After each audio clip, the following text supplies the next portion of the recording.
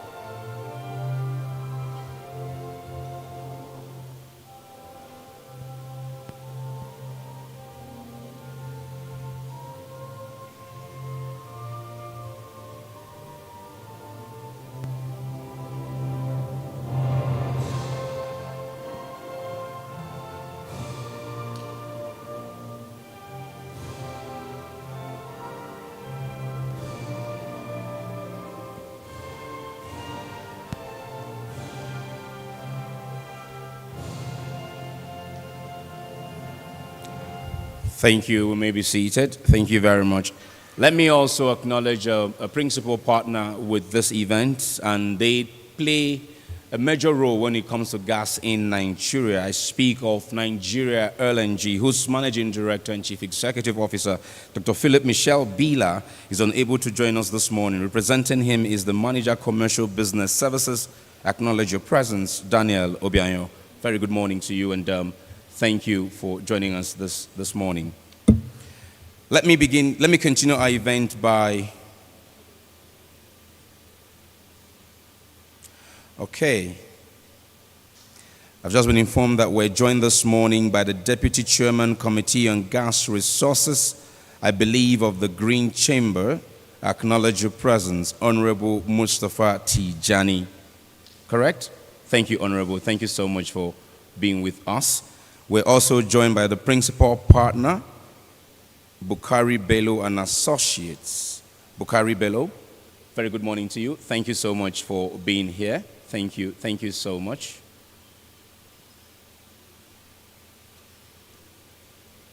Onwards to the agenda for the morning. To formally welcome us to our event, please join me in welcoming for the opening remarks the Director General of Abuja Chamber of Commerce and Industry. Please welcome Dr. Victoria Akai. Can we give her one more applause as she makes her way to the lectern to take the opening remarks?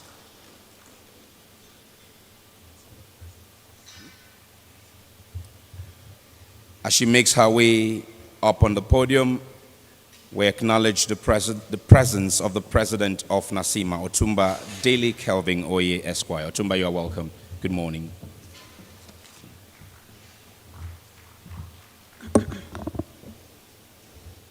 Thank you, MC.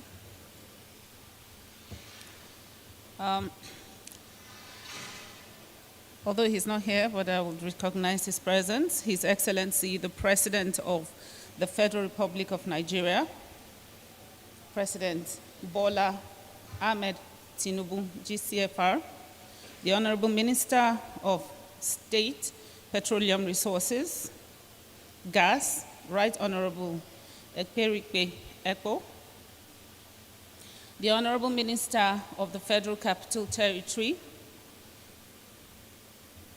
His Excellency Nyesom Wike, the President of Nigeria Association of Chambers of Commerce and Industry, Mines and Agriculture, Otumba Dele Oye Esquire, the President of Abuja Chamber of Commerce and Industry, Dr. Al-Mujtaba Abubakar, the Executive Committee of Abuja Chamber of Commerce and Industry.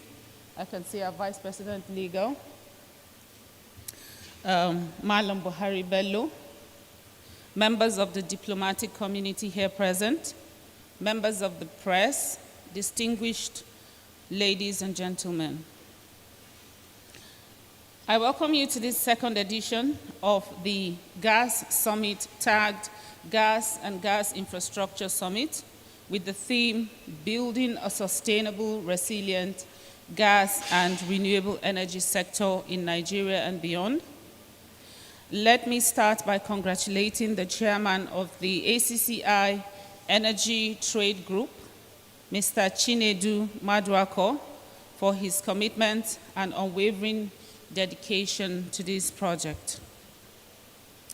This summit was initiated by the Energy Trade Group of ACCI to brainstorm on the importance of gas, the reason that gas must be given prompt attention by stakeholders across the various government and business spectrum. Today is a momentous day as we gather to explore the tapped potential and that exists within the Nigerian gas industry. As we navigate through the complexities of transitioning into a sustainable future, it is imperative that we focus on harnessing our abundant resources in the most efficient and effective manner possible. The domestic gas sector presents a unique opportunity for us to diversify our economy, create jobs, and reduce carbon emissions. The President Tinubu-led administration had affirmed the position of natural gas in Nigeria's gateway to sustainable development and prosperity, pledging to build a partnership with investors that will guarantee job opportunities and skill development for Nigerians. And this is so important for us at this juncture of our national development. The President also pledged his administration's total commitment to leveraging on domestic gas utilization, processing the international export of Nigeria's massive gas resources as a transition fuel to catalyze the fundamental restructuring of the nation's economy for expansive growth during his tenure.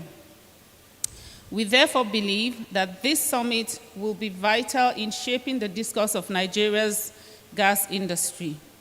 You can expect to hear from an array of experts, academics, policymakers, representatives of policy and private sectors, as well as investors about the present state of our gas industry, best practices, industry opportunities, and possible ways to strengthen the sector.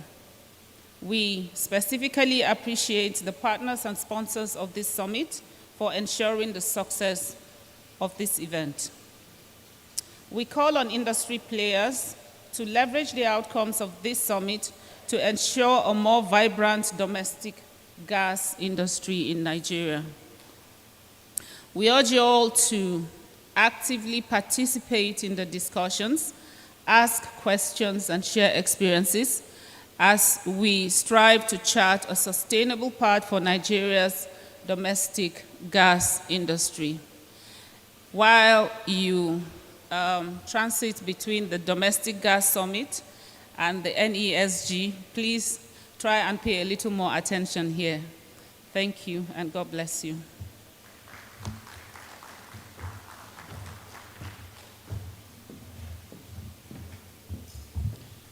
Thank you very much, Dr. Victoria Akai, the Director General of ACC, welcoming us to the ACCI's event and giving us the charge to deliberate and proffer solutions as to how we can improve the value chain of domestic gas.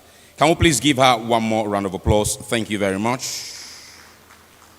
Now we'll listen to some of our collaborators, partners in progress, I call them. First, we'll have to go all the way to NACIMA, the umbrella body of all chambers of commerce, mines, and agriculture in Nigeria.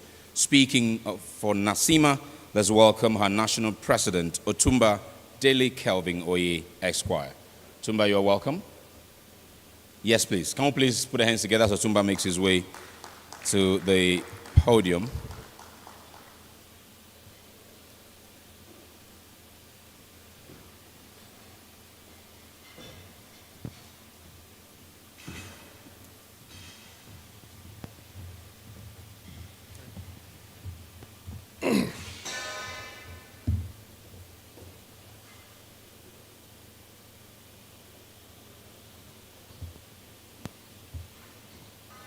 The president of Abuja Chamber of Commerce, I think is ably represented here by one of us. I want to first of all sincerely thank the organizers of this event for deeming it fit to ask Nasima to present a small remarks. Like most of you that know me, I normally dress in traditional clothes to show the efforts of our women and youth in the creative space. But this morning when I was coming, I was told I was going to address some very big men, if not some of the biggest in Nigeria. I did not want to look like a bushman. I decided to wear my suit so that maybe I may look like one of you, so that when I'm offering suggestions, maybe you listen a little bit from this local man from Nigeria. I want to assure you that, honestly, I'm very proud to be here.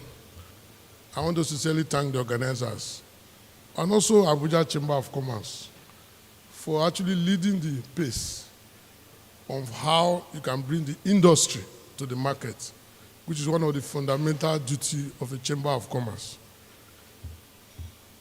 I'm not very familiar with the protocols. I came a bit late.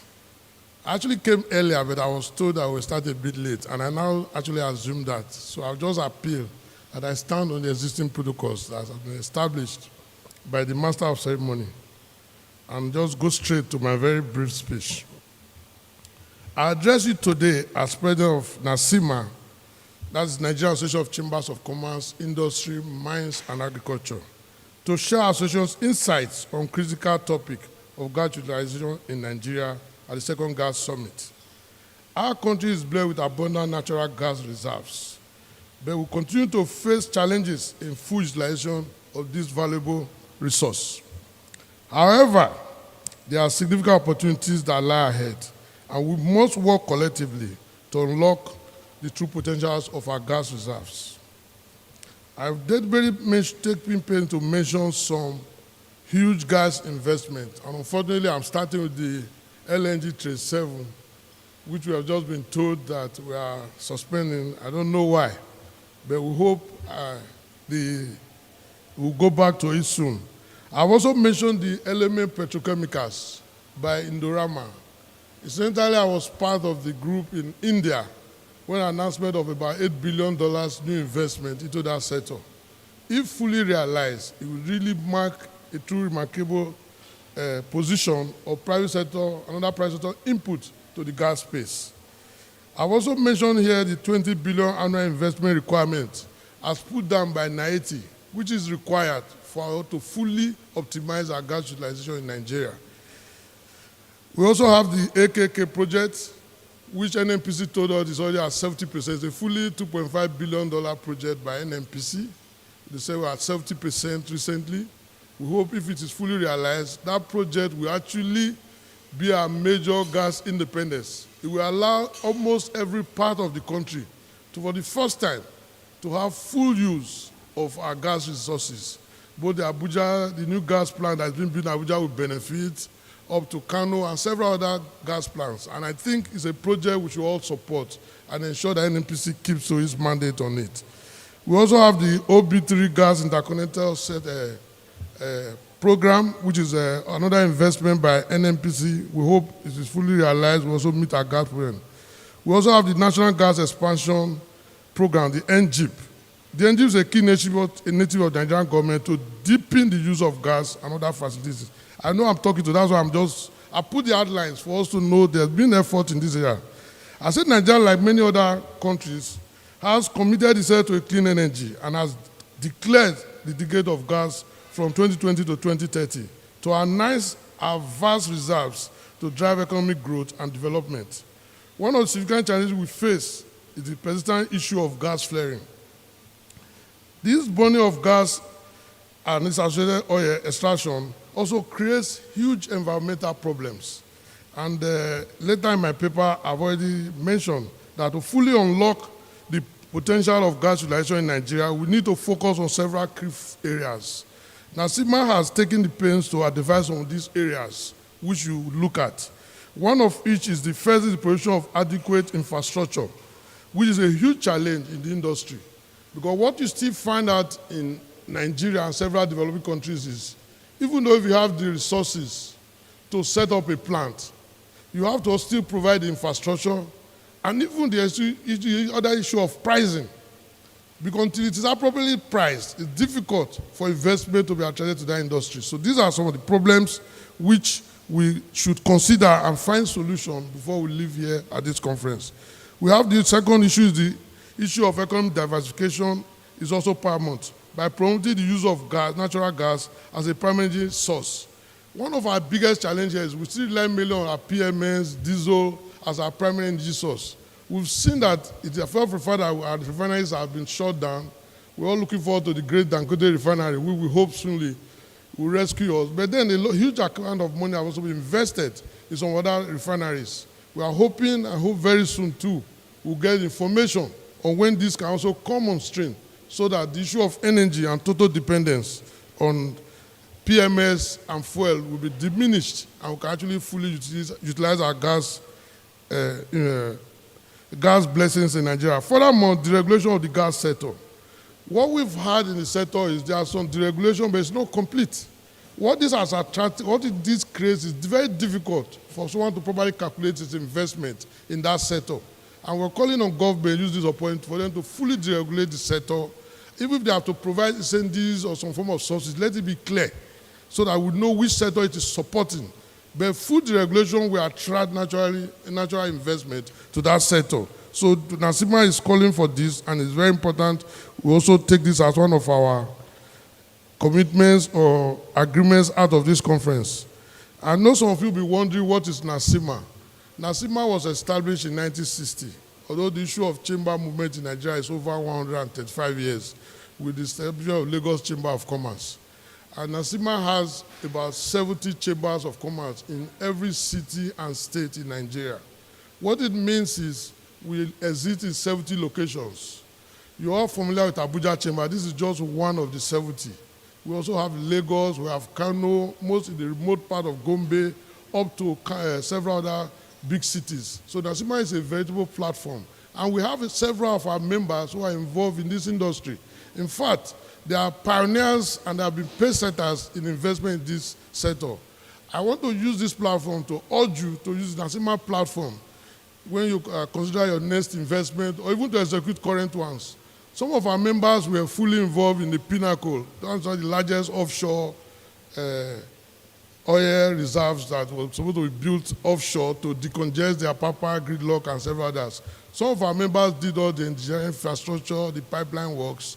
And so recently, one of our members acquired the old Wibros. It's a 120 hectares of land where you can do all sorts of fabrication. What we are saying, we have several of our members who are industries which we can provide you support. And apart from that, when you are a member of NACIMA, you are involved in the chamber movement, you have an access to about 177 chambers of commerce worldwide. And most of the finance or investment in that sector is not, most of our banks cannot fully accommodate it, or even the source of work. If you are working in the oil industry, you are not playing in Houston. You are just taking the second phase in Nigeria. Most of the decisions on contract or investment are taken outside Nigeria. So if you are going to work with any of the IOCs, you don't have your contacts outside Nigeria, it's very difficult for you to get some of the major projects. And NACIMA can assist you using our relationship, our spreads in several industries, and even internationally to also support you so that we can also give you contacts that can assist with whatever investment, what technology to deploy to enhance our gas utilization. And I also go finally to say that the current effort also of the Tinubu, then the issue of financing is a major problem in the ecosystem. Most of our banks don't have long-term finance, which is required for any full investment in the oil and gas space. So we also need to work with most of our development banks. And I'm using this opportunity again to call on the government to some of the gains they are gaining from the current lack of subsidy should be invested in our development banks so that our development bank can give, if possible, single-digit loans. Because most of the IOCs or foreign companies you are competing with, they have single-digit loans from their various countries, and they are competing with you here. It's very difficult for a Nigerian company to optimize in that environment, or if I to take advantage of the African Continental Free Trade, which is coming on now, if we have to compete with people who are using sovereign wealth funds or several other funds from international countries. So the government needs to take this into account and make sure they make this needed investment so that the Nigerian entrepreneur in the gas space can also optimize and compete favorably with other colleagues in the space. I want to acknowledge the opportunity to acknowledge the efforts of the current government's efforts in gas flaring. The Nigerian Upstream Petroleum Regulatory Commission recently announced that there were 42 bidders who were successful in the 2022 gas flaring commercialization program and auction. They've also announced that these 42 bidders are currently being licensed to carry out the operation. The NU absolutely said that several bidders were awarded 49 flare sites put forward during the 22 NGCP auction process. With this initiative, if successfully implemented, that's very important, the federal government would have unlocked a major source of gas for the gas conversion program that will very much ease the pressure of PMS importation on the country's forest reserves and the cost burden on the Nigerian consumers, thus creating a huge positive impact on the entire value chain and the economy at large.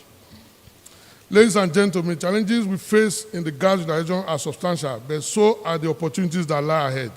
By investing in infrastructure, diversifying our economy, embracing deregulation, and fostering collaboration, we can transform Nigeria into a leading player in the gas market.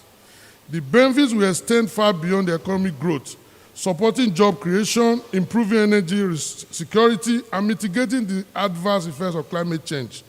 I urge all stakeholders present here today to envision a future where Nigeria maximizes the utilization of its gas reserves for the betterment of our nation and its citizens.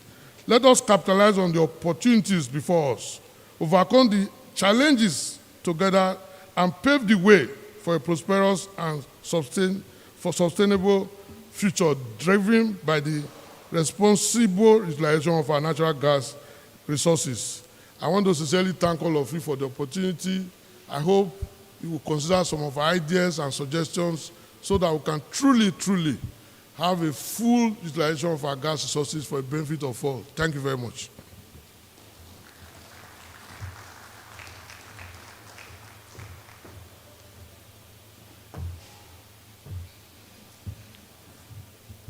Thank you very much, Otumba Dele Kelvin Oye.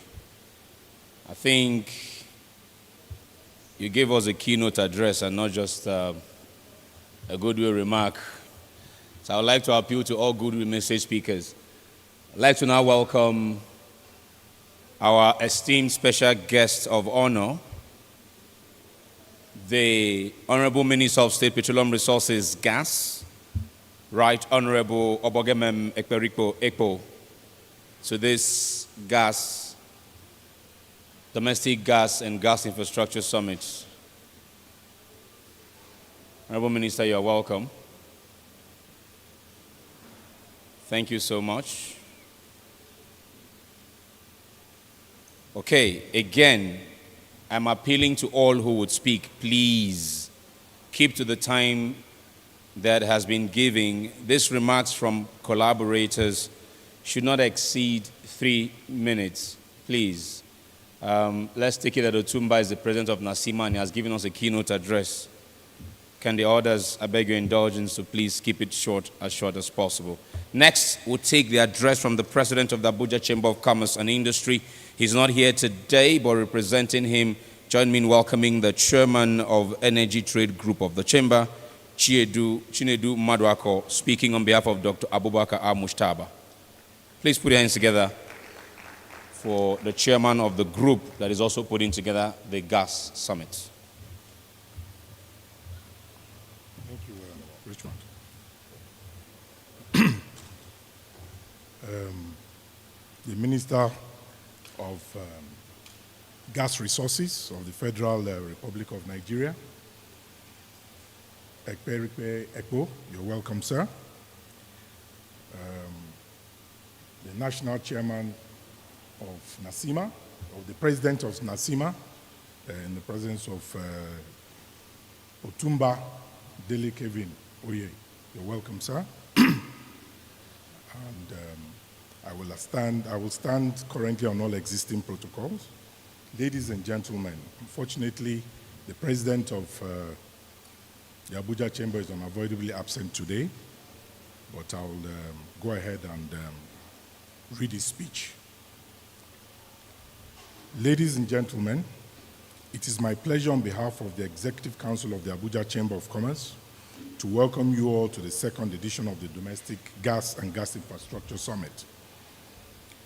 The second edition of this summit, with the theme Building a Sustainable, Resilient Gas and Renewable Energy Sector in Nigeria and Beyond, is to promote the critical discussion of various issues centered on rejuvenating the Nigerian gas industry.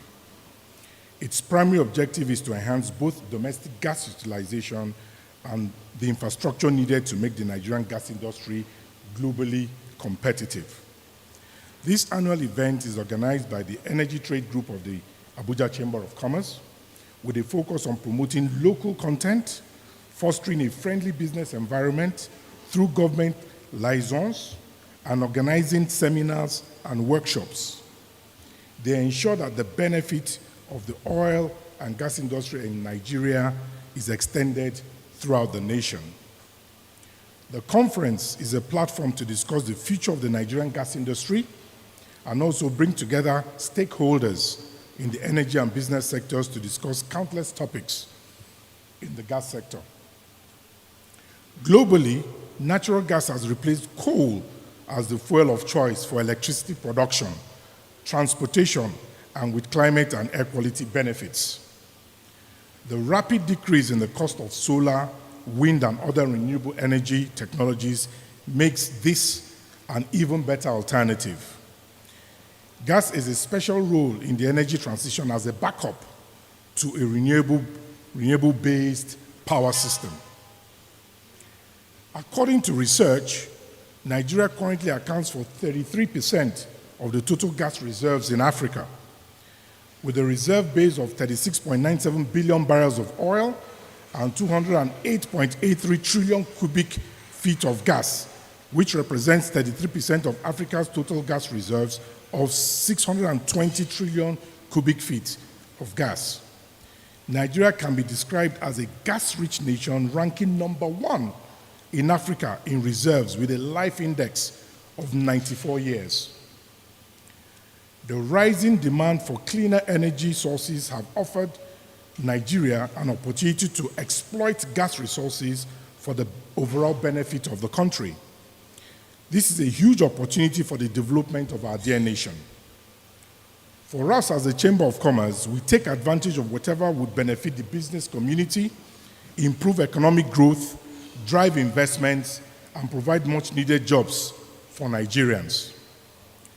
We are glad that this present administration has pledged an unalloyed commitment to leverage the domestic gas utilization, processing, and international export of Nigeria's massive gas resources as a transition fuel to catalyze the fundamental restructuring of the nation's economy for expansive growth during this tenure.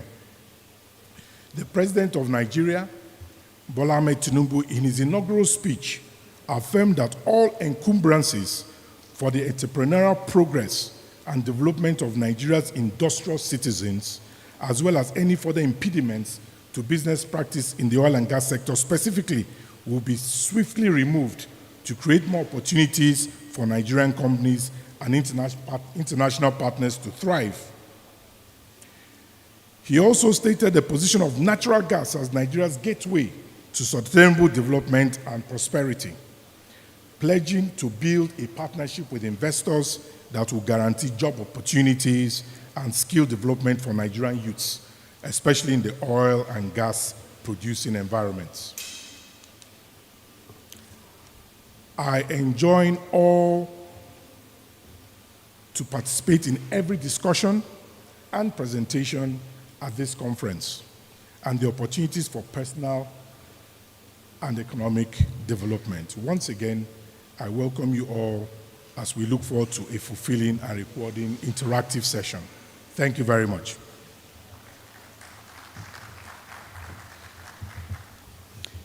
Thank you very much, Mr. Chinedu Maduako, Chairman, Energy Trade Group of ACCI, speaking on behalf of the President of ACCI, Dr. Abubakar Al-Mujtaba.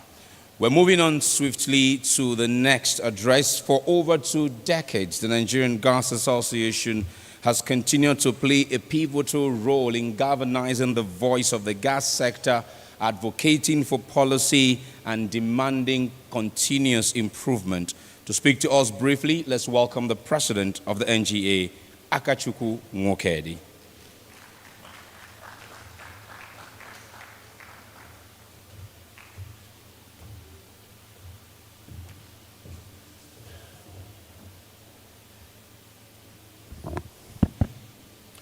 Okay, thank you very much. Just before I start, just to say to Otumba that the NLNG Trade 7 is actually on track and progressing very well. So your wishes have already been answered. So I just wanted to correct that. Thank you. Back to my speech. The Honorable Minister of State for Gas, Your Excellency, thank you for being here. The President, Abuja Chamber of Commerce and Industry, ably represented. I think the DG did an excellent job in establishing the protocol. So with your permission, I would like to stand on that, if you don't mind.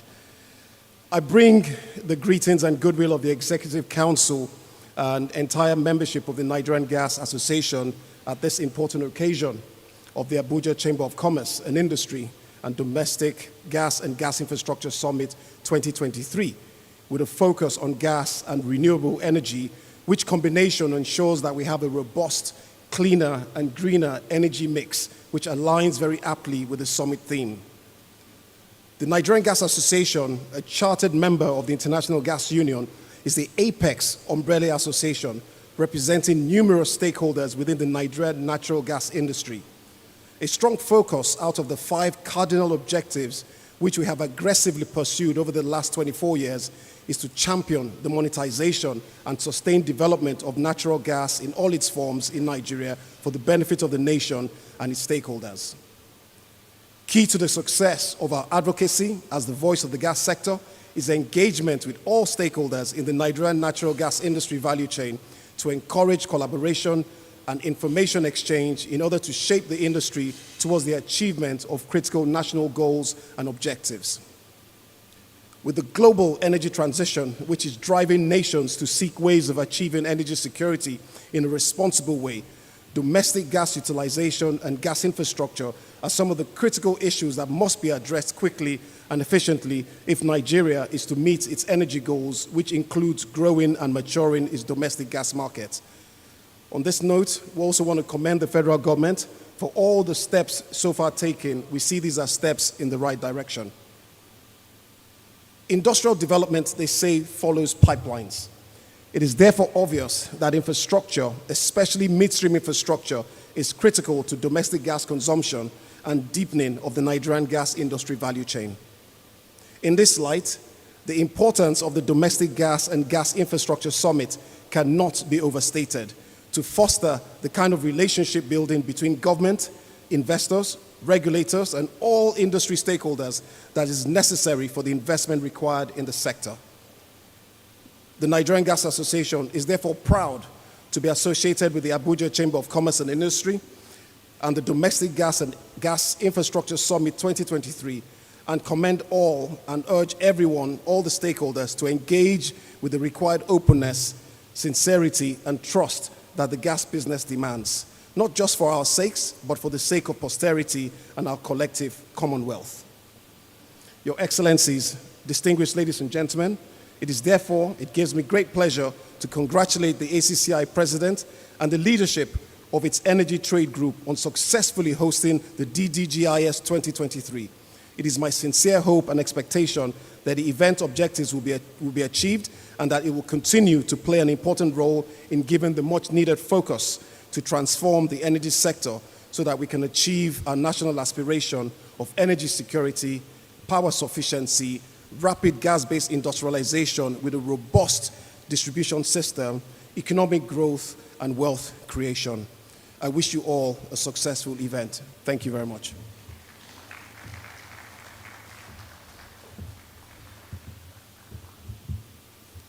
Thank you very much, President, Nigerian Gas Association. So Tumba, if you wondered why he responded, he didn't only respond as president of NGA, he also responded as the legal counsel to Nigeria LNG. So you have authority speaking in that regard. So thank you one more time, Akachukwu Nwokedi.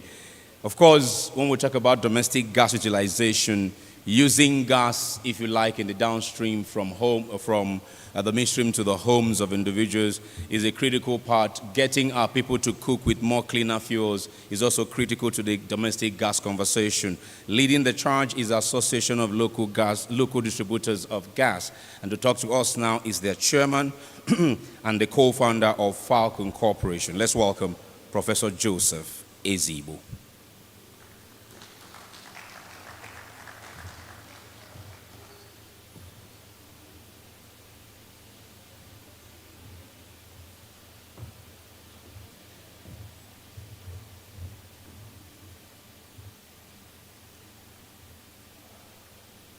Your Excellencies, Minister for Gas, distinguished ladies and gentlemen, permit me to stand on earlier established protocols and to simply say a very good morning to us all. I extend my warmest greetings and sincere appreciation to everyone that are present at this pivotal summit tagged Building a Sustainable, Resilient and Renewable Energy Sector in Nigeria. Today we gather here with a shared vision, a vision of harnessing our abundant natural gas resources to fuel the nation's progress and prosperity. This summit marks a significant milestone in our collective journey towards a brighter, sustainable future. It is no longer news that natural gas in its various forms is a major source of the needed fuel now and in the future. There is a strong medium to long-term future for natural gas as the country embraces energy transition. Natural gas is a potential complement to renewable energy as it can provide cover for the intermittency of power generated by renewables. Gas is indeed a catalyst for guaranteed energy security and sustainable development in Nigeria. With gas development and utilization taking the foreburner in many energy conversations within the nation, it is important to deliberate on the policy implementations, impact of the petroleum industry PIA 2021 on the gas sector, and key strategies to promote domestic gas utilization. Also, the development of gas infrastructure is also crucial to achieving domestic gas utilization goals. This is the availability of gas pipelines, processing plants, and distribution networks, etc. For many years, the gas sector was and still being constrained by inadequate infrastructure, especially for the processing, transmission, and distribution of natural gas within Nigeria. The Association for Local Distributors of Gas has functioned very well over the years in closing the infrastructural deficit. The Association of LDG was born out of the need to have a distinct platform to cater specifically on issues affecting the players in the downstream natural gas distribution space. Over the last 20 years, there has been an increase in the expansion of the distribution pipeline network by the local distribution companies. Most of its members have built or are building gas infrastructure networks to further deepen domestic gas utilization in the country.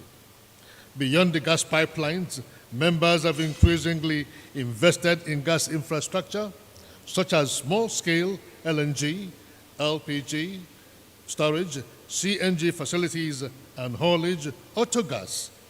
For instance, Falcon is currently, apart from being the developers of gas infrastructure in Ikorodu, is also currently developing a 10,000 metric ton tank farm in Port Harcourt to deliver LPG within the country. This is supported by a dedicated jetty in Port Harcourt, River State, as well as developing a gas distribution infrastructure in Lagos Free Zone through Optimera Energy Limited. Greenville, on the other hand, Greenville LNG, built and commissioned its $450 million mini LNG and gas processing plant at Rumoji in River State. Phase 1 includes 3 liquefaction trains and a total LNG production capacity of 2,250 metric tons per day. Axela, who already runs several gas distribution networks in the country, in Lagos, in Port Harcourt, you just name it, in Ogun State, is constructing a mini LNG plant with an initial capacity of 20 million scf per day in Ajokuta.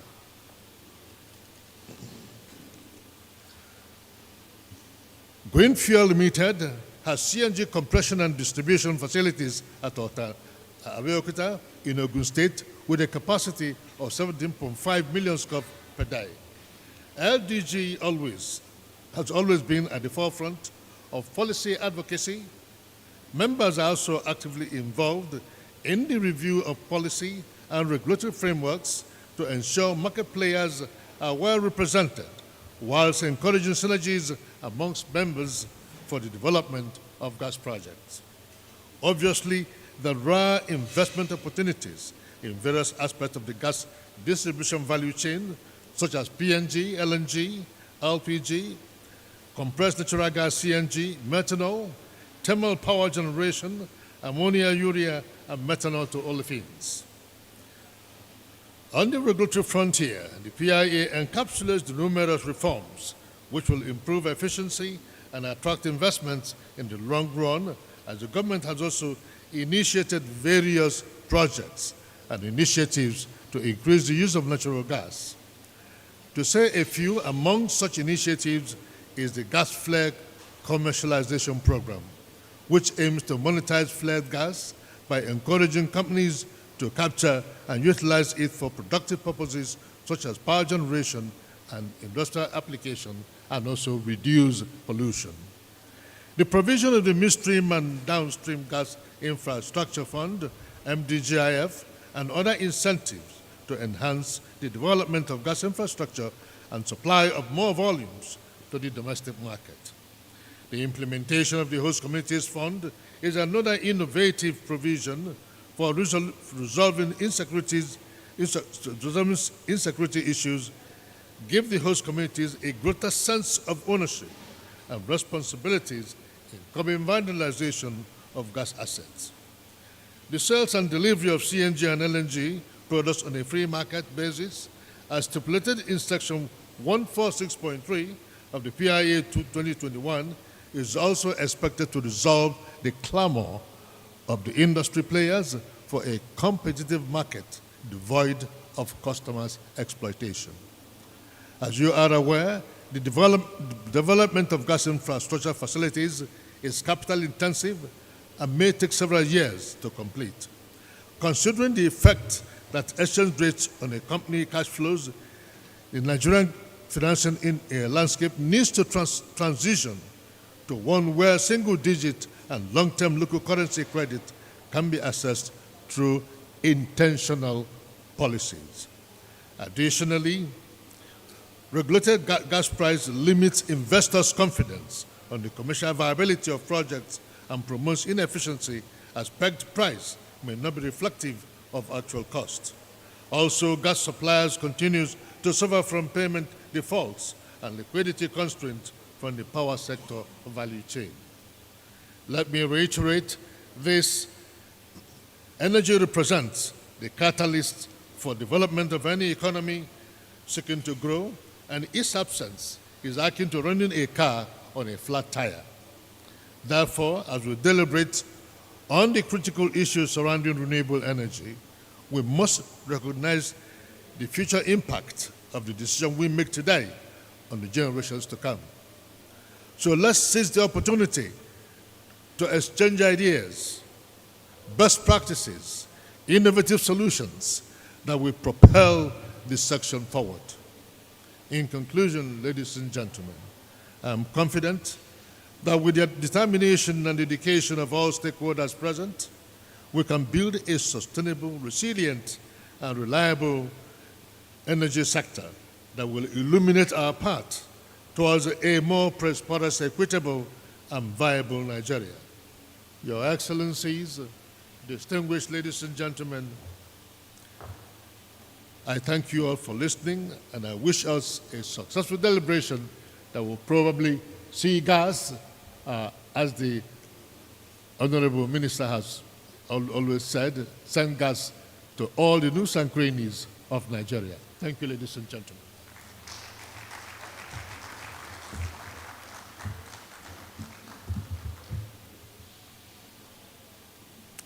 From the Chairman, Association of Local Distributors of Gas, Professor Joseph Ezigbo, we move on swiftly now to the International Gas Union.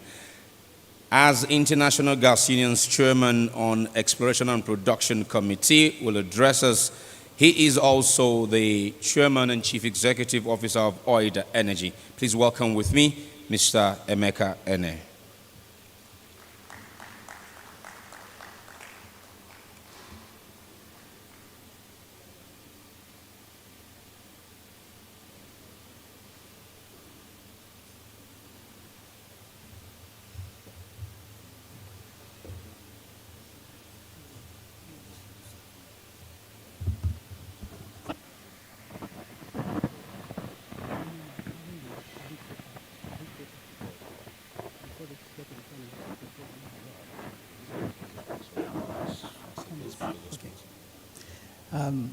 Honorable Minister of State for Gas, distinguished ladies and gentlemen, the International Gas Union is the largest body representing the interests of gas consumers and to some extent producers all across the world.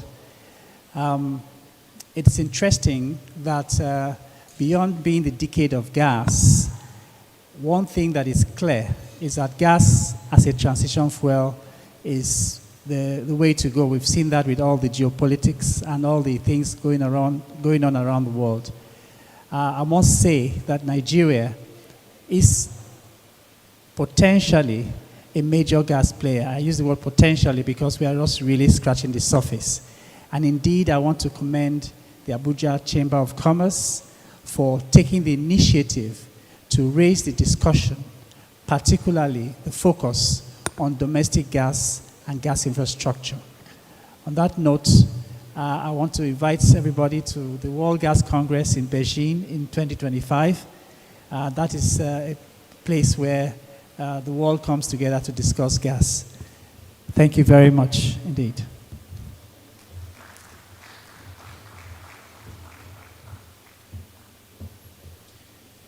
You will get a detailed presentation from Mr. Ene before we get into the panel session after the opening ceremony. But for now, we continue with our opening ceremony and goodwill messages. Before I get into that, I want to acknowledge the presence of the Chairman Senate Committee on Gas, distinguished Senator Jaribe Agom. Distinguished, thank you please give me one more applause. Thank you for being here. So you see, this summit is a place where experts should speak. For lawmakers are in the room, policy makers are in the room, then the industry must say what needs to be done to advance the course of our sector. Moving on swiftly with our opening ceremony. This time we'll take some goodwill messages. I'd like to begin with the goodwill message from the Honorable Minister of Power. The Honorable Minister of Power is represented this morning by the Director of Energy Services at the Ministry to take his goodwill. Please let's welcome Engineer Ojo Emmanuel.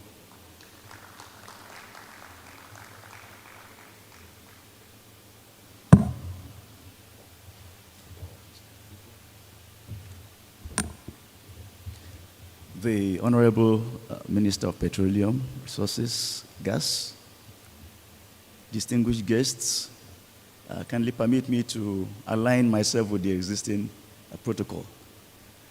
I'm here representing the Honorable Minister of Power, Chief Adebayo Adelabu, who would have loved to be here personally, but as we speak, he's attending another program somewhere. So he has asked me to deliver his goodwill message, and here is it. I'm deeply honored to deliver this goodwill message on this important occasion of the Abuja Chamber of Commerce and Industry's second Domestic Gas and Gas Infrastructure Summit 2023, with the theme, Building a Sustainable, Resilient Gas and Renewable Energy Sector in Nigeria and Beyond. With unparalleled enthusiasm and utmost excitement, I extend my heartfelt goodwill and sincere congratulations to each and every one of you as you gather for the second Domestic Gas Infrastructure Summit. This occasion marks a pivotal milestone in our collective journey towards harnessing the transformative potential of domestic gas resources and building robust gas infrastructure and renewable energy for a sustainable future. In these extraordinary times, the significance of this summit cannot be overstated. As we face an ever-evolving landscape of challenges, it is evident that a resilient, efficient, and accessible gas infrastructure and renewable energy is the key to unlocking new opportunities and fostering social economic growth on a global scale. The decisions made here today will undoubtedly shape the trajectory of our energy landscape. Nigeria, despite being a major global producer of gas and endowed with one of the largest gas reserves in the world, has struggled to deliver sufficient gas to the domestic market amid growing demand.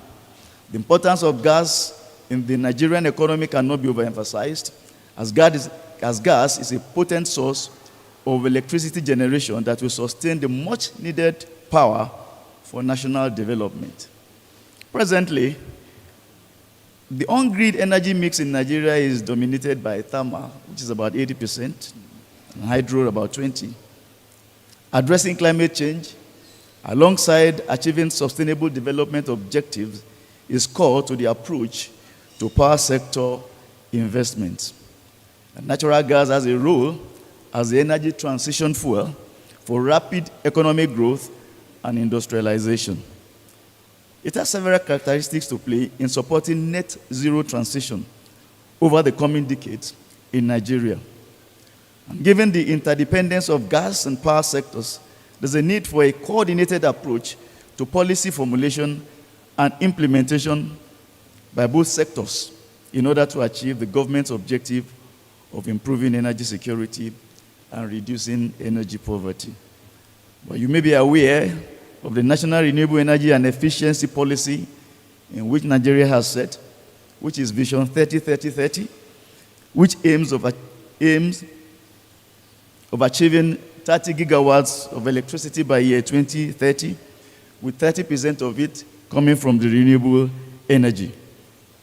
Therefore, as you engage in invigorating discussions, as you forge strategic partnership and unveil groundbreaking initiative on building sustainable, resilient gas and renewable energy in Nigeria and beyond, I am confident that your collective efforts will resonate far beyond the confines of this summit. Your deliberations will reverberate across borders, influencing policies, shaping investments, and ultimately fueling progress towards sustainable and inclusive energy future. With increasing population growth, Nigeria will need substantial additional gas generation, transmission and distribution infrastructures to meet its electricity demands.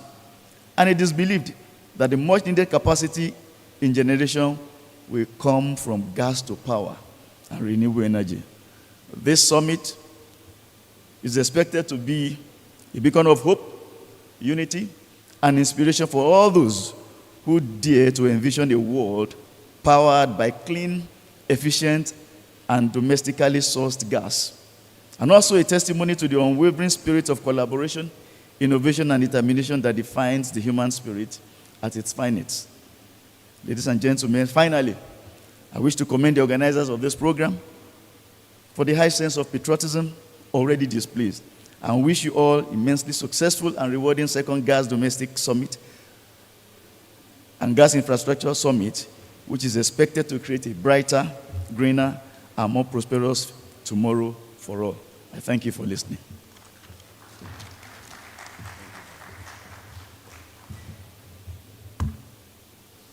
Please, would like to appeal to all those who have who've read their speech from a printed document. If you can kindly share same with us, our rapporteurs, or copies, if you can share a copy with us, our rapporteurs would like to document all of your thoughts as it will reflect in our communique for this event. So please, if they approach you, kindly indulge them. Thank you very much. I'd like to acknowledge the presence of His Excellency Ambassador Gabriel Aduda, the Permanent Secretary of the Ministry of Petroleum Resources. You're welcome. It's always good to see you. All right, we're making progress now. We're moving on swiftly to the remarks, if you like, what I like to refer to as oversight remarks. We're going all the way now to the red chambers of the National Assembly as we take remarks from the Chairman, Senate Committee on Gas. Let's welcome the distinguished Senator Jaribe Agom.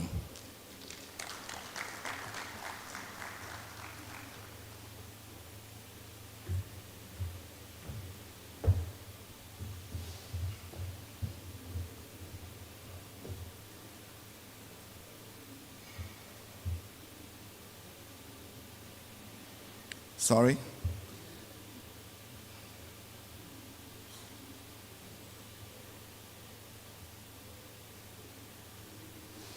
The President of the Association, the Honorable Minister of State for Gas, participants at this event,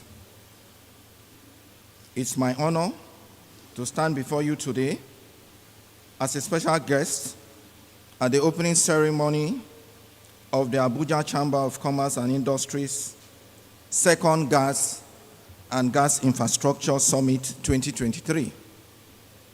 I send my heartfelt gratitude to the organizers, the Abuja Chamber of Commerce and Industry Energy Trade Group, the Nigerian Gas Association, and the Association of Local Distributors of Gas for bringing us all together under the theme, Building a Sustainable, Resilient Gas and Renewable Energy Sector in Nigeria and beyond.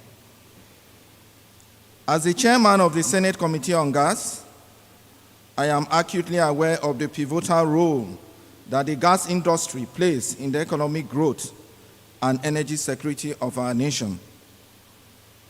The challenges and opportunities that lie ahead are immense, and the summit serves as a crucial platform for stakeholders to collaborate, exchange knowledge, and develop strategies for a sustainable, resilient future. Nigeria's potential in the gas and renewable energy is vast. It is our collective responsibility to harness it effectively. As we embark on the summit, let us keep in mind that our actions today will shape the future of the gas and renewable energy sector in Nigeria and beyond. Let us work together with determination and a shared vision to build a sustainable, resilient future that benefits us all. We should remember that Nigeria is endowed with gas reserves with just a drop of oil in it. And so we should leverage on this and expand our gas value chain so that we can sustain and reduce the greenhouse gas emissions, which is causing a lot of hazards. Thank you very much.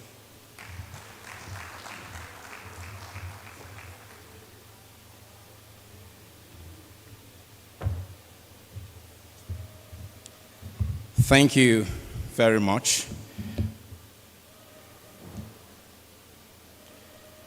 The Chairman, Senate Committee on Gas, distinguished Senator Jarigwe Agom. Now for the program brochure, the soft copy, if you can just go to www.domesticgassummit.org.org. On the home page, you'll see a QR code there. It will show you what to click, and you will have access to the digital copy of the event brochure. So please, www.domesticgassummit.org. Just go there on your phone now, and you will have access to tell you where to click. You click, and it gives you access to the program of activities for today and tomorrow. Thank you once again. Can we please give all of our speakers thus far a round of applause? We appreciate you all for sharing your insights and wisdom. Thank you. We're talking gas. Gas gives power. Gas gives energy. Gas powers cars. But when I say let us clap, we'll clap like we need some gas before we can clap. I don't know. PNGA, you're going to help me get some gas into the room to energize the people. Can we put our hands together for our speakers, please? Thank you very much. Thank you. And now we're going to take the remarks of our special guest of honor to the DGGIS 2023. Once he is done taking this address, we will take the national anthem. After the national anthem, you remain seated. We'll just move swiftly to the first panel session on the role of gas in Nigeria's energy transition and decarbonization. Now, the reason we're doing the national anthem is to formally close the opening ceremony so that the Honorable Minister of State Petroleum Resources Gas would leave, as I have told you at the very beginning of the event, to other state matters at the villa. But every other person will remain seated, and we'll proceed swiftly to our first panel session. Okay? So please, at that time, kindly remain seated. As the Honorable Minister leaves, please do not run after him. Remain seated. The event will still be on at the time. Thank you all very much. Let's now welcome him, Honorable Minister of State Petroleum Resources Gas, the Right Honorable Obogemem Ekperikpe Eko.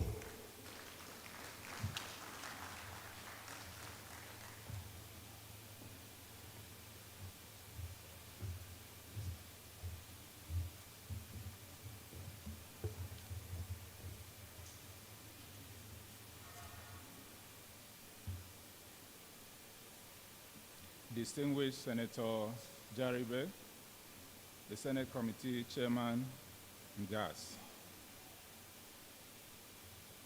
Deputy Chairman, House Committee on Gas,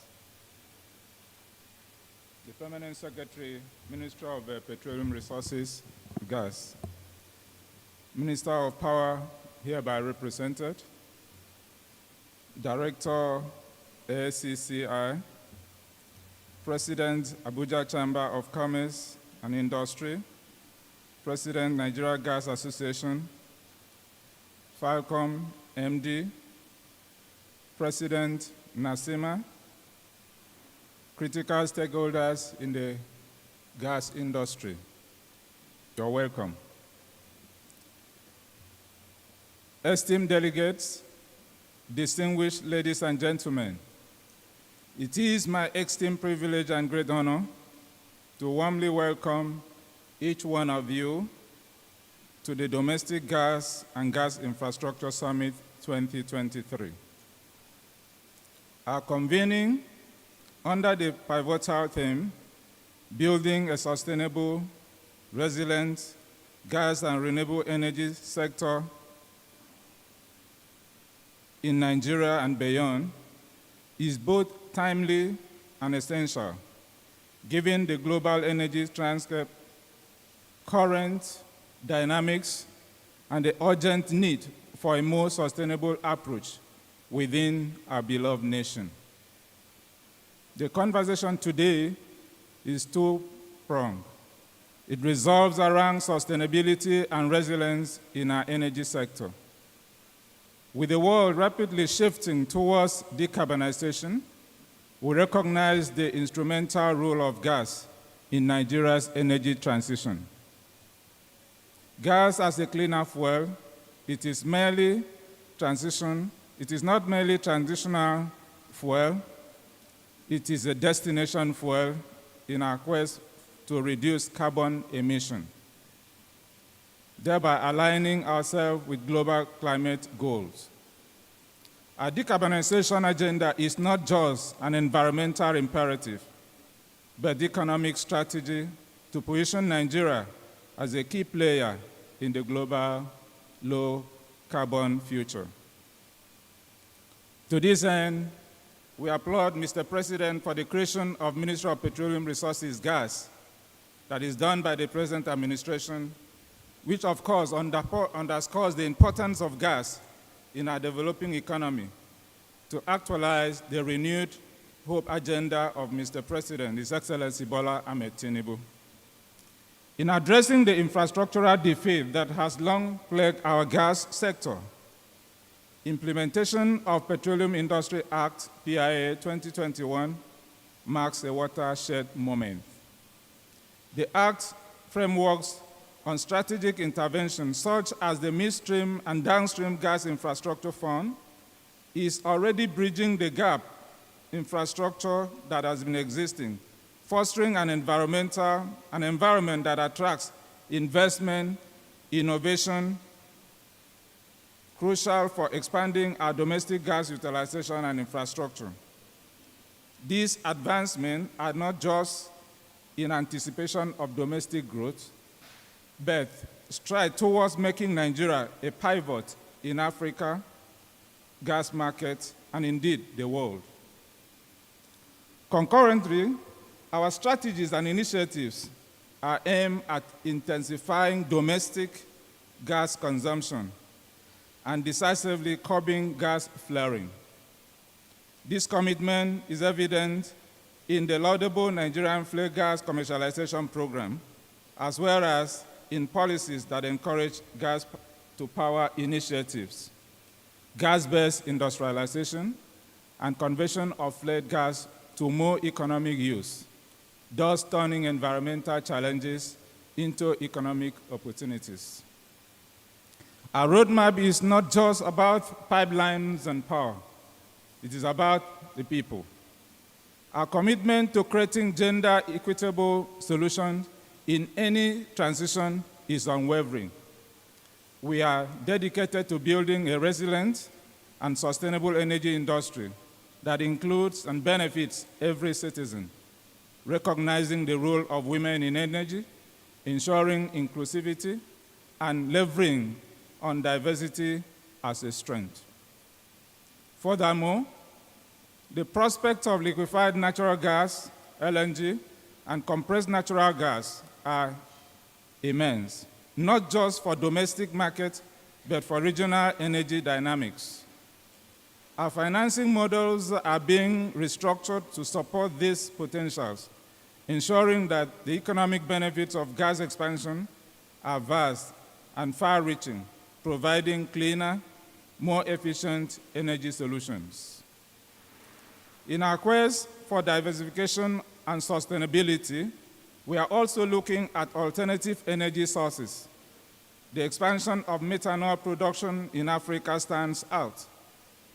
As a clean fuel, methanol holds great promise for energy security, environmental stewardship, and economic development.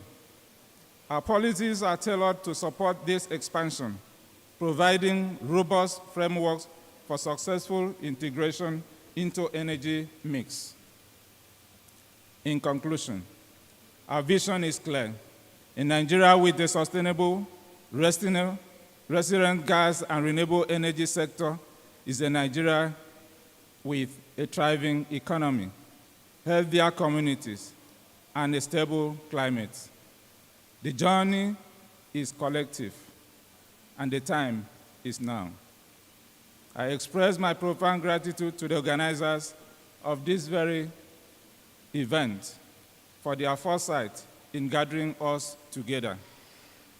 As we delve into enriching discourse and dissect strategies for our common future, I anticipate robust, engaging, and enlightening deliberation from our distinguished panelists. We must make it happen in our time. We must gasify Nigeria for a prosperous tomorrow. God bless us. God bless the Federal Republic of Nigeria. Thank you very much.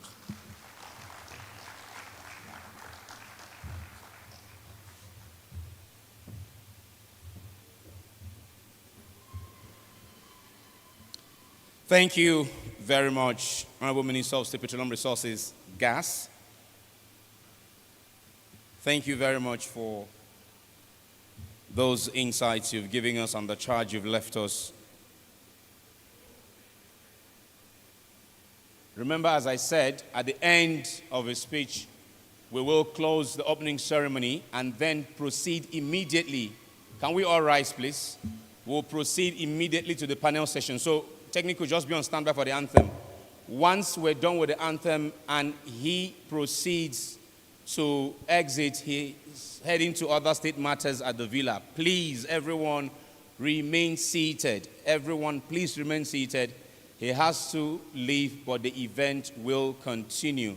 Thank you very much. Thank you. Technical, national anthem.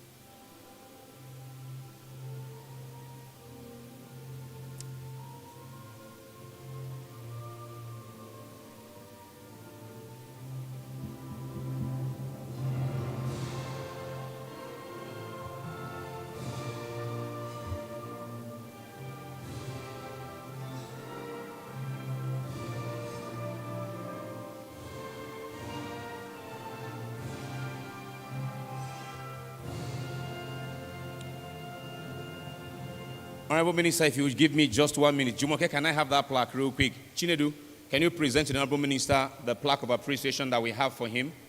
We will give to the other speakers later. Honorable Minister, sir, if you can just, this is the last thing you've done, you can leave. Yes, please. Yes, sir. Then you can exit from here. Thank you very much.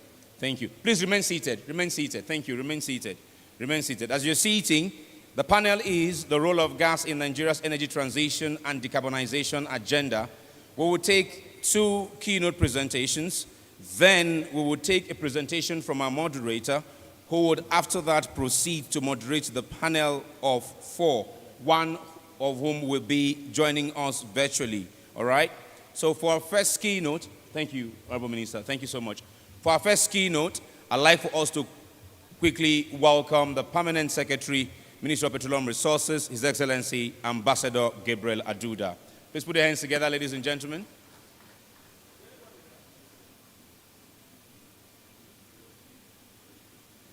Oh, okay. If you want us to do that, why not? Right on the ground here. Back in this way. Just on the ground here.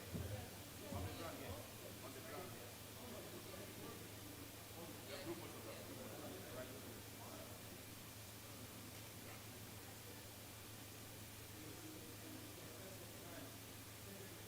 Professor Joe is you.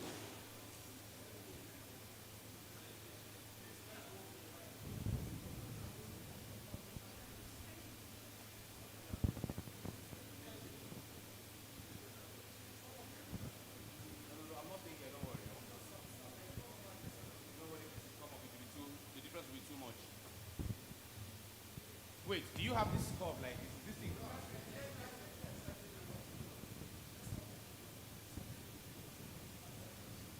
So just come and stand here. Come and stand here. Come in this way. Come and stand here.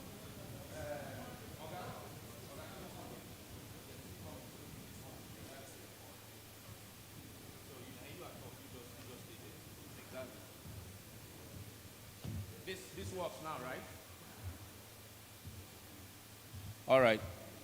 Thank you very much. DG is not in the room. Okay. Photographers, we're good. Thank you very much. I was doing all I can to get the minister out on time to his other meeting as we promised him. So again, Honorable Minister, thank you. Okay, Ambassador Duda, before you come up to speak, I'll beg your indulgence, just give me 3 minutes. We'll take another oversight remark from the Committee, Gas Resources of the House of Representatives. We'll take another oversight, and this time from the House, the Green Chamber. The chairman of the House Committee on Gas, Right Honorable Nicholas Mutu, is not able to join us, but the deputy chairman has been with us since early at this event. So for the next few minutes before we get into the panel, let us welcome Honorable Mustafa Tijani. Honorable Mustafa, can I put the hands together as we welcome Honorable Mustafa Tijani? Thank you very much. Honorable Tijani will just give us a few remarks from the House Committee on Gas before we get into the panel itself proper. Can I put the hands together for the Honorable, please, ladies and gentlemen? Thank you very much.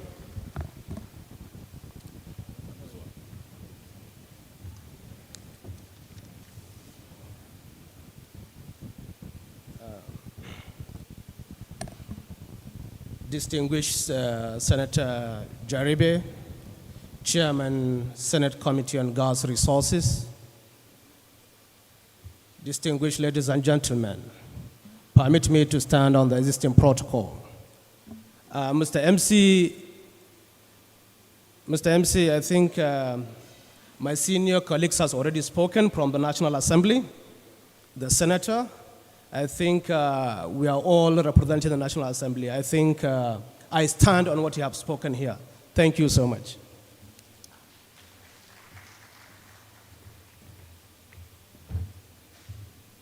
Thank you so much, Honorable Mustafa Tijani. Again, just to reiterate, we have two keynotes. The moderator will have a presentation of his own, after which he will proceed to moderate the panel. For our first keynote on this panel session, discussing the role of gas in Nigeria's energy transition and decarbonization agenda, let us welcome His Excellency Ambassador Gabriel Tanimu Aduda, the Permanent Secretary, Minister of Petroleum Resources. I'll put our hands together. Let's not be stingy with our applause, please. Thank you.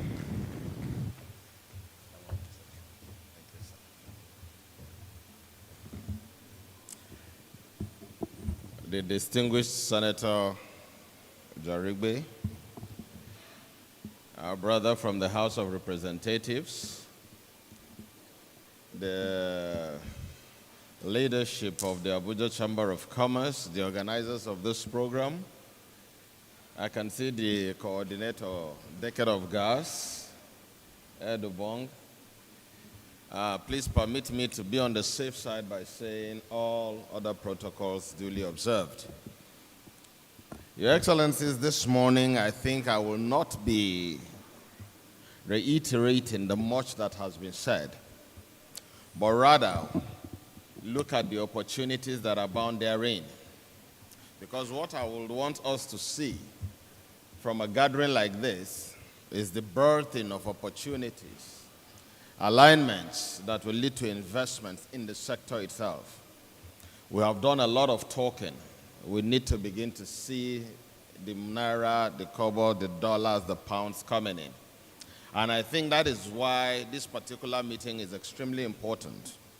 Whenever you're dealing with the chambers of commerce, you're dealing with the businessmen. And the truth of the matter is that there is no government that can develop a country on its own without the input of the private sector. And that is why your gathering here this morning is extremely, extremely important.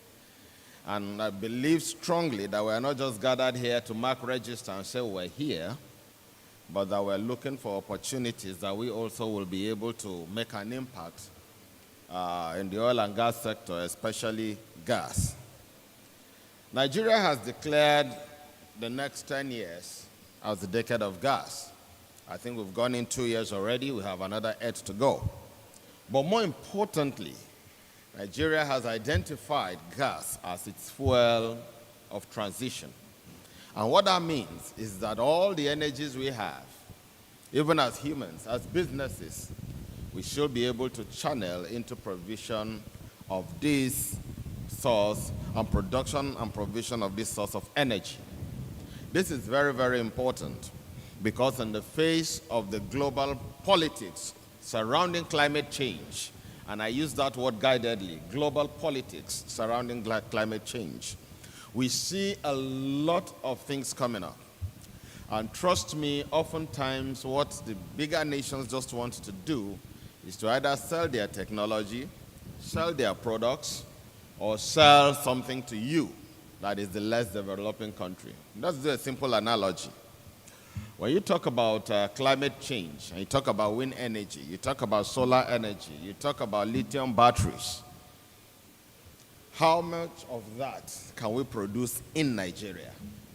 Can we build the wind turbines here? No. If we have to, we will need to import them. Can we build the solar panels here? No. If we have to, we will have to import them. Can we build the lithium batteries here? Not as we speak. And so what you see is a set across the world that have developed their economies and they're looking for where to sell. Even the ethanol blend. How many ethanol plants do we have in Nigeria? The U.S. recently invited us to their first Global Ethanol Summit. Beautiful meeting, great ideas, very lofty. But the question is, are we ready to produce ethanol in Nigeria? And what were they doing? We need you to improve your blend in Nigeria. And for you to be able to do that, you will have to buy ethanol either from America or from Brazil. Why? Because they are the world's greatest producers at this point. But are we able to produce ethanol in Nigeria? Yes, we are. Do we have the potential? Yes. Do we have the capacity? Then that becomes a problem. And the simple question I asked, because we have to deal with issues of comparative advantage. You work with what you have to get what you want. And what we have tried to say is that Africa is still grappling with feeding its people. Africa does not have enough corn to produce just for the sake of ethanol. And if you look at how much it is subsidized in the US and in Brazil, you realize that we still have a long way to go. So, what has Nigeria done? We have looked at what we have and looked at the strength that we have as a nation, which is oil and gas as we speak. The hydrocarbons market is still the largest market for us. And we have said we are going to be dealing with gas as our fuel of transition.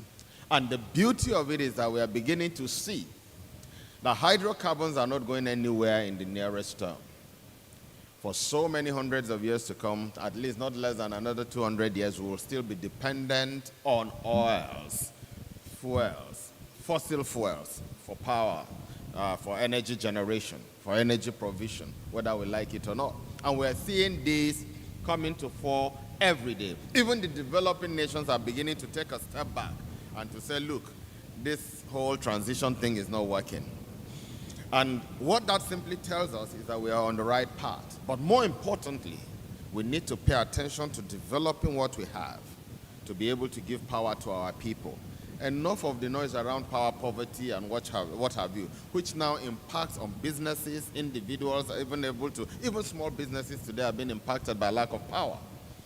So I think this summit puts together a whole cache of people that we think should begin to look at these opportunities in this sector to see how we can join hands with government to be able to develop our gas sector. In a nutshell, I will not bore us with all the technicalities and the numbers, but we'll go straight into looking at the opportunities that lie in the sector. Nigeria is very blessed.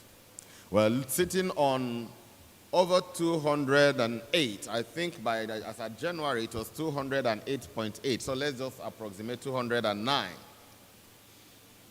trillion cubic feet of gas. TCF of gas. 209. That is a huge number on its own. With a potential we hear for up to 600, 700 TCF. Now that is huge. And what that means is that Nigeria can not only position itself for domestic ingestion across the length and breadth of the nation, but also we have more than enough to export to our African countries and to Europe. And a lot has already been done in these various areas. We have the pipelines being built. So let me start and not just muggle this up. What are the opportunities? Like I said, I just want to set the stage for the panelists to do the deep dive and tell us what they think we can do in those sectors. The very first that we need to look at as we speak is gas infrastructure. We have a huge deposit of gas, but I'll bet not up to 5% of the country is covered. So we need to think, how do we put together this gas infrastructure? We will need to build trunk lines. We will need to build distribution lines. The beauty of it is that we have the population to ingest a lot and a huge amount of this gas as a country. Outside of that, African countries are dependent on us. Guinea Equatorial is in talks with us every day, asking us to build a pipe from Port Harcourt into Equatorial Guinea to be able to supply them gas. Algeria is talking every day, including this week, saying, look, we need to speed up the AKK. Nigeria needs the AKK pipeline that will pass across to Niger, to Algeria, and into Europe. And not only that, recently we've had about 4 or 5 meetings now with the Minister of Energy for Libya, who are saying, look, Nigeria, we want your gas. We already have a pipeline already into Europe. We just need you to bring the gas from Nigeria to Libya, and then you just connect, and you're already in Europe. So these are short-term wins, but we cannot leave all this to government. Recently, I had the privilege of attending the World Petroleum Congress, and I went there with a focus. Because before I go for any congress, before any meeting, I try to look at what success factors are like for me. By the time I leave this meeting, what will I have achieved? And one of the things I wanted was to get investors to look this way. And we had 2 official meetings and 1 unofficial meeting with the Premier of Alberta, and you know how strong they are on oil and gas. And one of the things that stood out for me was the fact that the CAP and the EC Energy, the builders of the longest pipelines across the whole of North America, were all from Canada. And what did she say? That they will love to see if these companies can come to Nigeria to invest. Why? Because for them in Canada, the investment has tanked. They have finished building all the pipelines. There's nowhere to go anymore. So they're looking for where to do business. But they wouldn't just leave that place and come if we do not create the opportunities for them to come and work with us here in Nigeria. So while they have been able to saturate their own space with pipelines and feed practically every house and every station with gas, here we are having the same challenges that they had many years ago. But how ready are we? Because one thing you must understand is that the Nigerian businessmen must put themselves together and create these opportunities that others from the outside can plug into. And we must not leave this to the government to do. Simple question. If I were an investor and I'm coming to Nigeria to invest in gas, the simple question they will always ask is, what do you want me to do? So when an investor asks you, what do you want me to do? What answer do you give? Question, do we have the right feasibility studies on ground? Have we looked at it? If I ask the entire industry today, that is both the operators, the government arm and all, and I say, look, give us your gas master plan. Where do you want the pipelines to pass? How many kilometers are we building? Which one is your best priority as we speak at this point? Where are the most viable gas fields so that we can begin from there? Have we taken time to do all that and put it together in a paper that produces an investment document that we can sell to the world? So these are the sort of issues that we need to, and we mustn't always sit back and wait for government to do these things. No. Government simply creates the enabling environment for you so that you as businessmen can run with the project. And how do they make money? For every gas pipeline built, either a distributor pipeline or a feeder pipeline, what happens is you simply toll them, and you make your money over time. And these people understand that this is how it works in other parts of the world.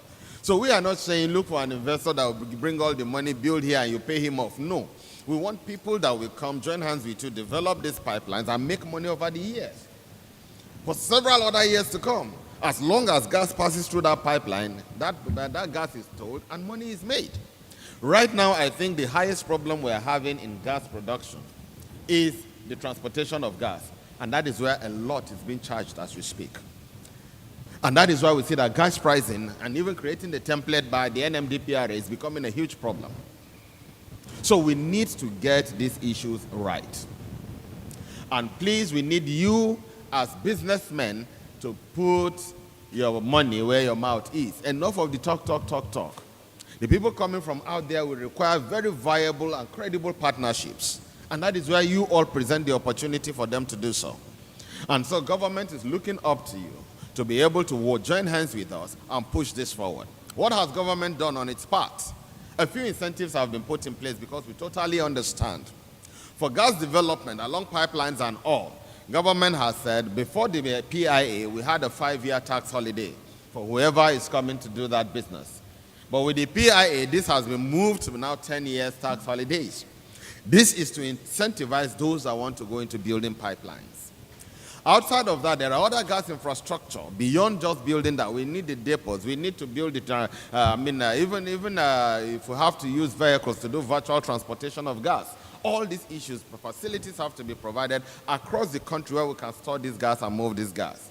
And to help us achieve that, government created the Gas Expansion Infrastructure Fund, that is the domicile with the CBN, to be able to support companies that wish to do that to the tune of 10 billion per entity. And then we have the midstream, downstream gas infrastructure development fund. Why is this in place? To help development in the sector. And this does not only permit government to work with you, to give you money to do that, but also to partner. As long as it is in gas development, government can also put its money there so that when profit is being made, both the businessman and the government makes money. So please, we want you people to come forward, look at all these things and see how the provisions that government has made to further advance investment in the area of gas and gas utilization, that we take advantage of them. Several others.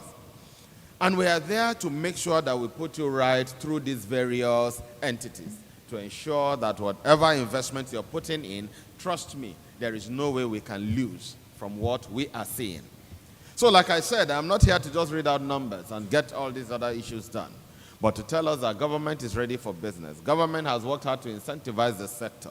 And then we have also put together what is called the gas-based industries. And what that means is that we identify strategic industries that require gas. And then we see how government can subsidize gas to those entities. And we are also talking around that to say, look, if delivery of gas per cubic meter will cost X to this entity, and this entity is that strong that it will create jobs, it will open up sectors for us, it will make gas available, why don't government come in and partner with and see if we can even incentivize by saying, okay, for the next 5 years, instead of paying, say, maybe $8 for gas, you pay 5, government pays 3 for the next 5 years. We have ways of paying that 5 because we can pay that difference. We can pay that difference from either incremental production or from tax cutbacks. And what will government have done? It will have supported that entity to be able to stand and to be able to do business. So whether we like it or not, forget the word subsidy. Don't think subsidy and think corruption. It is not every form of subsidy that is corruption. Subsidy itself, there is no country on earth that does not issue one form of subsidy or the other to its people. And if we have to subsidize gas pricing for specific strategic industries, government is happy to do so. As long as we can see light at the end of the tunnel, we can see that jobs are created, we can see that industries are running, we can see that needs are being met like we want as a nation. All we need to do is to sit down and talk. So we'll give you these incentives for 5 years, for 10 years.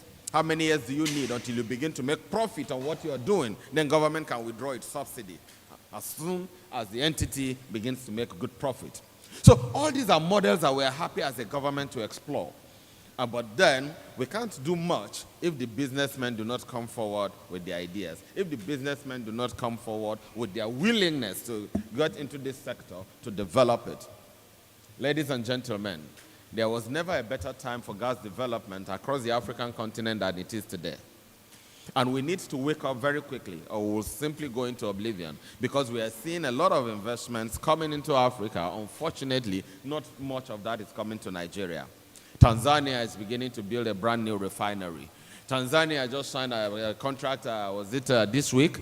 Yes, this week or last week with the UAE to run their ports for 30 years. And most of it, trust me, is going to be based on oil and gas because of the products that they have. Burkina Faso, a new refinery is coming up that is being built by another country to be run by it. In Nigeria, why are we not building new refineries?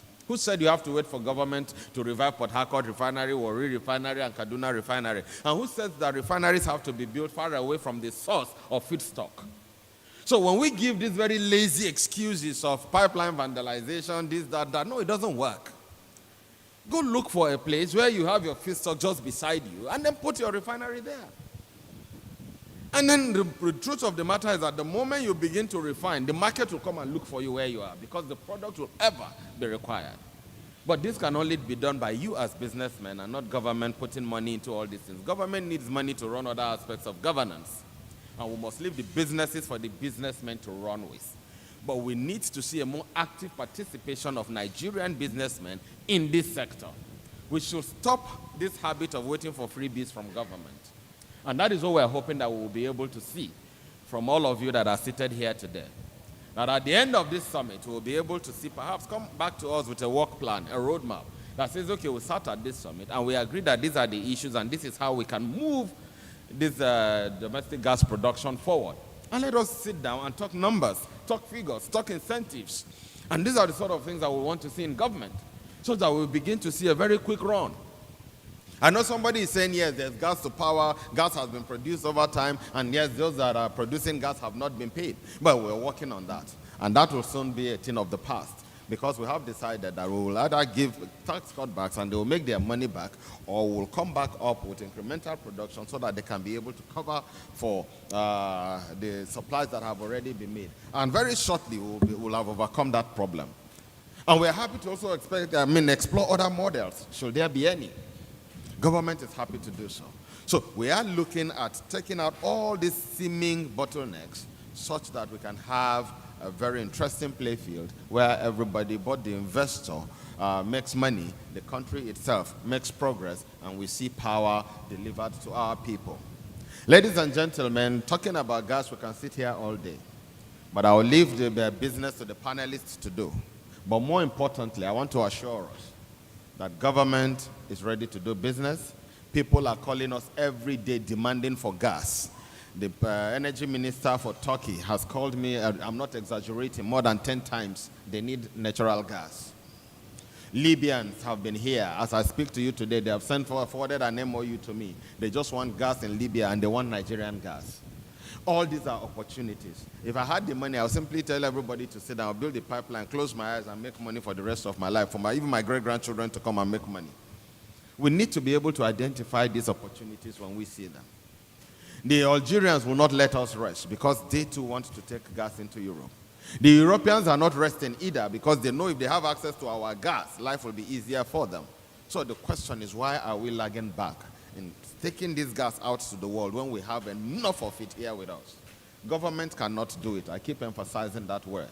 It is only the private sector. And that is why I feel that the summit you are having here today is of extreme importance, and that we should be able to come up with modalities for us to be able to do that. I thank you all.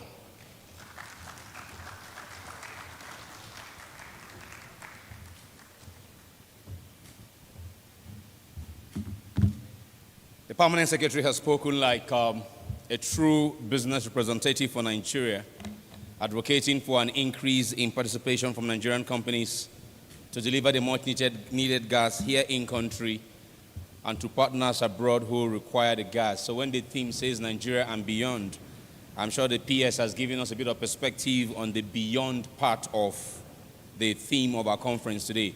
Real quick, I will just invite the panel to take center stage, and the moderator will then drive conversation from there on. Let's begin by welcoming. Let's begin by welcoming to his seat on the panel, Dr. Philip Michel Bila, Managing Director and Chief Executive Officer, Nigeria LNG Limited, who is represented by the Manager, Commercial Business Services, Daniel Obianyo. Daniel, you're welcome to your seat on the podium. Joining Daniel is the President of WIOG, Women in Energy, Oil and Gas. Let's welcome Dr. Duni Awo.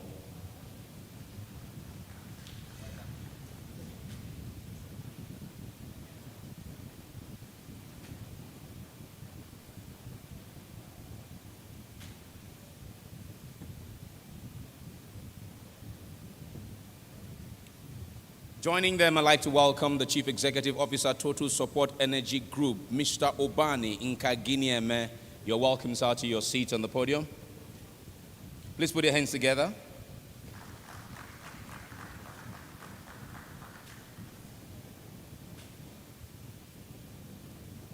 No, you're good. Sorry, no, don't mind me.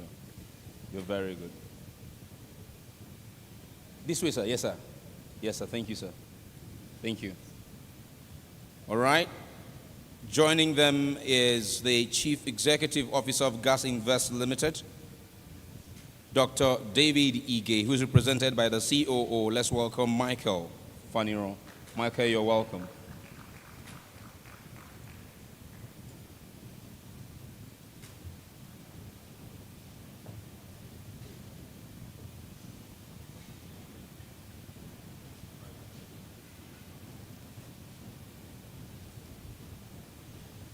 Okay, to help us drive the conversation, he will also give a presentation. There is 2 more presentations from this panel to expect, and then the panel will take center stage. I'll welcome him. Before I welcome him, let me introduce the virtual member of this panel. She's the co-founder and deputy managing director of Falcon Corporation Limited and a former president of the Nigerian Gas Association, Mrs. Audrey Jo Ezigbo, the leading lady of gas. Good afternoon, madam. Please say something. Let me be sure you can hear me before the moderator takes center stage. Can you hear me? Yes, we can hear you. Good day, ma'am. And now to drive the conversations for us, let's welcome our captain of session, managing director and CEO, Oida Energy, and the chairman E&P committee of IGU, Mr. Emeka Ene. You're welcome, sir.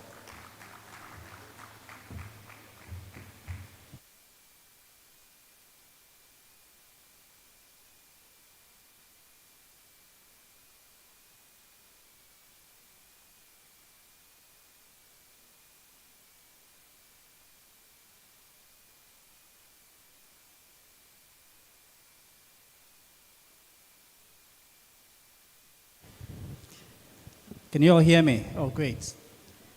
And welcome to this panel. I want to thank all those who agreed to have this conversation.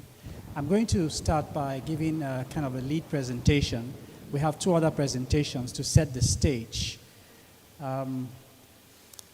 Buckle your seats. We're talking about gas. And like my brother said a few minutes ago, a lot of things are happening in gas. It is indeed the basis for driving growth for our economy. Is Innocent, is my presentation ready? Oh, great.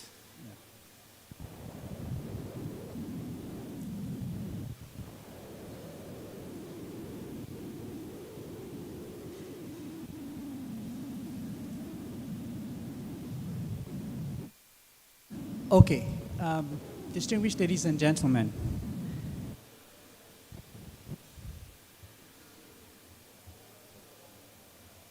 the question really we need to ask ourselves is whether leg power is driving our zero carbon energy transition.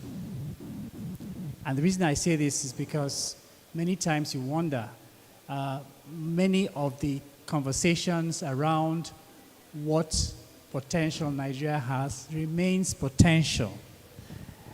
And we see very little action. So it's leg power driving our energy transition. So I just put that up there just to show that a lot of things are going on in Africa in our energy space. From Tanzania to Mozambique,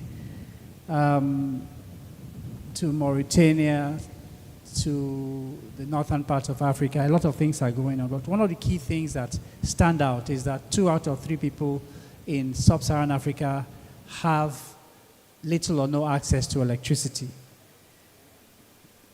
And in our part of the world, there is a lot of what I would call a lot of resources, gas resources, that are untapped.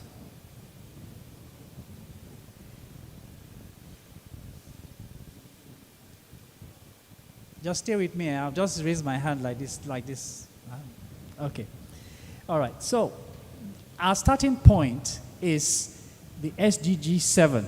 I think this is what is very, very key and important. SDG 7 is the United Nations Sustainable Development Goals to ensure access to affordable, reliable, sustainable, and modern energy for all. And if you look at the scorecard up here, the scorecard basically shows that there's some progress made.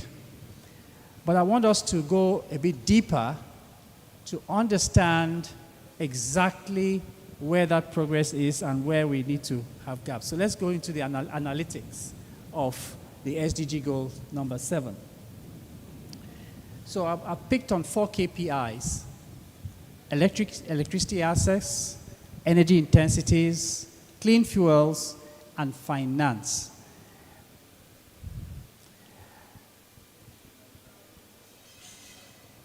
Now, when you look at that map, you see a map of the world. Just without squinting your eyes, you see the dark area in the middle there. It means these are the people with very poor electricity access. Full stop. You can see the rest of the world, but right in the middle where you have Africa, we have very poor electricity access. For Nigeria, less than 40%. Now, if we look at energy intensities, the energy intensities of economies essentially is the amount of energy required to deliver 1 unit of economic output. Again, Africa is at a deficit. When you look at access to clean fuels, you'll see that the darker the better, the lighter the poorer. Again, where do you see the light? You see Africa, again, as lagging behind access to clean fuels. And then finally, if you look at finance for clean energy, in other words, where is the money coming in to solve these problems, you will see again Africa lagging. But if you look at the graph on the right, it shows for Nigeria what finance have we been able to attract. So beyond 2021, literally hardly any coming in to finance clean energy. So therefore, when we talk about energy transition or energy security, there are 2 transition perspectives, ladies and gentlemen. On one side, people are talking energy security, how to maintain more of the easy life. For us, we are stared with the stark reality of energy poverty, an absence, a stark absence of access to energy. So, here is Ogene Jovo. This is her kitchen. This is her business, right? She generates access to energy is by putting her food and her wares next to a flare so that particular Bokpo Gari is ready to get to the market. So on the Bokpo Gari you buy in the market, we actually cooked beside a flare like this. So there are 3 considerations, ladies and gentlemen, 3 considerations and implications for Nigeria's energy transition. Number 1 is energy poverty versus energy security. It's a quadrilemma, and I will come to that, you know. The second one is there's a preponderance of gas resources. So like we've seen, there's gas that's being flared anyway. You know, it's available, so it's not as if it's not available. And the third one, of course, is that the transition to renewables requires investment and time, and that investment is not coming anyway. So, there is indeed the quadrilemma of energy transition.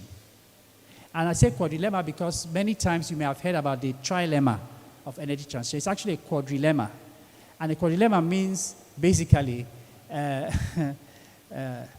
something has to happen after another has to happen depending on another. And by the time you go around, you're back again to square one.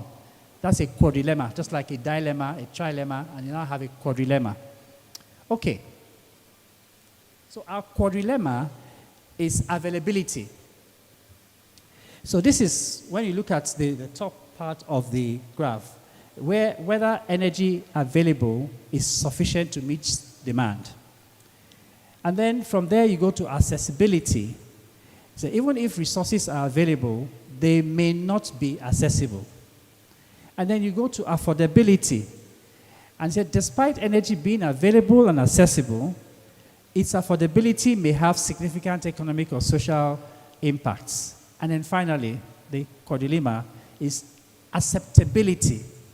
So even if available, accessible, and affordable, if all of these things are favorable, environmental or societal elements may also impact energy security. So you can see we're in a quadrilemma in our situation. Is energy available, accessible, affordable, and acceptable? That is the key issue to unlocking the energy transition with gas as a backbone. So let's have a closer look at our economic drivers. And this is a short presentation. I'm already well overdoing. Nigeria is great, and Nigeria is fantastic. But what's driving Nigeria? We have a lot of people in Nigeria. There are people who are looking for people. Go to Canada, they're looking for people. In Nigeria, we have more than enough. A lot of people go to Canada. Right? We have the second largest oil and gas reserves in Africa. But we're also the largest mobile market in Africa, 125 million and counting users. There are over 11 million Facebook users in Nigeria, just to give you an example of the potential. And of course, because we have so many people, education, there's a pressure on it. So Nigeria has a lot of potential. Let's look at our economy. Let's dive deeper. So if you look at our GDP composition, right, what makes us tick? 3 things, A, B, C. The first one is agriculture. Yeah, the first one is agriculture. The second one is services, and of course, the third one is industry. That's kind of what drives our economy, our GDP. But you see, the challenges we have in these 3 areas are, for agriculture, yield, storage, transportation. For services, I better pass my neighbor. It's obviously we have to do self-generation. All right, and for industry, infrastructure, security of supply, all these things are what we have to deal with. So, what is the strategy for winning in this transition game then? It's called MAD. Ladies and gentlemen, you pronounce it as MAD. It's M-A-M-D, which is Mass Attack, Mass Defense, has provided the way in which we won our matches in the past. Whenever we depart from that strategy, we lose the match. But when we go mass attack, mass defense, we win the game. So therefore, our energy transition must be sustainable, it must guarantee security of supply, and it must deliver socio-economic benefits. Very simple. So I call this the 3 S, or S cubed, if you like, okay? Sustainability, now you bring in the trilemma or the quadrilemma. So for sustainability, we have to deal with availability and accessibility of energy. For security of supply, we have accessibility and affordability. And of course, for socioeconomic benefits, we have affordability and acceptability. And if we have to have a gas-driven transition, solving these issues, we have, for sustainability, gas can provide modular gas to power, LPG adoption, mixed clean energy sources. Of course, for security of supply, we have regional gas hubs and all of that. And for socioeconomic benefits, it has a lower carbon footprint, and it's available in number. So therefore, if we look at sustainability, and I'm on the home run now, look at sustainability. I want you to look at these 2 grids. These are Nigeria's grid and India's grid. Look at it carefully. you'll understand some fundamental differences, right?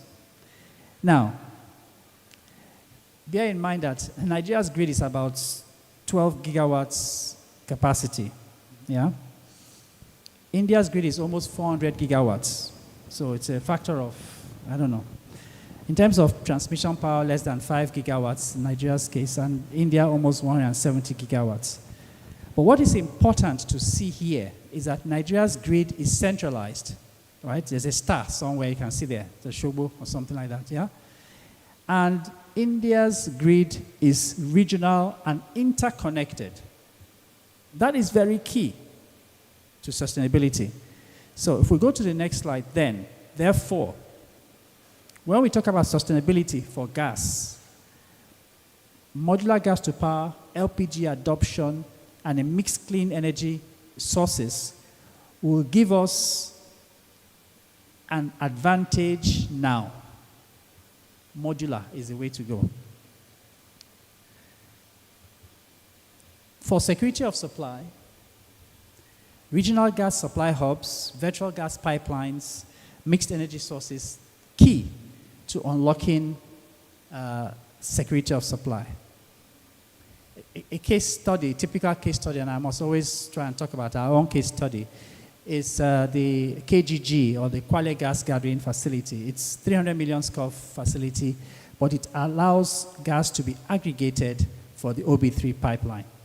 And that principle of aggregation has enabled value to come to the market, even though the OB3 line technically is not fully commissioned.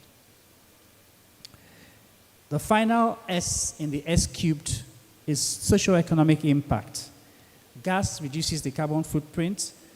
With LPG adoption, gas-driven transportation can help to reduce the costs of goods to market. And of course, you can extend that to methanol, fertilizer, blah, blah, blah. Okay. So, look very carefully at this.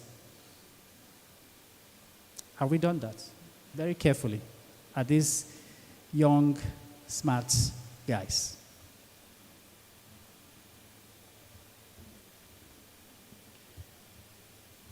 Well, what I would say is, now who read 9-day serious? If you read 9-day serious. But now who pass exam 9-no book?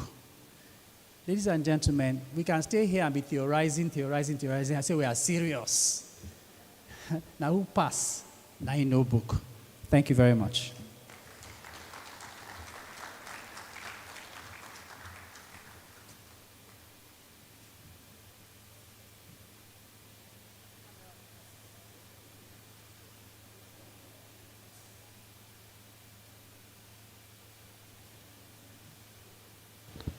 Okay, can you hear me? Okay, ladies and gentlemen, we have two presentations. Just raise your hand if you're making one these days. I don't know, I want to be sure. Great. All right. Just go up there, introduce yourself. I'm being told that we are short of time, so just stay to the point so that we can have time to have a very robust panel discussion. So any questions, any comments that can be deferred to the panel discussion, please do that. Right? You just go up, you can go up to the podium, introduce yourself. Yep. And just before he does his presentation, I'd like to encourage the audience. You are not going to get away easy. We're going to challenge you. Challenge this panel with questions. For them. Make it controversial. So find some tough questions and write them down, and we'll call on you to contribute to the robustness of this panel. Please go ahead. Thank you very much. Yeah. All right. Distinguished industry executive, ladies and gentlemen, good morning.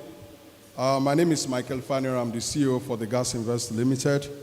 I'm actually standing in on behalf of Dr. David Ige, my CEO, who, despite all efforts that he has made to be here, is unavoidably absent today. He had to fly in out of the country for an urgent meeting.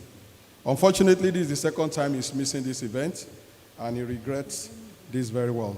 He sent his own greetings as well. And he has prepared an address, which I'm actually going to read on his behalf in just a few minutes. Thank you for the invitation to deliver this keynote address on the topic, the role of gas in Nigeria energy transition and decarbonization agenda. Clearly, this is a topical issue these days, and indeed, the ramifications of this transition for Nigeria may be more serious than we all sitting here think. It is therefore noteworthy that the Abuja Chamber of Commerce and Industry has considered it fit to deliberate on it with support of numerous gas stakeholders. Nigeria, in its energy transition plan, has outlined a plan to attain net zero by 2060.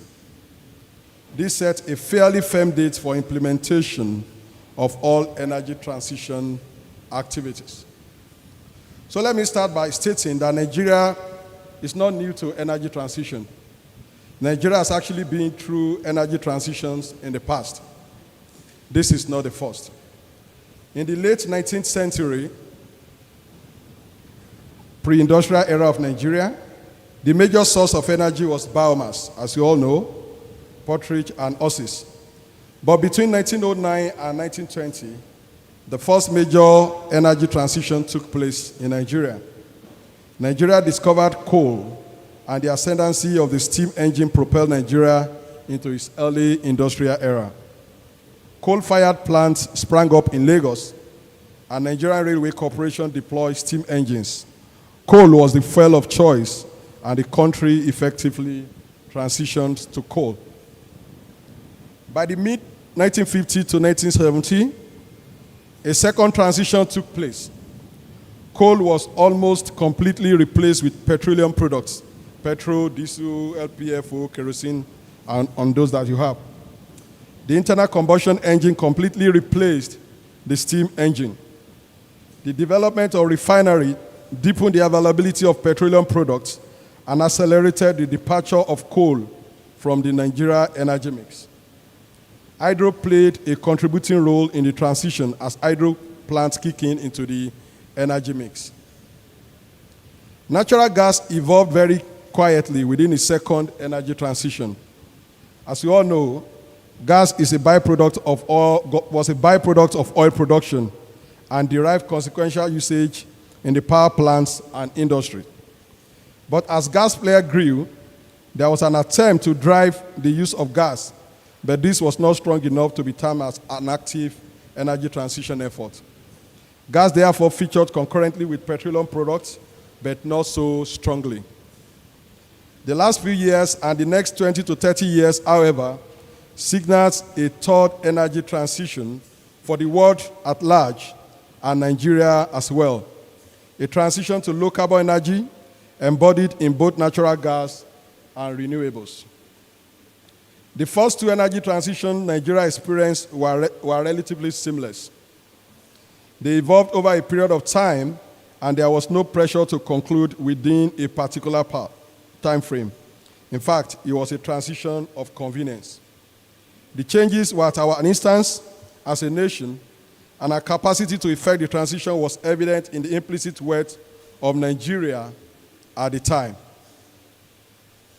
However, this third transition to gas and renewable is a very different one. Let me highlight some of the distinct characteristics of this change that make it noteworthy. Number one, it is a transition within a transition. The ultimate destination is renewable, but the route is natural gas. So gas is just a means to an end, not an end in itself. In essence, we will concurrently transition in and transition out of gas during this energy transition period. Our transition is also within a wider global transition, as we all know. This multiple and concurrent transition is not a trivial feat to manage. Also, the transition is to a large extent imposed upon us, and as such, our ability to control the pace is very, very limited. Some of the dimensions of the impositions are as follows. It is born out of a global agenda of which our influence is limited. It was imposed on us. Also, there is a rapid and unrelenting growth of several new ideologies in politics social activism, and corporate boardrooms. Some of these ideologies include cultural, sexuality, gender, etc. that we all witness today, as well as environmental, just to name a few. Environmental advocates are increasingly more powerful and focal. The implication is that our transition to and out of gas may be more rapid than imagined as a global political hierarchy in key market positions strongly against fossil fuels. Markets such as Germany are driving a hydrogen agenda already, and the Green Party advocates actively reducing gas, even in the short term. As you know, in Germany now, there are a lot of energy crises because of the Russia war. But despite that, the Green Party advocates that are in government, and a lot of them are in government, are still reducing anything fossil fuel, despite the fact that there are energy crisis. So there is also an increased choke bond of funding for fossil fuel projects. It is becoming increasingly difficult to secure finance for fossil projects. This in itself could be one of the major accelerants of the pace of transition that we are embarking on now. Fourthly, major changes in the automotive industry where decision to stop manufacturers of diesel and even petrol car is on the rise. Electric cars are gaining more popularity, and most major manufacturers are marketing more their hybrid in full electric options. This clearly has implications for petroleum product consumption in the medium term. The changing demography in Nigeria with a dominant young population that may leapfrog and adopt more easily the green ideology. It is unlikely that our children, the generation behind us now, will prefer a diesel to an electric car. In fact, it may be possible that electric cars are the only options available to them, or only ones affordable, as the operating cost of diesel or petrol cars soars. Other factors that may accelerate the transition in and out of gas for Nigeria include the competitive dynamics of the global gas market. As Nigeria continues to be less competitive, it will lose out in the global gas market and ultimately have no choice but to transition away from gas if it is unable to sell its gas competitively. As simple as it sounds, the ramifications should be concerning for stakeholders, especially those of us that are here. So let us examine for a second our energy consumption trend in Nigeria. As at the end of 2022, I have estimated the totality of Nigeria energy usage at about 1.8 quadrillion MMBTU per annum. This is based on the following assumptions. Currently, we consume about 48.8 liters of petrol per day. In fact, it just came down. It used to be about more than 66 million liters before the subsidy was removed. We consume about 22.2 liters per day of diesel.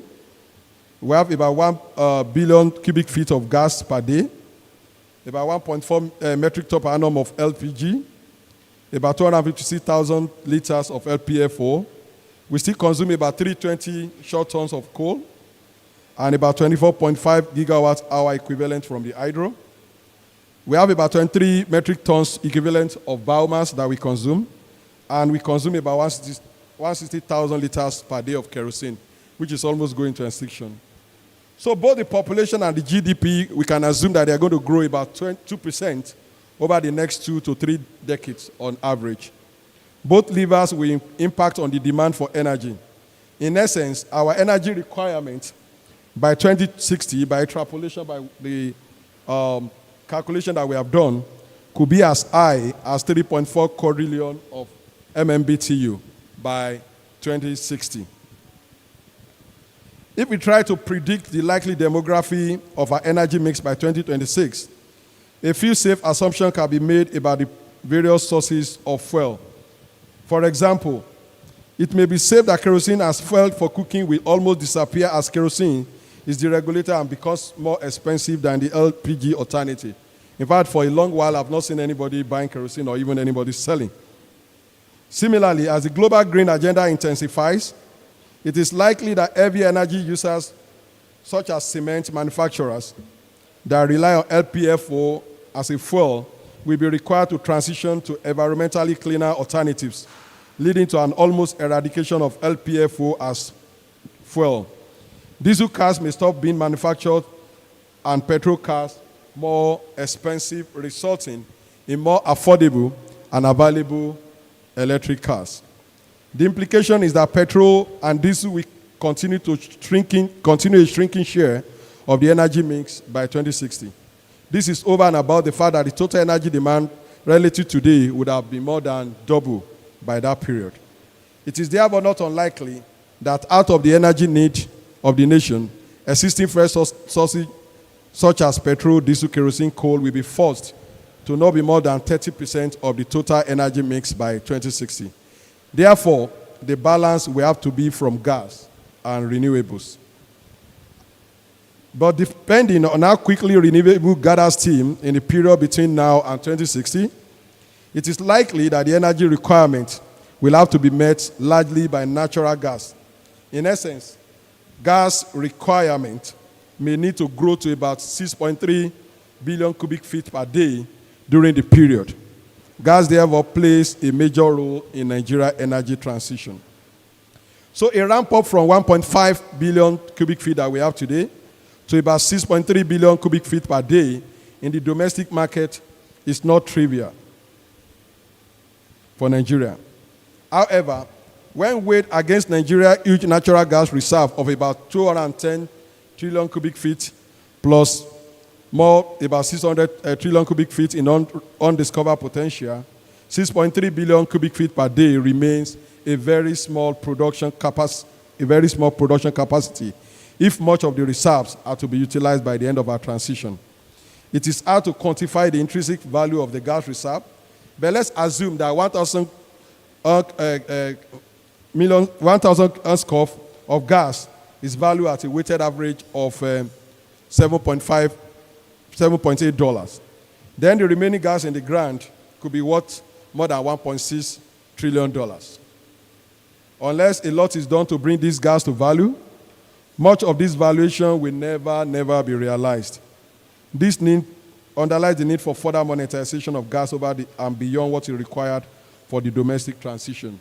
Otherwise, our gas will become useless just like coal, as we have in numerous capacity today. However, when you consider the global transition, the pace of transition from fossil fuel, the rate at which gas is being discovered in many territories, and the incredible speed at which some resources order, develop, and commercialize projects. For example, from being a net exporter of gas, the U.S. has in over less than 10 years grown to be a dominant exporter of commercializing gas for over 10 billion scf per day. It becomes evident that the global gas market is getting tighter even for export gas, and the only way to play now is actually to play fast. Nigeria needs to grow its gas potential from the current 8 billion scf per day to about 16 billion scf in order to avert. There are two problems that are facing us now. We need to avert the energy crisis domestically in the medium term, because the forecast show that gas will be central to our energy use. And also, we need to avoid a situation where significant value is lost to gas that never got produced. I just did an estimation of the value of gas that we have not produced, and we can see the value of what may be lost. So in terms of what we need to do, because we do not have the luxury of time now, currently our network code is not rigorously operational. It is tantamount to hosting the World Cup with football fields that are not marked or do not have referees. So the network code that we have currently is the cell in life. It is the basic building block. Rules are necessary as the market collapses. Now that funding is tight and far between, it is prudent to maximize existing infrastructure. So in a situation where you have a pipeline that is operating at 50% capacity, but the operator of the pipeline are preventing other users from using it, which makes other users to go and make another investment that is not necessary, that is avoidable, is not necessary. So the regulator really needs to play a role in this. The export market is tightening. Competition is increasing. So it's no time for high cost of development of supply. Also, when you have about 16 billion scf per day to commercialize within a limited period, it is time to actively source and position markets. Nigeria ought not to be sleeping in the nest of AFCFTA, where scope exists for energy-intensive industry to be strategically positioned to locate in Nigeria where gas is abundant. We must be at the forefront of attracting investors and proactively shifting how AFTA works for us. Others are doing so. These are just a few of the strategic issues. In essence, all I'm saying is that the transition is real. Gas is the transition, and the challenge is, unless we rise aggressively to the reality of the day, the transition may indeed accelerate a premature collapse of the gas sector, as shortage create crisis and loss of access to markets. Am I ever confident that there is enough capacity within our sector and assembly therein to begin to address this issue? I thought it necessary to begin to sound the alarm quickly so that we don't have time and get into the comfort of discussing the transition trivially and glossing over the real desperate issue needing attention. The truth is we are running out of time. Thanks for your attention. Well, thank you very much for that, mini thesis. Well done. I think without wasting any more time, we're going to call on the NLNG presentation.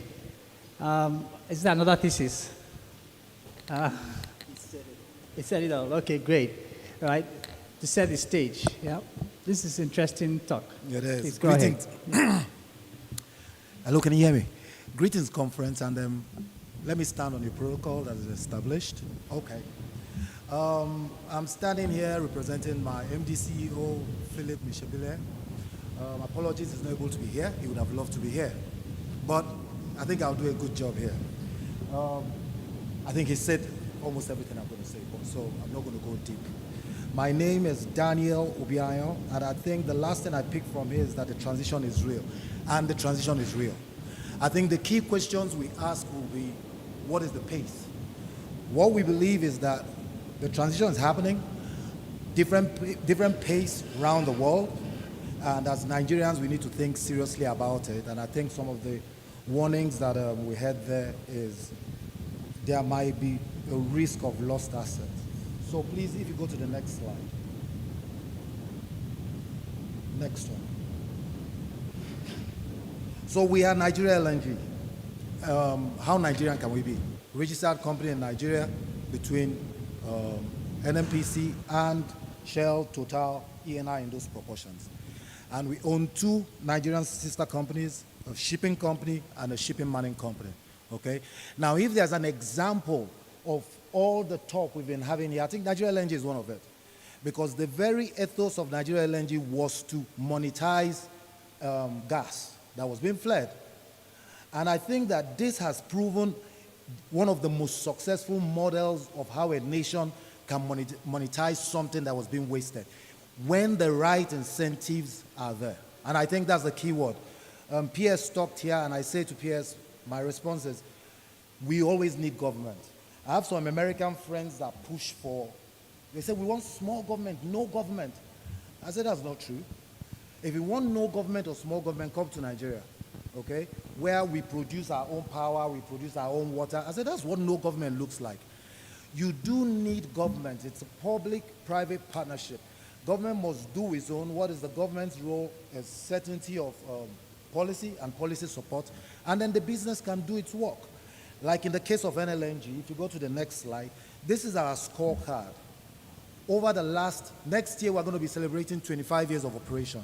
So in 25 years of operation, this is the scorecard and counting, 5,000 LNG cargoes around the world, 22 dedicated LNG ships, 6 plant plus the Train 7 we talked about that is coming on stream, and all those monies are things you need to look at, okay? But there's a risk. Energy transition is posing that risk. Can we make new investments to ensure that we can meet our domestic and our export needs? Are the questions, again, we'll have to deal with in this place, because I know that this body is the body that we need to talk about. And may I also tell you that one thing we are proud of is that in that 25 years, NLNG is run 100% management Nigerians, okay? Starting from 98% expatriates when we started, 25 years later, we're 100%. So that's capability there. Thank you. One thing we know, people talk about energy transition, and then we talk about gas transition, they call it a transition fuel, or you call it a bridge fuel. I think the important thing to note is that there is a global energy mix, okay? There's a global energy mix. Today, it is dominated by fossils. Less than 10% of that mix is renewable energies. Will renewable energies rise? Yes. And it will be driven by different things. Example, some of these issues we are going to be talking about here today. But the important thing to note is that the world needs energy. Please, the next slide. The world needs energy. 2050, depending on the sources you're looking at, 1 in 5 people in the world are going to be Nigerians. Okay? So, particularly Nigeria and hence Africa. So, where there's people need energy. And that's why I like talking about energy as energy for the economy. Because sometimes we focus on gas, oil, this. But think about it, that for an economy to work, it requires energy. And I like the COP27 approach, which was sectorial, to say, look at the different sectors. And if you look at Nigeria's nationally determined contribution that we sent for 2030, it's along sectors. So it's giving thought to the energy that is required for the sector that will deliver it efficiently. And I think that that's what we need to talk about. But in terms of gas, we will need gas in future. Why? Because we need electricity. I think it was Emeka that was talking about power. Power is the base load, is the base customer for gas. So if we improve our gas in Nigeria, we will consume gas. Industries are second, residentials are third. But the base of gas consumption in any economy is a working power industry. And that's what we need to focus on. Next slide, please. Gas remains a sustainable partner. And we in NLNG, we talk about natural gas, but we talk about LNG. LNG is the only globally traded natural gas. Pipeline gas is not globally traded, it's region. And CNG cannot go far. So the L in the LNG is that ability to move natural gas globally. And we know that it is lucrative, as we've shown before. Therefore, it's something that we need to think about as we move to this new future of a low carbon future, that gas naturally will replace coal, which is a high fossil fuel, and we know that gas is lower, cleaner, even though it's still fossil. Next slide. Won't bore you with these statistics, we can talk about it later. The next slide. The Nigerian gas story filled with opportunities, also challenges, and we'll still talk about it in the deep dive. The last slide is one of the most credible, comprehensive approach to ensuring that the energy transition going on in the West does not impact us negatively. The decade of gas. This is a program that we all should put our whole energies behind, because it ensures the unlocking of gas demand, gas supply, but also the things we've been talking about, infrastructural requirement. And the director is over there. So for me, it is the way out and the solution to the energy transition. I always like putting the slide up in the last one. Go to the last one. Qatar has gas. Qatar developed with gas. But if you go to the next slide, Dubai used oil. Qatar used gas. Nigeria has both. And just building on the last, the next slide, building on the last speaker, this pity is that there is still coal in Enugu. And my charge to us is, are we going to leave some gas in the ground going forward? Thank you.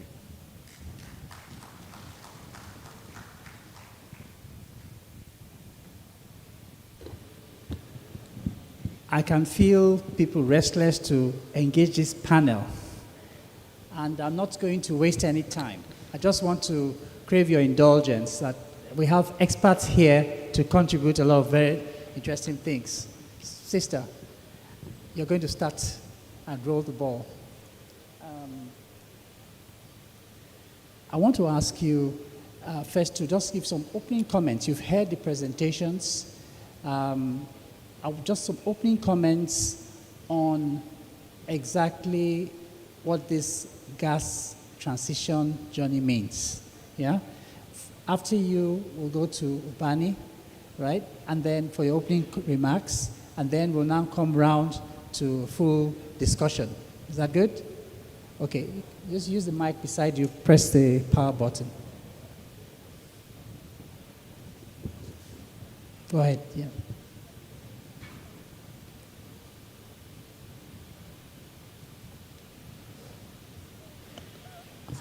Okay, good morning, ladies and gentlemen, and I'd like to say a big thank you to the organizers of this program, and I'd also like to say a big thank you to everyone here. And the topic we're discussing, aligning gas with the global clarion call for energy transition and clean energy. It's critical and very important to also highlight what the governments had done to actually then create that space for the private and the other part of public sector to have a smooth flow. So in 2020 was declared the year of gas, and on a further review, it was declared the decade of gas. So what it means is we have 10 years, which is now -3, to actually prove that decade of gas. We have 10 years of the years of the government. We have 10 years of the highs of the government. We have 10 years to buy into, because I'm talking like this because we are in a chamber of commerce, and I think most of us are here to actually be able to see the opportunities and the different things we can actually align either our current businesses or new businesses that will be coming on board. So we have 7 years left to quickly key into every opportunity we can key into. They say eat while the iron is hot. So I say the iron is really, really currently hot. And then looking at it now from the global perspective, everybody is talking energy transition, decarbonization, and what have you.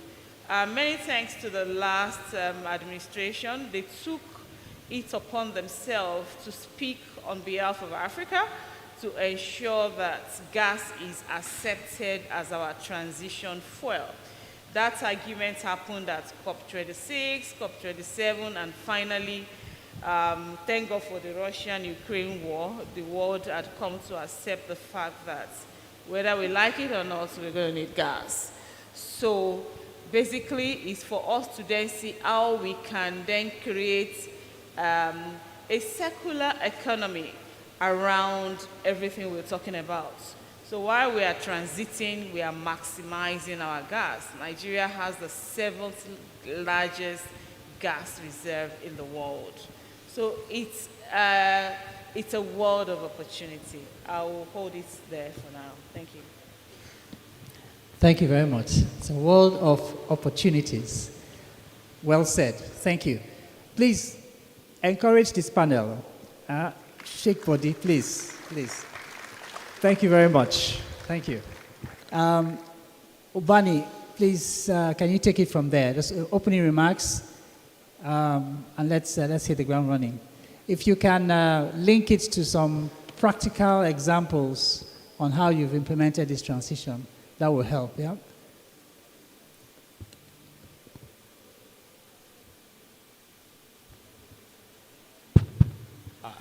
There we go. Good afternoon, ladies and gentlemen. My name is Ubani Nkagineme. Today I'll be wearing primarily 2 hats. One as the president of Total Support Energy, another hat as the president of Virtual Gas Infrastructure Association of Nigeria. The topic we're dealing with today is critical, is timely. In fact, sometimes I think we are late. I particularly like the last slide of Mr. Becker that says, no be who read book pass. Now the person will pass the exam, that person sabi book. So I'd like to just focus on 3 critical pillars for all this grammar we are speaking to succeed. I know there are bankers here, and bankers who fund private industry-driven projects will tell you these 3 things, without them, you're dead on arrival. The first one is supply assurance. We have lots of gas. Can we actually deliver the gas to where it can be processed and then made useful? The second one is project delivery assurance. Nigeria does not lack of local companies that can deliver projects. And I'm glad that the president of PETAN is here. So we have proved beyond any doubt that Nigerians can deliver projects. The third leg is market assurance. And one of the good things about a forum like this is we've agreed we will tell ourselves the truth. Market assurance is where we largely fail. We fail quite a bit on supply assurance, but market assurance, what is it? If I go to a bank and say I want to borrow money from you to supply something to Mrs. Okorie, the question is, who is Mrs. Okorie? If I tell them I want to borrow money from you to supply something to Shell Nigeria, the question will be, how much do you need? Can I see or help you? So for these projects to succeed, these 3 things have to be in place. I like the way the permanent secretary talks with passion. Government still has a lot to do. Government has so much to do in terms of providing the enabling environment, providing a level playing field. Currently, we do not have a level playing field, and the reasons are many. So hopefully people will ask very probing questions and we can get to specifics. In terms of examples of implementation, there are so many Nigerian companies who have proved the concept, been there, done that. So, like I said, project delivery is not our problem. Maybe I'll just park it here for now. Thank you very much. Please, can we give Ubani a hand? I want to let you know that we have a panelist that is virtual. And this is Madame Gas. She's in Canada right now, long distance. And we would like to hear her own comments. Media, confirm that we can, she can hear us and we can hear her. Oh, excellent. Wonderful. This is very impressive. Audrey, please, if you've been following the conversation so far, why don't you give us your perspective on which energy transition model will work best for Nigeria? I mean, we talk about gas and gas, but how can this be made better, as it were? How can we get tangible results, and how do we work around the obstacles that we have all talked about? Just a few minutes. It's just opening remarks. And if you have any other opening remarks, please go ahead and make them at this point before we go into the nitty-gritty. Thank you. All right, thank you very much, Emeka. My very good afternoon to everyone in the room. Emeka, thank you for coming back to me, because otherwise I was going to say that I hope this is not a case of Nahu Green, Nahu Zone. I'm just taking off from your earlier comment.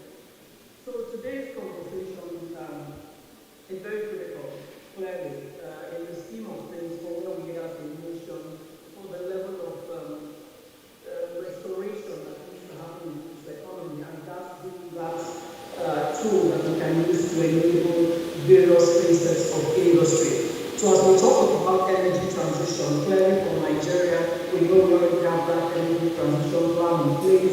We know that two of the key pillars which we expect to ramp up that transition plan is in the power sector and in cooking. We've talked about the fact in the opening remarks from the peers to different speakers about the fact that there is a view for private sector to play that we like the challenge from the peers. But at the same time, the reality on the ground, as has been alluded to by the different panelists, is that there are critical roles that the government must play. It is a difficult landscape trying to do large projects in the environment we're in, and that support is required. So I agree with you in your presentation. You talked about a mass attack, mass events approach. And that is because for us as a nation, when we look at whether we're talking about population or we're looking at the rate of inflation, whether we're talking about the level of unemployment and various other economic indicators, it is clear that we need to do a lot of things differently. We need to do them fast, and we need to do them in a big way. Nobody really talks so much about COVID these days, but I always still want to go back to a combination of factors. So we've dealt with COVID, we've dealt with the Russia-Ukraine war, and now we are seeing another war. These things just tell us that more than ever before, the geopolitics and the global happenings, they have very dire implications for us, and therefore throw back in our face the imperative to do a deepening of our domestic market, as well as more aggressively engage that export path, even if it's from a revenue generation perspective. So I think that is key. Now, you talked about, looking at what are some of the kinds of things that investors are doing that signal our own play along this energy transition conversation.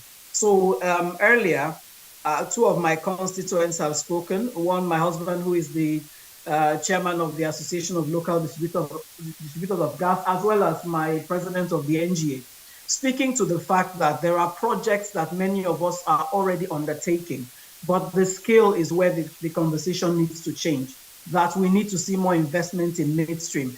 I think that as we discuss gas as a transition fuel for Nigeria, which is the way to go, we also have to be looking at how we enable that midstream in a more robust manner.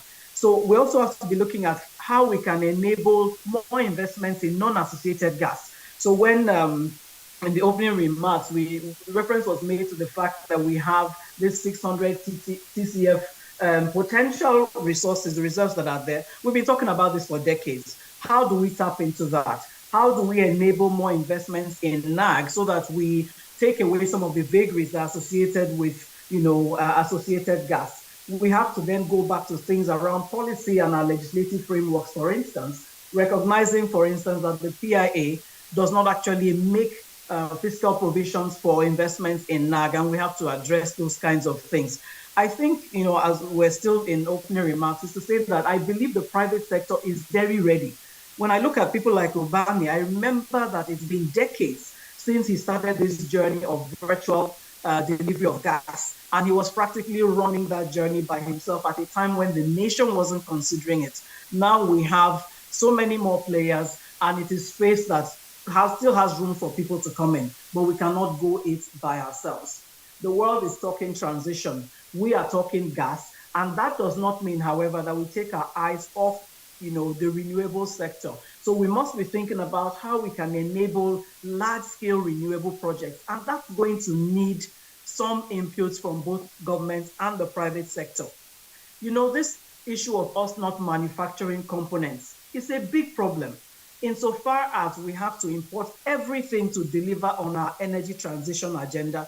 There is a huge challenge, which is why whenever we talk about these kinds of things, I always bring our attention back to something. It's not just about building the gas projects. It's also about looking at how we enable manufacturing of components and how we enable the growth and development of other sectors of industry that can then provide pockets of credible demand to support the different projects that are at hand. So I'm going to stop there for now, because I know we're still at the beginning of the panel and a lot of time has gone. But hopefully, as we get into the deeper conversations, is really to say that for Nigeria, we have an energy transition plan. We recognize that we are blessed with a key resource that can drive that plan. We recognize that private sector is very interested in investing in building our own domestic capacity. We recognize all the work that government has done, but we think there is room for a deeper handshake and more understanding of how things impact on the private sector and providing that backbone of assistance that is required to allow us to deliver those kinds of projects that change the narrative around Nigeria's energy transition in very measurable terms. Thanks, Emeka. I'll leave it there for now. I don't think they are going to hear that clapping in Canada. Please, let's give her a hand. All right. Okay, thank you so much. This is really, really good. We've had established the foundation of our conversation. Richmond, I don't know if you have a mic or if you're going to take questions written down. You have not told me that. We don't know how much time we have anyway. So are we going to be here all day? We have a mic. Wave your hands in the air. Yeah, okay, good, excellent. So if you have your questions, this is the time to engage the panel. But while we wait for the people to make up their minds on who is going to be the first person to go for the questions, I would like to ask Michael the first question. Can you break it down, practical terms, break it down for us? What are the underlying economic drivers that justify gas as a preferred fuel? I mean, you've made a very beautiful presentation, but what are these drivers? Can we just pick one or two, right, that really speak to why we should be heading towards gas as opposed to coal? Hello? Okay, thank you. As I mentioned in the presentation, so there are two key drivers that I actually want to emphasize on. So the number one is energy access. So like Madam has just mentioned now, so if you don't have energy, I think it was the permanent secretary that talked about energy poverty. So if you don't have energy, definitely there can be no production, there can be no industrialization. And like we've done in the analysis that we did, by 2060, because the fossil fuel contribution to the energy mix is actually going to go down very well, so we are going to be in an energy crisis. And so the number one thing is that because if you say we are going to renewable has its own limit, as we all know. The energy intensive industry will definitely not use renewable. You not use renewable for heating and other things. So definitely you still need something like gas. So we need to harness the resources that we have now for that energy access. The second one is the monetization aspects. I mentioned that we just did a value of what we have, our gas resources is more than $1.3 trillion. So if we leave it out, if we don't do anything with that, that means that is what we are going to leave. The same thing that happened to coal, and the same thing that's probably going to happen to even our oil, our petroleum, our crude reserve. So now, it is time now, I believe, even though we are talking about gas, I believe it is time now to even pump out whatever policy we need to do to pump out even our crude oil to make sure that we use them for industrialization. So two key areas around energy access and to ensure that we monetize the gas resources that we have for developmental purposes. Thank you. Okay, we have to agree. Please, let us use the ACA to keep encouraging ourselves better, please. Okay, do we have the first question there? Okay, I have one question there, one question there. Okay, I have one there. I have a second one, that corner there. And the lady there, 1, 2, 3. Okay, that's Thank number you. 4. Okay, let's take the first one then. My name is Dakpo Akinyoshu. I am a lawyer, and I only do legal things. I have heard from the presenters. Dakpo, yes, just use your boardroom voice, using your bedroom voice for us. No, it's it's too a court soft. voice. It's a microphone that was not tuned high. Okay. Now okay. they've increased my volume. Okay. No so I'm worries. sure you can hear me now. Okay. No worries. The various speakers, particularly His Excellency the Ambassador, the PAMSEC, and Dr. O, have all talked, even Michael, all spoke about that. We don't have time. The government has given us a decade of gas. But unfortunately, it seems that the government policies are very unclear and unstable. 2 years or 3 years have gone now. The Gas Infrastructure Fund or Gas Support Fund that has been alluded to, I believe only one company, if any, has been able to take advantage of that. Because between the CBN in which the money is domiciled and the banks which are supposed to give access to it, there have been a lot of back and forth, and nobody has been able to get access to that funding. Secondly, they speak about, the ambassador also spoke about pioneer status being given to people in this business. Pioneer status presumes or presupposes you get, I think he even mentioned a tax holiday. But the tax holiday that has been given, I've also seen it withdrawn by another government. And so people who thought they had tax holiday have been asked by the same government 3 years down the line to come and pay back taxes because they said the process in which the waivers were given was not proper. It was not gazetted or something that doesn't concern the users or the beneficiaries who have gone to town. I think in one case, they had even gone to list on the London Exchange based on the presumption that they had a tax holiday. Then the government comes 2 years later and says, the tax holiday you enjoy was not properly gazetted, and therefore, so while government is saying in one hand, we've given you 10 years, I don't think the 10 years should start counting at all until they have sorted out the policies. Thank you. Well, good comments. Let's hear the second question. Ubani, you'll answer that one. Huh? Okay, so just take a note of it from Dako. The second one was the person at the back somewhere. Okay, please go ahead. Keep your questions to the point. Okay, good afternoon, everyone. My name is David Idaku. I'm from MRS Oil Nigeria PLC.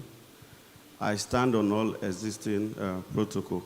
I want to ask my question by making reference to the last statement on Mr. Emeka's presentation where he said the person where they read book is perceived to be serious, but now who pass exam? I mean, who pass exam, Nain Sabi book. Now, if after listening to all this presentation and everything we have done here, if it doesn't affect or improve the life of the ordinary Nigerian on outside there, then we have not passed exam. I want to tell you that a large quantum of the LPG that is used in this country as of today is actually imported. And we understand the effect of exchange rate on the prices of this product. For as long as the exchange rate continues to go up, this product is imported, it means the price of LPG will continue to go up. What do we have in place to encourage local production so that we can cut off the cost of importation and make this thing readily available at the right price for the ordinary Nigerian? It is only then that we have passed exam. Thank you so much. Thank you very much. Okay, thank you. My name is Tengi Georgikoli, and I'm with the Natural Resource Governance Institute. I want to piggyback on the first question, which spoke to the fact that we're 3 years into the decade of gas policy, but we don't as yet know the progress that has been made. I want to align that with the comment that was made by Madam Audrey in saying that we require new investments in non-associated gas, but we see that there's a shrinking appetite for fossil fuel investments globally. How is the decade of gas or the government making plans to adjust for that and also be more realistic in its plans? We cannot regurgitate the plans that we've had in the past because there's just no appetite for it that exist. So how are we making the plans more realistic? How are we having plans to make sure that we share the decade of gas policy so that the people, the private sector that are actually supposed to key into it, have an understanding of where and what roles that they have to play? All right, thank you very much. We'll pause here and take the three, so it's part of three, so we don't lose track of all the questions, yeah? The first one was from Dakbo on gas policies being disconnected. Bani, can you attempt that? Duni, can you take the next one, which is on LPG? I think your question, especially your second question, refers largely to government flip-flops and also things like pioneer status and all that. Alluded to government being able to do their part. It's not enough to say, yes, we have put this policy in place. We have to test the policy. Is it working? If it's not working optimally, adjust course. Yeah, but having said that, also private industry needs to be part of the input to policy. We have not done so well there. I'll give you some examples. So many panels, initiatives we've had. You have lots of government input, very little private sector input. At the end of the day, you come out with a policy. That policy ab initio is already flawed because the people who will put it into practice had no input into it. So one of the key takeaways now is that private sector needs to get more involved into policy making. And government should be able to welcome private sector inputs. In terms of government flip-flops, I wish the permanent secretary was here to answer it, but I'll give it a shot. From government perspective, having started liaising and talking with government, it's not always so straightforward. Some of the laws we have today are more than 50 years old. I'm not talking of suspended, banned. These are still active laws. So there's a lot of reform that will need to happen. Yes, the PIA has addressed a lot of issues, but we also need to understand and appreciate the fact that the PIA itself is a work in progress. For over 20 years, we didn't make progress because different interests were at loggerheads. Those who had monopolies didn't want the story to change. So we have to engage private sector, government, academia, even foreign investors. Everybody needs to come together to be able to say, okay, we made a mistake here. We change course, we correct it and see what we can do. The PEMSEC alluded to the fact that, yes, Nigeria is ready. But like I pointed out, a foreigner looking to invest in Nigeria, he's not just going to look at you, government official, telling me we are ready. Are the things I need to see to be able to commit my money, are they there? Will I be able to get my money out? Will my investment be secure? Will I be able to operate freely and unfettered? Are the laws of the land going to change overnight? Those are some of the issues we all agree are still work in progress. Yes, like Madam here said, we do not have time. We declared decade of gas. Of the 10 years, 3 years is gone. We are never going to get it back. The only thing we can do is maybe shift the goalpost a little bit. But 7 years, we can still achieve a lot. We do not have too much time to dive into more details, but I believe a lot of your questions have been addressed. Thank you. Thank you very much. Please, let's give me a hand.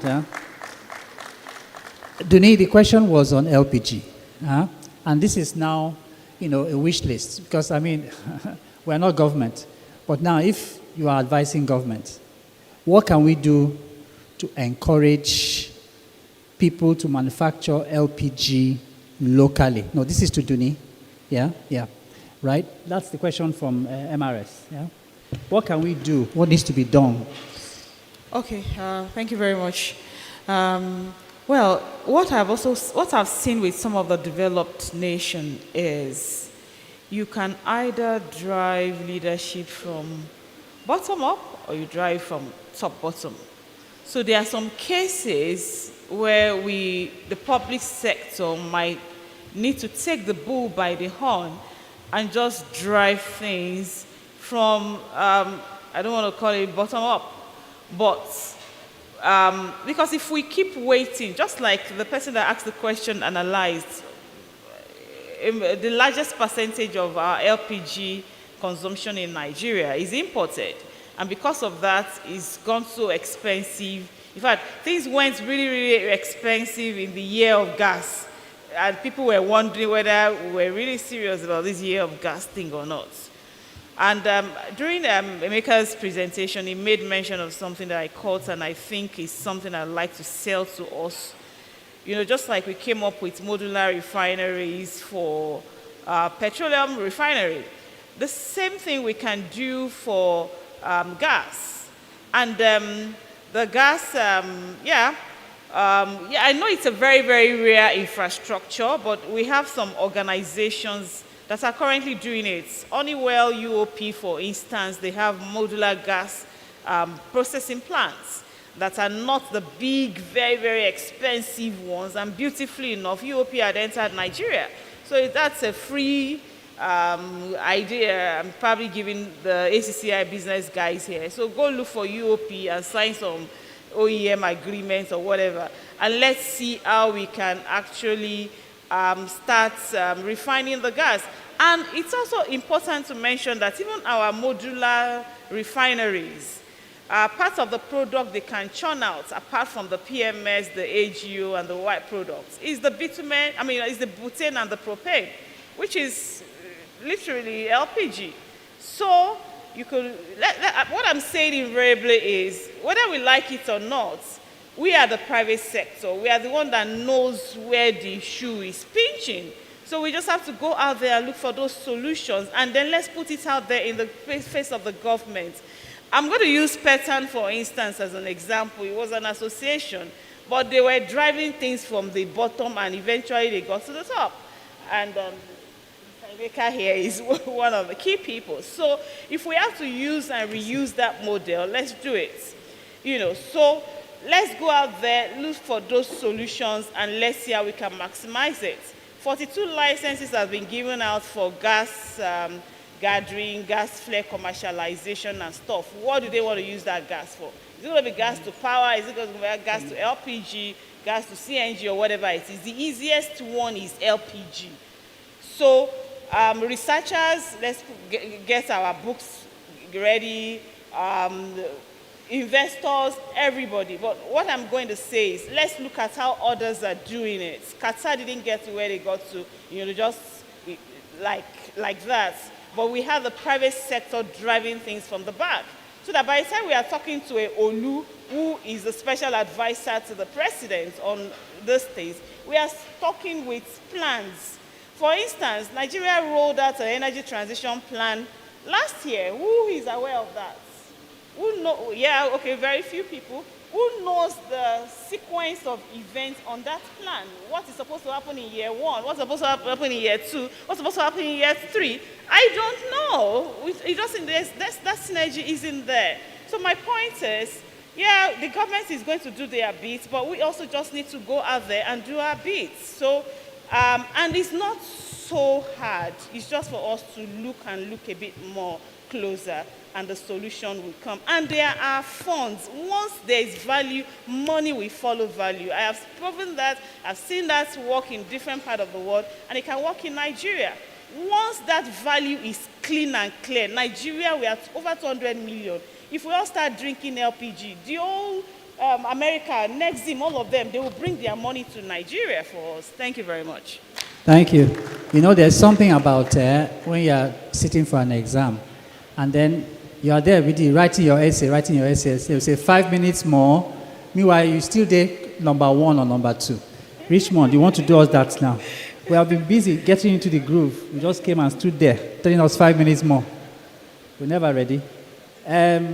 Audrey, if you're still there, since you are outside the country now, looking in, there was a question on how do we attract investment into the country, in gas infrastructure projects. What strategies are there? If you can do that quickly, because we already have been told that we have very, very little time.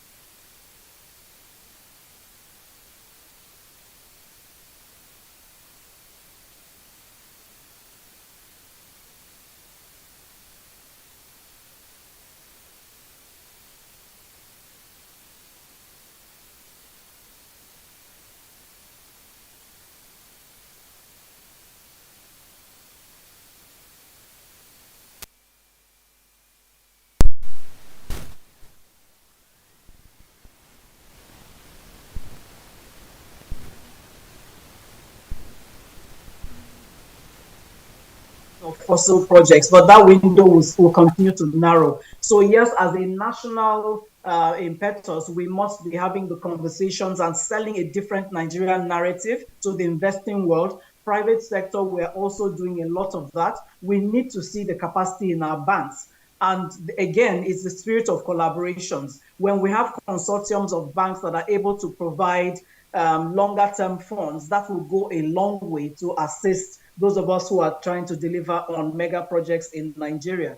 There's a lot of green financing out there. And so as we're talking about Nigeria's energy transition, seeing how we can access some of those green bonds is also something we should drive. But one of the things that has come up in the last particularly 18 months in a lot of our gas conversations has been how we also attract domestic investors, because we have people that have money in this country, but somehow we tend to go and invest elsewhere. And that's because it provides a safer investment climate. Ubani spoke to some of the challenges, the things investors look at. But if we're able to increase that environment of incentivization and encouraging people to come in, then we can also attract some of the domestic capital and just make sure that we create that secure framework. You know, money is agnostic to some of these emotional sentiments, and we can say how great we are, but as an investor, savvy investors will go where their investments are safe, secure, and guaranteed in a very sustainable manner. But let me just wrap it up to say that I think that there is room for the window we have currently where gas is now being taken as a green fuel, as a clean fuel, as a transition fuel, to do the much that we can within the remit of the funding that is available. But collaborations, I think that collaborations are going to shift the needle significantly from a private sector perspective, backed then by much necessary support from the public sector. Thank you, Emeka.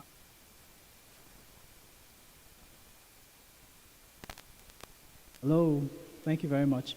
Richmond, do we have 2 minutes?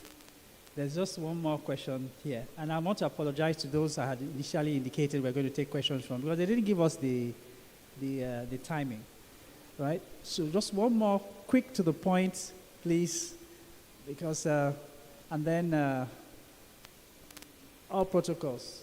Yeah. I want to apologize for those guys that indicated. In fact, you can come and ask the question afterwards. Yeah? We'll answer. I'll keep the panel here to answer the question. Daniel. You're going to answer the question. Anyhow. I just want to... Anyhow. Well, first of all, speaking on the heels of the last speaker, I want to say our biggest problem in Nigeria is that of lack of collaboration, both in the public sector and at the private sector. Even within my own little organization, the Lagos Chamber has one of the biggest oil and gas trade group. You will be surprised they don't talk to Abuja Chamber on that. So what I'm trying to say is we all need to work together. We have seen a major catastrophe happening in our country. I won't mention the location, where someone building one of the best industries within this industry went to India and adopted them as a vehicle. I was with the Korean ambassador yesterday. He said if that guy had come to my country, not only would we deliver ahead of time, he would have also saved a lot of money. And part of our biggest problem is which technology to deploy. If you go all over the world, the Chamber of Commerce is the final port where you get all the mix of information before you make an investment decision. If you rely alone on your knowledge, or because you think you have a particular knowledge about where to go, you'll be discovering that you are investing in a dead technology or something that will not lead you anywhere. So I just appeal, if there is any resolution to be taken today, that we should all learn to work together. A lot has been done by individuals in different fields, but all of us are hiding the secret. As if we have just found one patent we need to hold together. We need to hold each other. There's not enough capital to waste, not to talk of investing in the wrong process. The next issue is, I was in India recently under the G20 with Mr. President, and I discovered that India has 6 types of fuel which they use for their vehicles. Why is Nigeria only talking about CNG now? As if it's the only thing. And even the government policy is on CNG. There's no alternative. So where I'm going is, we should learn to also spread our risks. It's not enough to say we have only gas. They are biodiesel, LPG, all sorts of things being used in India to fuel vehicles. So we should, whatever we are doing, and I've also been challenged by the government to say, Mr. Oye, come up with a plan. We are not going to, this grant we are giving, we are not giving it for you to go and import everything wholesale. What can be finalized? What aspect of that plan do we need before we can apply the CNG? What can we get from this plan? That this is what Nigeria can produce currently. All you don't need is just the technology to apply to the tank. You don't need to bring the tanks into Nigeria because those can be fabricated here. So I just appeal that we see things from this ecosystem where we work together. Thank you very much. Thank you so much, sir. Thank you. Daniel, just one 30-second response to him in terms of collaboration. Huh? Hello, can you hear me? Yes, go ahead, Ken. I think just to say that indeed I support directionally all that he said, and it's something I mentioned there, it should be the energy mix for the economy, not just one fuel. And sometimes some needs to be subsidized. I know it's a dirty word, but some will find its place because of the efficient way in which it operates. So that choice in an economy also gives the players in the economy opportunities to make the best choice for the fuel they will use for their production or transportation or burning their house. So I agree with that direction. Yeah. Okay, great. Last second, question to the whole panel. Are you optimistic, pessimistic, or sitting on the fence concerning the success of the decade of gas? Daniel, just one word, answer. Pessimistic, optimistic, or Optimistic. Optimistic. Ubani.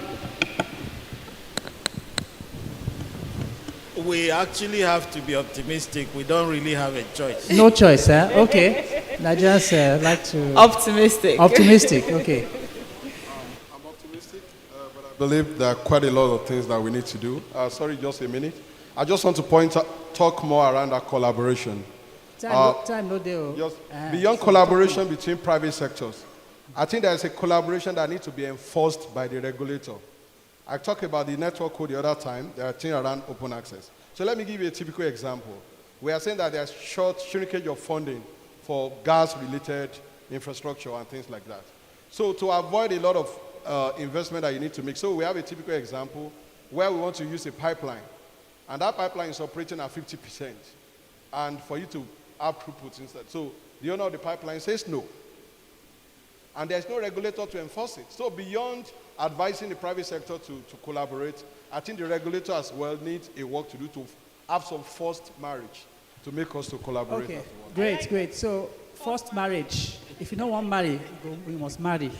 And the regulator has been invited to do that. Ladies and gentlemen, this has been a wonderful panel. I wish we had more time, but we have people like Richmond standing there like a policeman.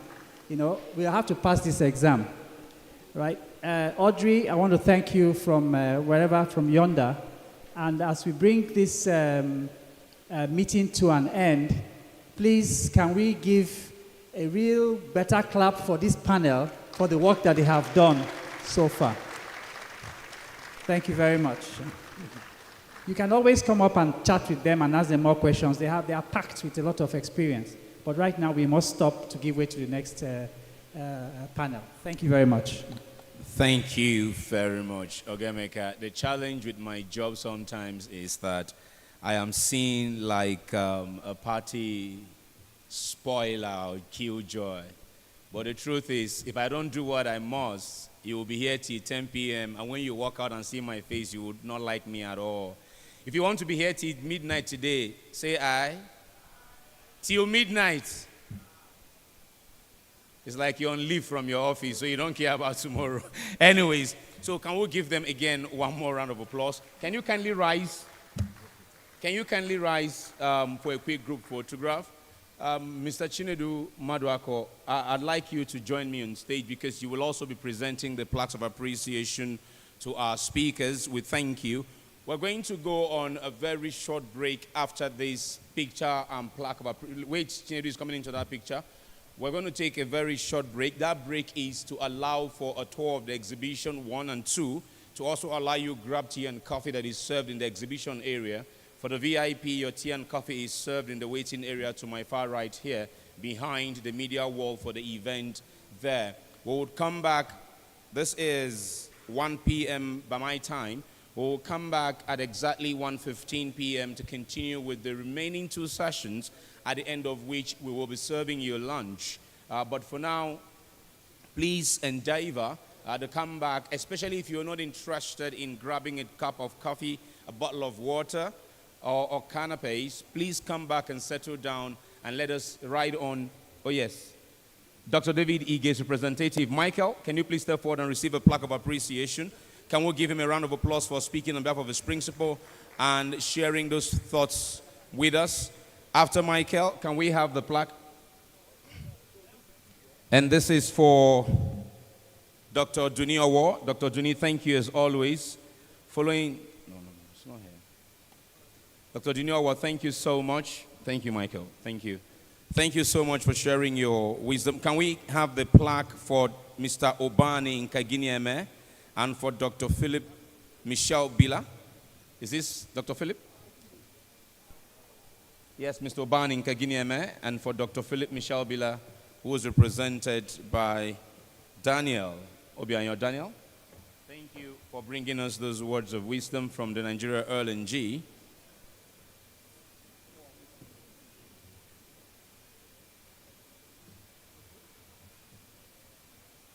And of course, for Mr. Emeka Ene, the man who has passed the exam in moderating this panel. So please let us return at 1:15 for the continuation of the next session. Thank you all very much. Please, again, it's 1:15. Please, again, it's 1:15.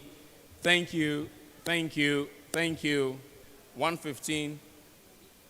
The exhibition tour will take place now, led by the NACIMA president, Otumba. Otumba, please, you would lead the exhibition for us. Mr. Maduako, can yourself and DG just lead Otumba to the exhibition? Let's do the exhibition tour. Please, let's proceed to the exhibition tour. Can our VIPs proceed with them to the exhibition tour? Thank you very much. We're back at 1:15 to conclude day one of the DGGIS 2023.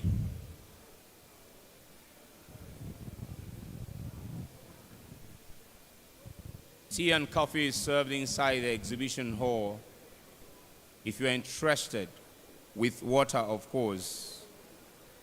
But 1:15 is when we come back here to continue with proceedings.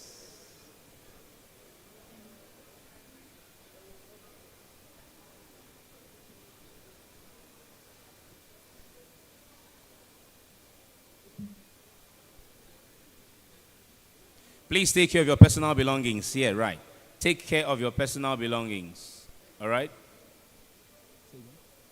Oh, by all means.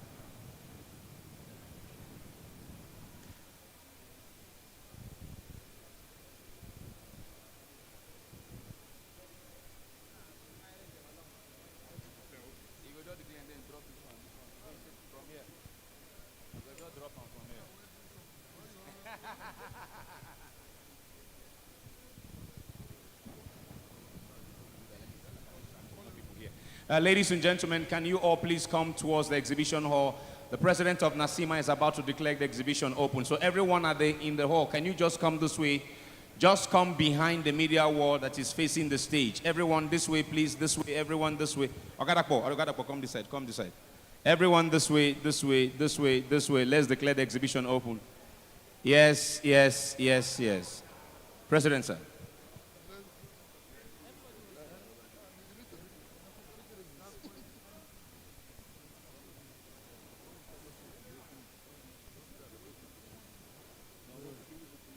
She can hold it so that I don't want to struggle.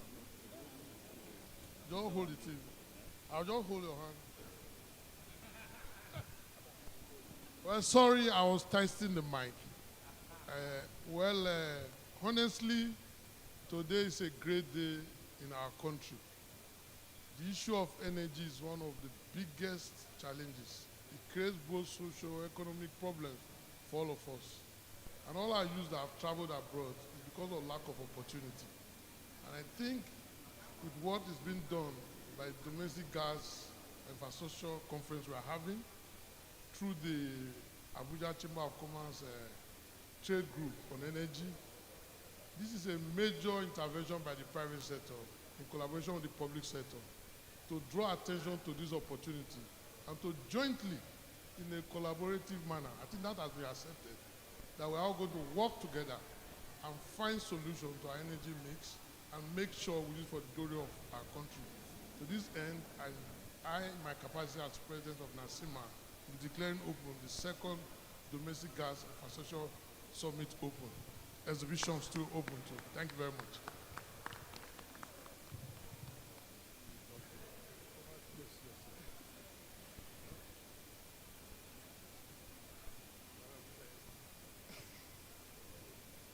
Hexagon Engineering.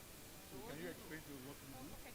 So Hexagon Engineering is an EPCI company. We're into engineering, procurement, construction, installation, fabrication, and calibration. From there, we work for the oil and gas sector, both the upstream and the downstream sector. Yes, sir. Layman. When you say EPC, upstream, downstream, can you make it a lot easier? Because you may have investors here who are interested in having knowledge about the industry. What exactly? How do you explain that to the market woman? Oh, okay. For EPC, engineering designs for field management. When you say procurement, we buy equipment from all over the world. We procure items for the oil and gas sector, sir. Yes, sir. Thank you very much, sir.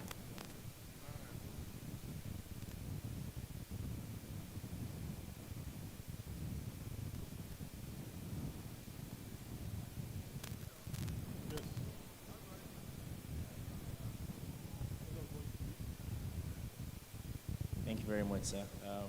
This is the Association of Local Distributors of Gas. And as the name implies, we are an association that brings together local distributors that are playing within the midstream and the downstream sector. So you don't necessarily even have to have a pipeline. So we have both virtual companies on virtual pipelines and those that have the physical pipelines. So we welcome you to leverage on existing membership of the association. We have quite a number of people already. Of course, there is improved visibility, connections for high-level projects that you want to do, and you can leverage on, like I said, our existing members, and they can always partner to work things together and make the best of the transactions. Thank you very much, sir.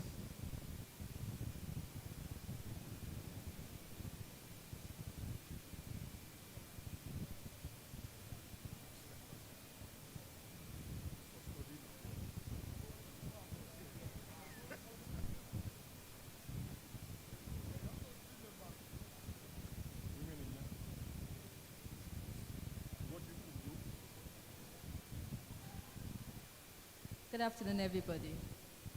So basically, our vision is just to support women that are into oil and gas, to make sure that they are equipped. You understand? And the vision is to make sure that the business of women, the businesses that women want to do into oil and gas does not just go down the drain. So we are here to just basically equip women.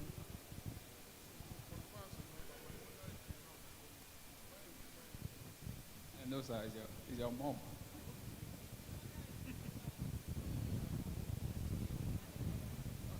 It's male. We need women. You are working here. Are you a female? Yes. Thank you. Good afternoon, everybody. Good afternoon, everybody. This is Nigerian Gas Association. We're the voice of the gas industry in Nigeria. Our main purpose is trying to get Nigeria into a gas-based economy. Yeah. So if you have any questions for me, I would like anybody here who would love to be a member to join the NGA and help towards the moving forward of Nigeria to a gas-based economy. Thank you.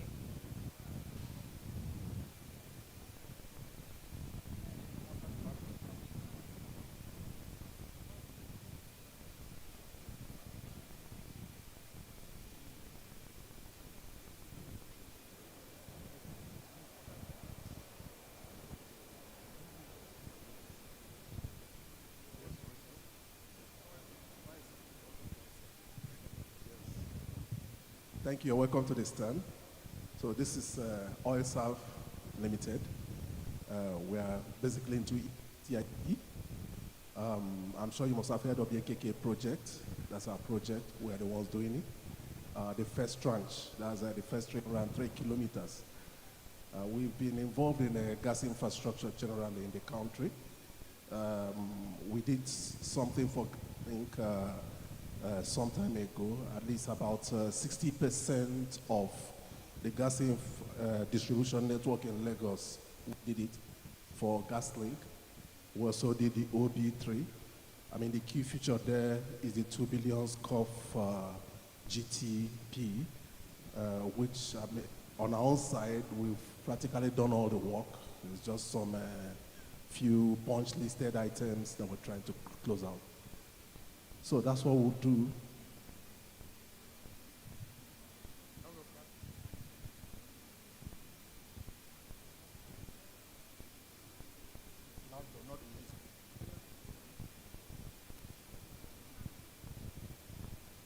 Okay.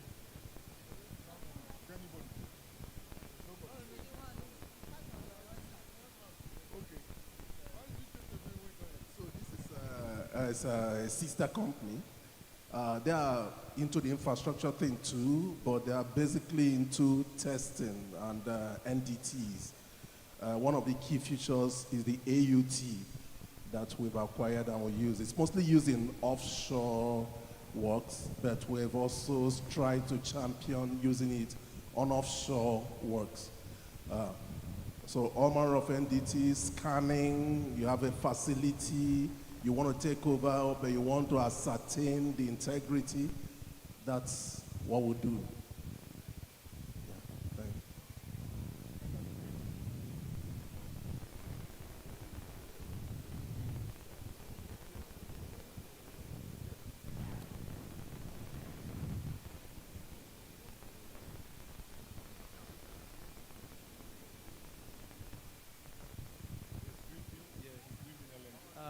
Welcome to Greenville LNG. So, liquefaction company located in Port Harcourt.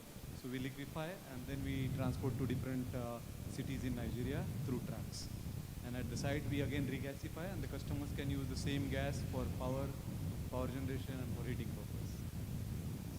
That's it. Thank you. Yeah.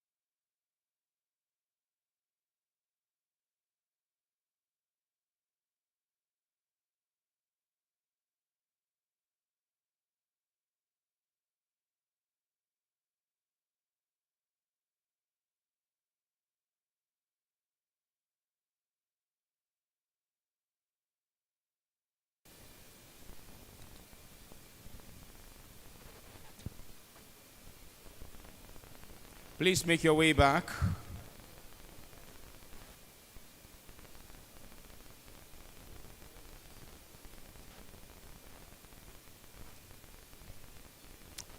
How is the implementation of the Petroleum Industry Act of 2021 impacting gas infrastructure? How is it helping to bridge infrastructure gap? How is it solving the challenge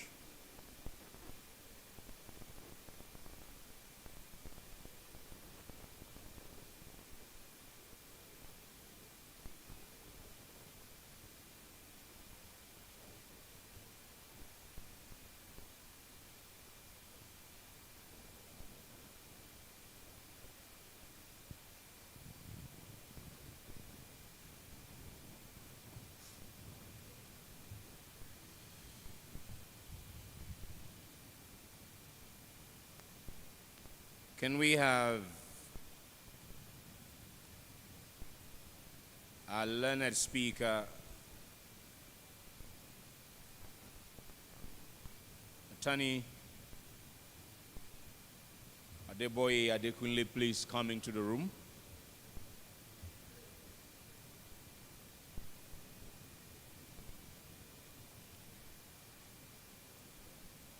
Jumoke Oyedun, where are you, please? Can someone get Jumoke for me?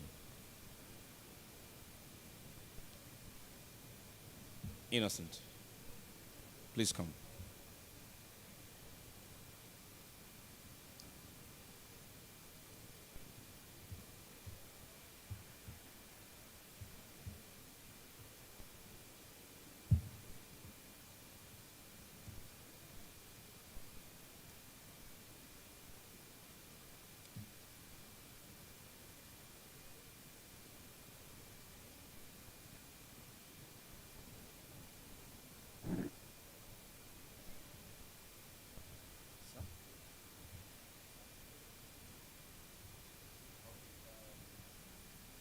Excuse me. Hello. domesticgassummit.org. On the homepage, you see the button that tells you to click. domesticgassummit.org.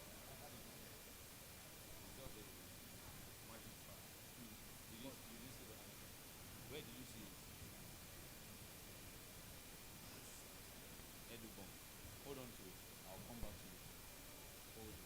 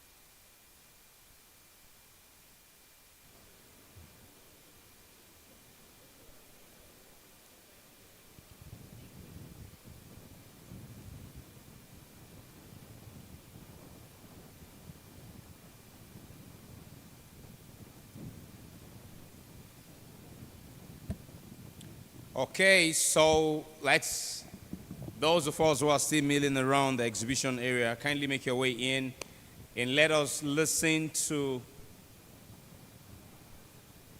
some experts who would give us insights into the PIA and gas infrastructure.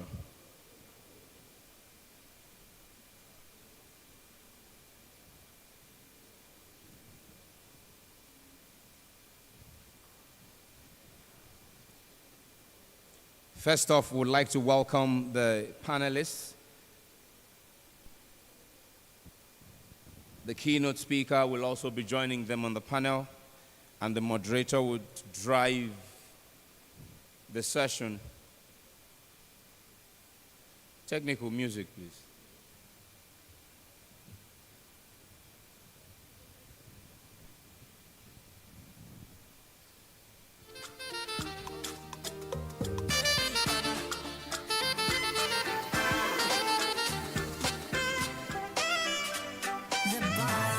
DJ. On Twitter, Instagram, and Facebook. At DJ MJGH.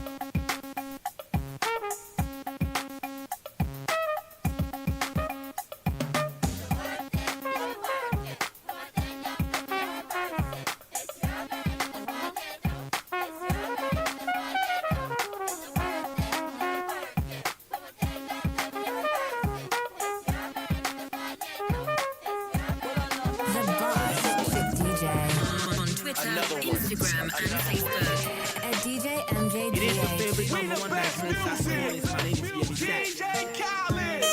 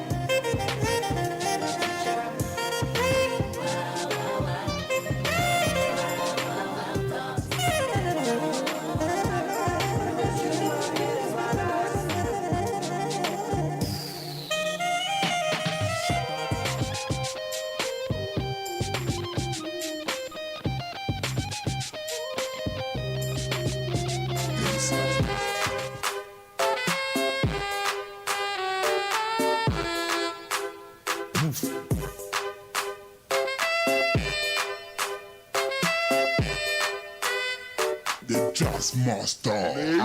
Easy, baby.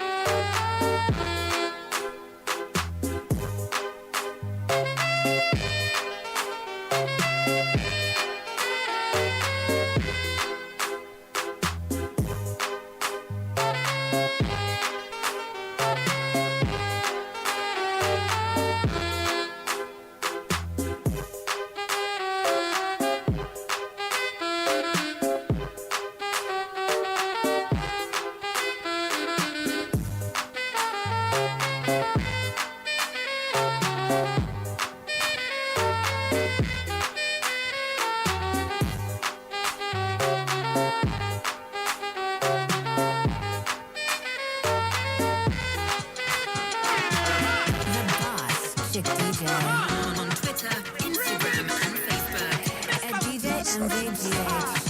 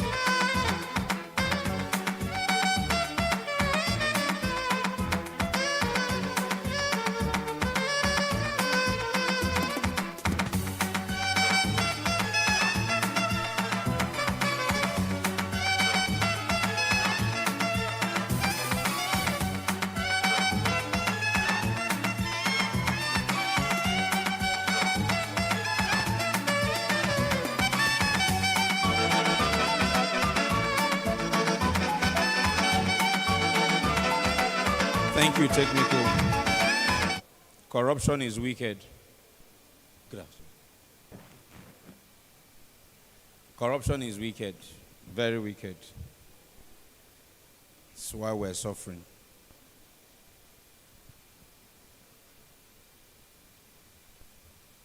Trying to get it all on my head. Okay, so welcome back. Again, we're looking at the PIA and gas infrastructure. Has it been a gold standard? Has it solved challenges? Has it created new problems? What has the PIA done?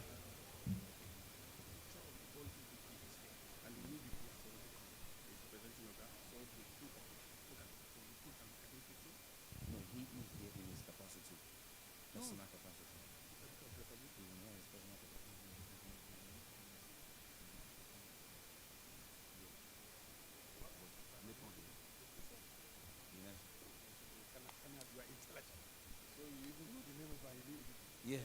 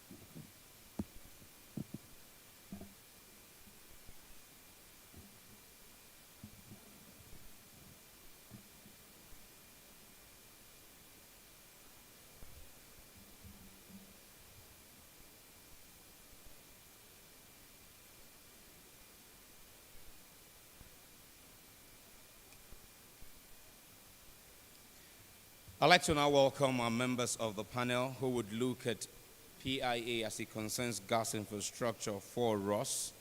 The PIA prescribed in some sections of that law fine for those who will still flare gas and gave them some exemptions where the flare is accidental.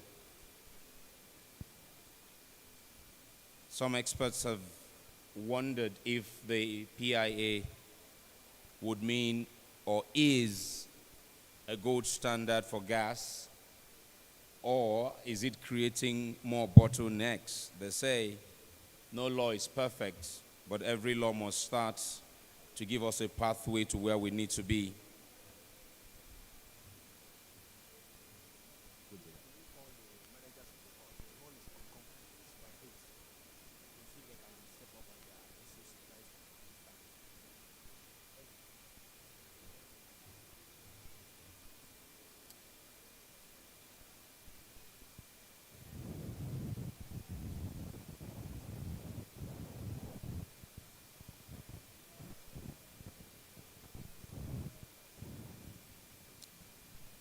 Facility manager for this ACCI Convention Center. Facility manager, if you can hear me, or if there's someone that works with you that can hear me, please, my delegates are hand-fanning themselves. That in itself is a distraction. Facility manager, please. Can you turn this place from the Middle East to Russia? We will appreciate it if we get it cooler. Please. Thank you very much. So I will just invite members of the panel and the moderator. Then the moderator will cue the keynote speaker, who will take his keynote and then join them back on the panel. And all the other members would then have a conversation around the subject of the keynote. Let's welcome immediate past Executive Vice President, Gas Power and New Energies of NNPC Limited. He is on our panel, Mr. Mohammed A. Ahmed. You're welcome, sir, to your seats on the podium. Come on, put your hands together as we welcome Mr. Mohammed. Joining him on the panel, would like to welcome Engineer Emeka Okwosa. Engineer Emeka Okwosa is the chairman.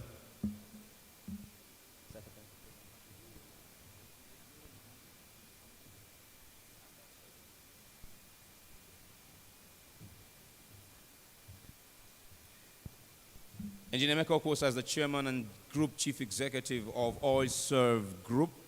He's not able to join us. He sent Chuka Eze. Chuka Eze is the MD of Fraximex, one of the subsidiaries of OilServe. Let's welcome to his seat on the podium. A warm applause for Chuka Eze. Joining them is the Chief Strategy and Services Officer for Axela Limited, Mr. Fisayo Duduyemi. You're welcome to your seat on the podium. Thank you very much. Joining them is the PIA consultant to the Nigerian Senate and director at Multi Oil and Gas Company Limited. Let's welcome Dr. Francis Adigwe. You're welcome to your seat on the podium, Dr. Adigwe. And I've seen him here all morning. Perhaps he will be joining us shortly. As I said, okay. And then our keynote speaker, principal partner, Estop Attorney, Estopel Attorney. Let's welcome Barrister Adeboye Adekunle. Barrister, you're welcome. Let's give Barrister a warm applause as he makes his way to the podium.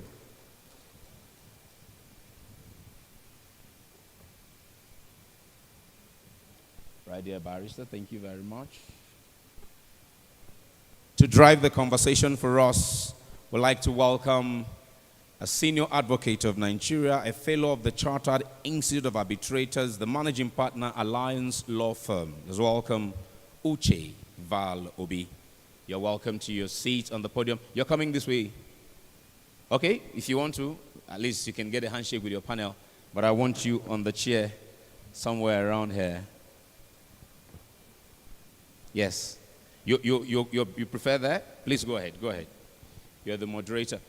Adigwe, Dr. Adigwe is, I'm sure he's going to join you when I step down, but the show is just from here.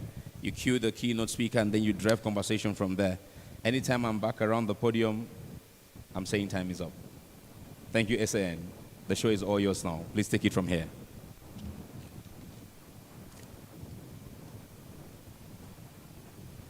Been using your other mics there.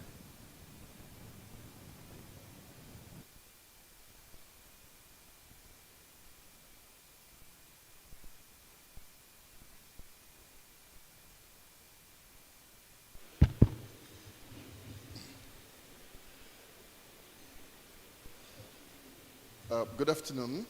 Ladies and gentlemen, all protocols duly observed. This is a late panel. We're coming after lunch, and we know the implication of that. Energy levels must have dropped a bit, and therefore we would not like to exhaust all the time that we have been given. It's supposed to be a 1 hour 30-minute section, but we have decided to recover the time already spent in the delays we had in the earlier sections. And our session will rather end before that period, probably within 45 minutes to 1 hour.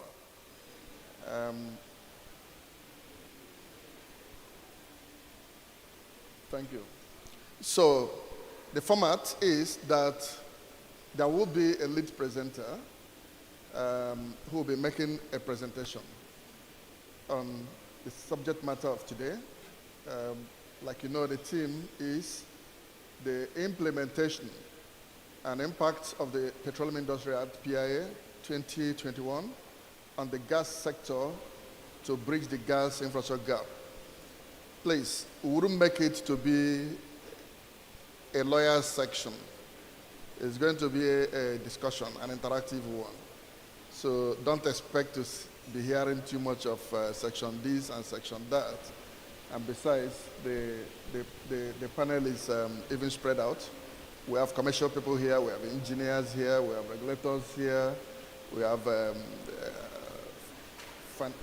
accountants and all manner of people here. So it's a discussion we promise you will flow naturally. And we ask you to please intervene at the right time and then enjoy the section. So I'll be calling on Mr. Adebo Boye Adekunle, who is the principal partner of Estopel Atmis, and he's going to make the lead presentation.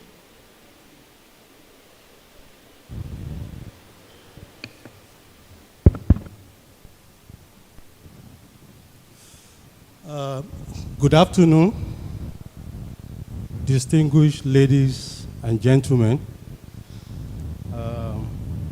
Let me crave your indulgence to stand on the existing protocol. Our time is fast spent. My remit is very clear to lay a foundation regarding PIA 2021 implementation. It is very important for me to say that some of the issues that I've planned to discuss extensively today has been covered by the presenters in the first panel, especially the Permanent Secretary. He has spoken extensively about the various incentives that are actually available through the PIA. Nevertheless, I think sometimes it's important to remind us of where we are coming from, especially in the oil and gas sector.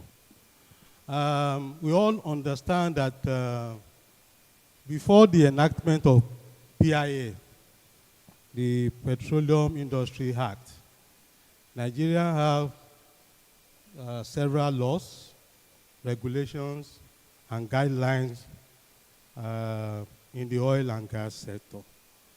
And there has been a consensus of opinion that those several laws actually created a lot of uncertainties, bottlenecks, and red tape in the oil and gas sector. The PIA was signed into law or assented by the President in 2021. And it's important for me to quickly run through some of the critical components of the PIA very fast. The PIA has 5 chapters. The first chapter basically set out the governance and institutional framework in the oil and gas industry, especially regarding the creation of authority and commission with 2 distinct responsibilities. For the sake of clarity, the PIA ensure that the duties of each of these organizations were clearly set out. Then we also have the second chapter, which is administration, which basically is there in the PIA to ensure a competitive market for the sale and distribution of petroleum product and natural gas in Nigeria. Then we have the third chapter, which talk about the host community. It is important to ensure that there is sustainable prosperity within the host communities. And the PIA ensure that certain provisions actually clearly set out some of the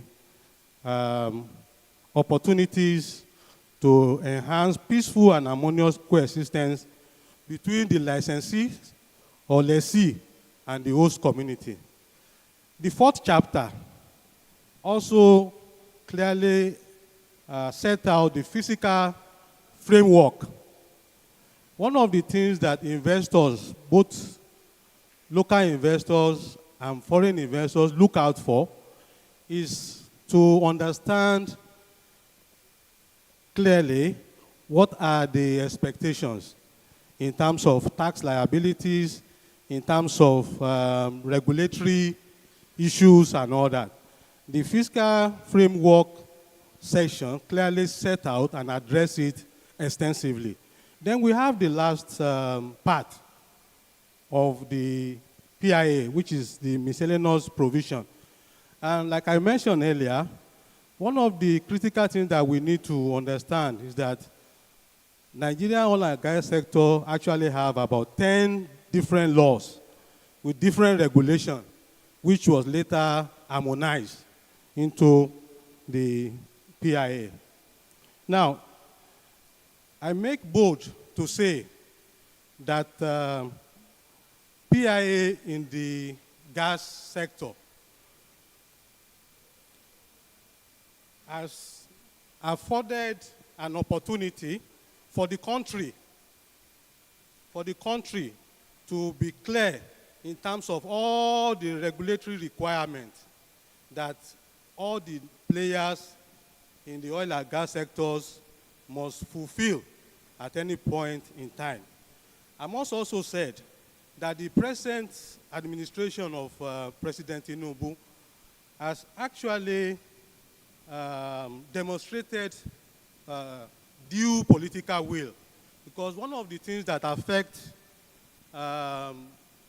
policy implementation generally is the issue of political will by the people in charge of the country. But the PIA, the president has clearly appointed a minister a dedicated minister for the gas resource sector as a way of demonstrating clear political will that this government is serious and is committed in ensuring that there is energy transition. It's also important for me to mention that there are other very critical provisions in the PIA, especially the establishment of the MDGIF fund that we all know, that is set up to ensure that companies that want to play in the gas sector at least have succor in tapping into the fund as a way of ensuring that they are able to play in the industry. I will quickly, without taking much of our time, like I mentioned, the issue of royalty has been extensively discussed by the permanent secretary. The issue of gas flaring, the penalties and all that has been also discussed. We also know that there is a 10 years tax holiday regarding any player that wants to invest in the gas pipeline sector. Now, to cut the long story short, the PIA 2021 has clearly sent a strong message to domestic investors, foreign operators, financiers, and international community that Nigeria is committed to gas transformation. Now, I've also read in the media a number of times where there are scathing criticism about the Petroleum Industry Act. And I want to boldly say that the Petroleum Industry Act, like any other legislation, is a work in progress. There is no law anywhere in the world that is perfect. There is always room for amendment. I must also say that there are a number of burning questions that keep agitating my mind in terms of the implementation of the PIA. It's been 2 years that the PIA was assented, and I will want to ask, is PIA 2021 on the way to meeting its objectives? I'm also interested in knowing, is the PIA working out in practice as intended, or is it revealing one or two unintended consequences in the implementation? Now, we need to start asking the critical question. Are there things that we need to do differently at this point?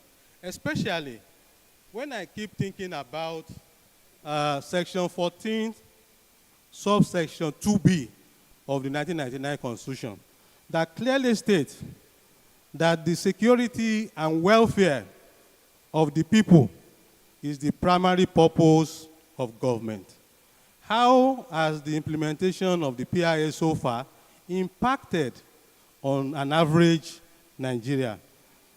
I also want to say that at this point, do we as a country need to revisit our step and start thinking of whether we need to make some honorable compromises in terms of the implementation of the PIA so that an average Nigerian can actually feel the impact of the implementation.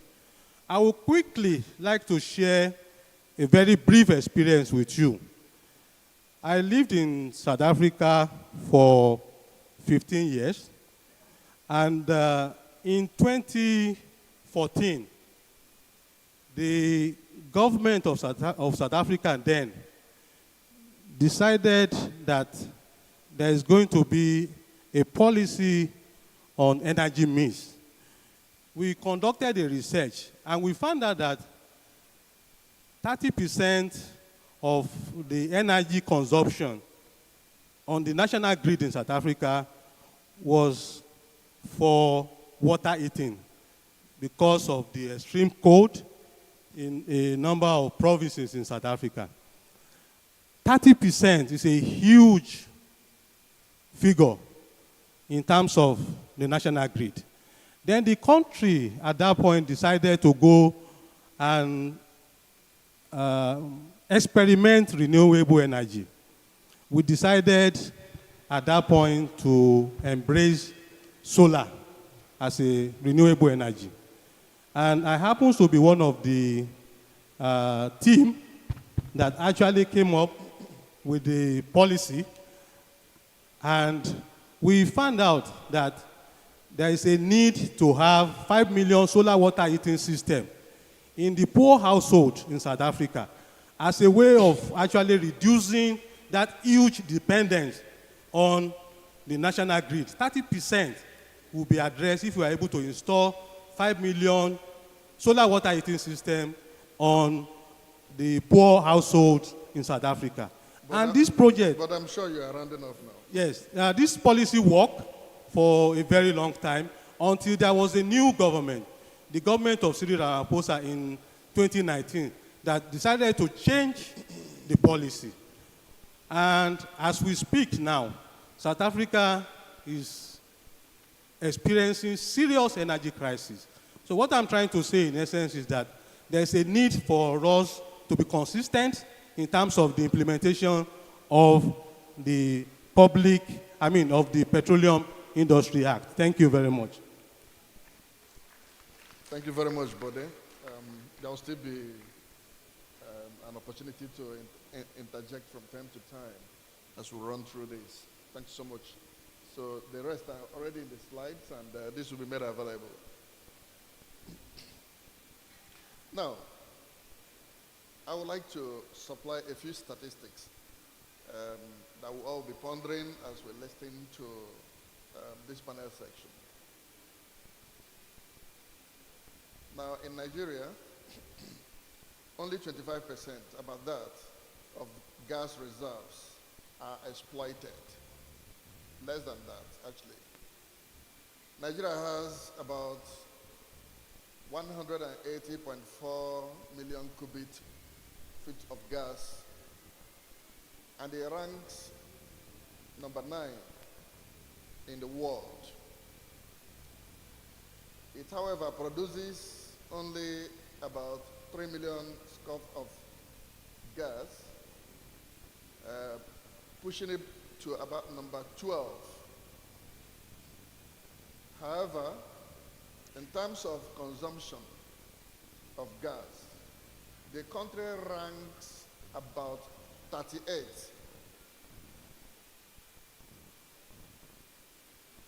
In the world, as it consumes only about 65 million scf annually.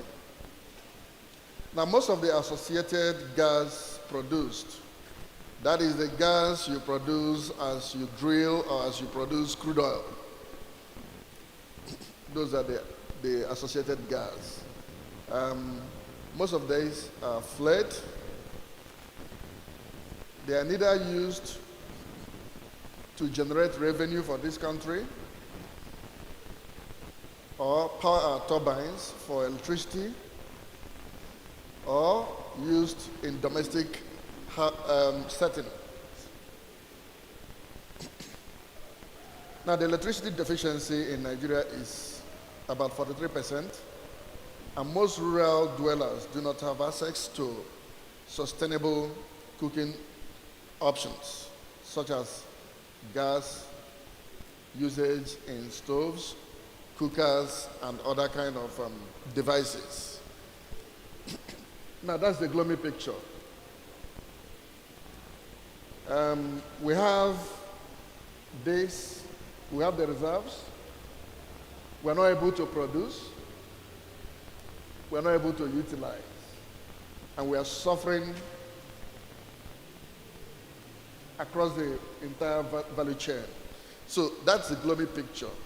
That sets the stage for one to ask a common question. Why should Nigeria explore its gas reserves optimally? and utilize it optimally. And I would like the panel members to just take like a minute or two to say whatever they want.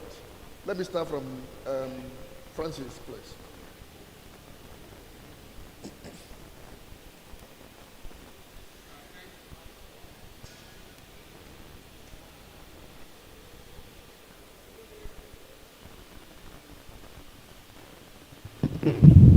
Okay, thank you, Mr. Moderator. This issue which moderator has raised is one that has plagued the development of all aspects of the Nigerian gas sector for the past 20 years. When we set out to make the PIA through the process of the PIB, this question was on the front burner. And the initial approach was to develop a policy, the Nigerian gas policy, that will address some of these issues. And then share this policy with investors, consumers, and the general public, and ensure that they have their buy-in, and then we can translate them into a body of law that will guide or that will superintend and regulate the development of the gas sector. Now, while we were making the gas policy, we also thought about the issue of gas commercialization. And then the government said, okay, we could develop a gas commercialization policy which has founded the current gas commercialization program. Now, the program has succeeded, gone through all the processes, and now we had certificates being awarded to various companies that are involved in the gas commercialization scheme. Thank you now, very much. There's a need to conclude this process, and for those who have won the bids to come into play so that commercialization can be put on the right footnote. Thank you. Thank you very, very much. Mr. Ahmad, I mean, you have always been a proponent for energy security, trying to really utilize our gas. You have always stood for this. You've also thought that there should be job creation if things are done well, and a lot of things around this. Just a minute or two, can you please comment on this?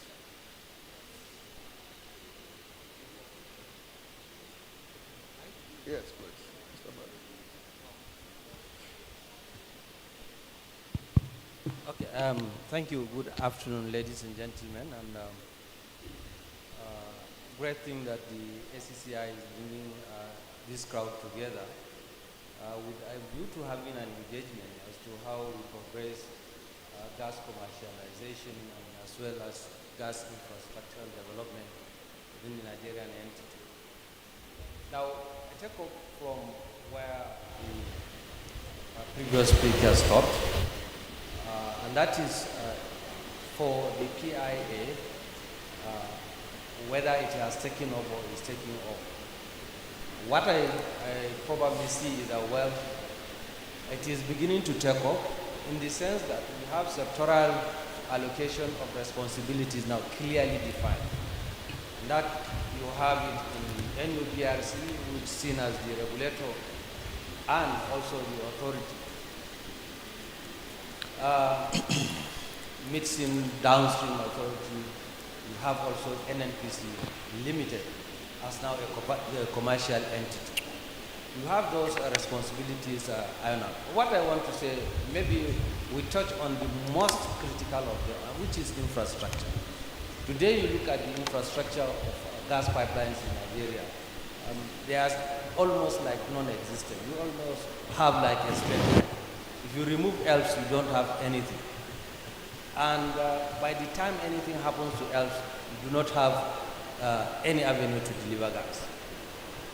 The PIA has said that it has encouraged people that come and invest.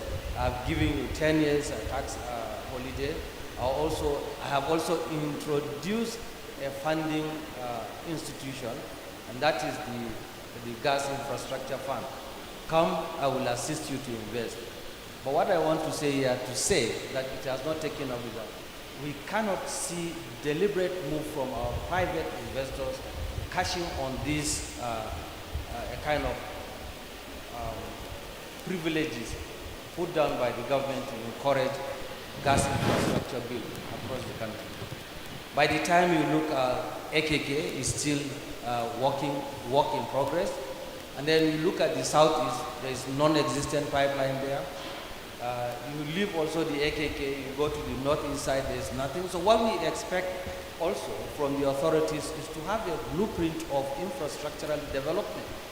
Hitherto, NNPC was saddled with that responsibility, but today the NNPC cannot take up that responsibility for planning. It can only take responsibility for investment as an investor to drive benefits from it, increase its revenue, profit sharing, and so on and so forth. However, the authorities are supposed to now develop a plan that will say, okay, by X year, we need to see a pipeline spring up from point A to point Y. And these are the incentives I'm going to give. And then also, we go back to the southeast, do the same thing. You also look at the other side of the southwest to northwest, that is Ibadan, Ilorin, Jebba side. There is technically no pipeline there. So that is another huge line of investment for those who would want to. And I believe the PIA in coming up with some of these incentives have this at the back of their minds. So what we need to do is for us as investors to come up with clear-cut project, if you like, implementation strategy, funding strategy, and as well ask for policies. If they are not enough, for more policy incentives to enable us produce. It is only when we do those that we can see to the implementation of this. I would also like to add that the upstream man cannot invest as much as he would want to without seeing appropriate tunnel where he will send in his gas through to his customer. And the customer there that is to build the industry can also not invest to build up that industry if he cannot see how that gas that he's looking for to propel his machines is going to get to. So you can see there is a whole lot of relationship, synergy between this and others. Probably let me stop here so that I don't. Thank you very much. Now, you mentioned something, and that is key to what we have to discuss here today. Huge infrastructure deficit in the gas sector.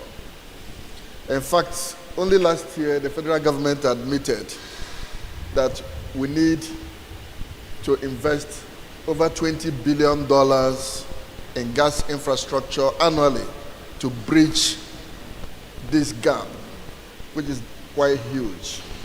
And that's food for thought. We have two people here who are involved in infrastructural development in the gas sector. They do pipelines and gas, other kind of gas lines and infrastructure. They equally finance them and all that. We have two of them here, and I would like them to talk a bit about this. Chika, gas infrastructure. How do we begin to address this? All right, thank you very much, the moderator. Let me begin by thanking the organizers of this program for setting up this forum. Coming back to the question, the gas infrastructure deficit or gap that we have in the country, Mr. Ahmed has laid it clearly. There are, if you look at the regional sector in Nigeria, if you take away the EPS, which is the Escravos Lagos pipeline system, if that is out, You don't have anything in the north, you don't have anything in the east. So putting it in perspective and in statistics, we have about 2,000 kilometers of gas infrastructure, pipeline gas infrastructure currently. We need about 5,000 kilometers of gas infrastructure to meet the growing population and energy demand in the country. So that has set it very clear, the cap of deficit or the gap that we have in the gas infrastructure. OISAV Limited, the company that we represent, has contributed immensely in building this gas infrastructure in Nigeria. Talk about the OB3 pipeline that's taking gas from the Obiafo in River State to Oben. We constructed the segment A of that pipeline, which is about 64 kilometers. It's been energized and commissioned, waiting for the other segment to complete so that that segment can be true. We have also contributed, currently building the AKK Ajokuta Kaduna pipeline, segment 1 of it. Currently, by the time it's finished, it will add to bridge the gap of infrastructure that we have in Nigeria. That's on the transmission system. On the distribution system, working together with Asala and Wando in the past, is 65% of the gas distribution network in Lagos State was constructed and built by OISA. And we are beginning to see the enormous benefit of having these infrastructures in place. One, it generates revenue, it creates job employment, it provides the needed energy for the manufacturers to power their system and make us a manufacturing nation. It provides the required energy that we need to innovate and stimulate the economy. Talking about the gap, Dr. Ahmed mentioned that the upstream players cannot or is unwilling to invest in extracting or exploring on these gas reserves. We have been sitting here since morning and other conferences talking about the huge reserve of gas we have, 209 trillion. We are sitting on top of it. Why do we have to ultimately utilize it? Because we have it. We have it, we have to utilize it. We have need for it to solve our social and economic problems. So we are the bridge that we bridge the gas source from where it's been explored to the consumer, be it the manufacturer that are going to use it or the individual that are going to use it in terms of building this infrastructure.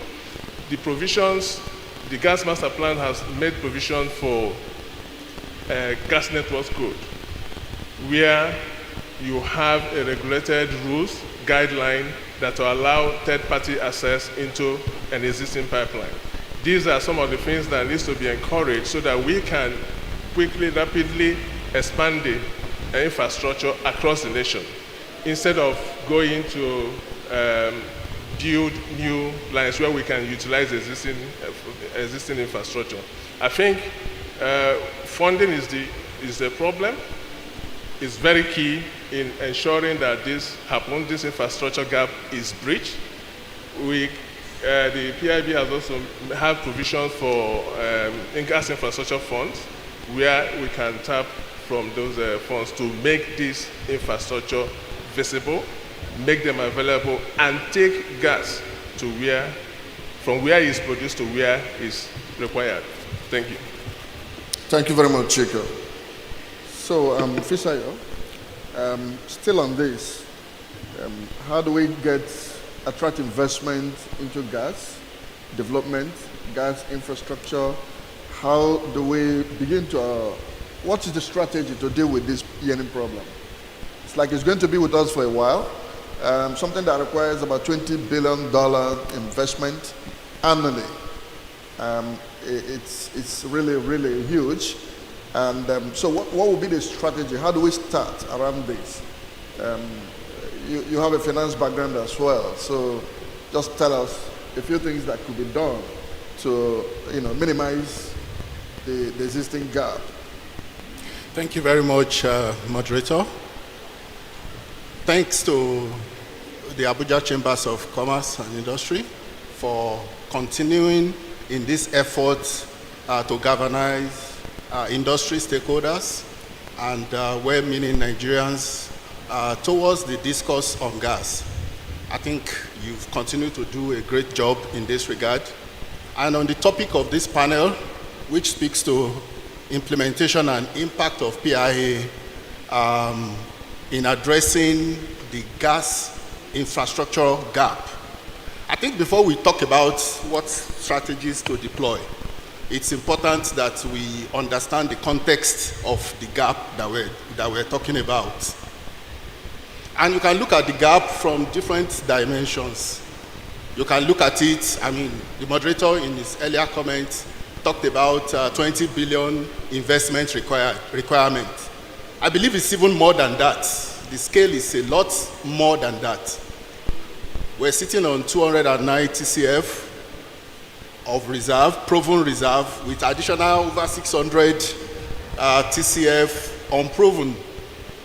And yet, our gas demand is a paltry sum of maybe 4.5 BCF per day. It's really low. We're not yet scratching the surface. And talking about dimensioning where the gap is, I think the first for me would be to look at our electricity per capita in Nigeria relative to other African countries. For Nigeria, the statistics shows that we have like 143 kilowatt hour. Relative to average of other African countries, excluding South Africa, which sits at 180 kilowatt hour. Meaning we are even behind the rest of Africa, and we are the giant of Africa. Isn't that strange? When you look at South Africa, my other panelists spoke about South Africa earlier. South Africa per capita, electricity per capita is over 6,000 kilowatt hour. But we must do something about it.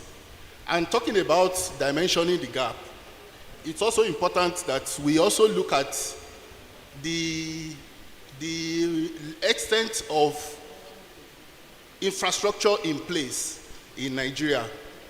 The first panel session Emeka spoke about showed us a picture of India electricity grid versus Nigeria's electricity grid. And that's very instructive because it helps us appreciate where we are relative to other emerging economies.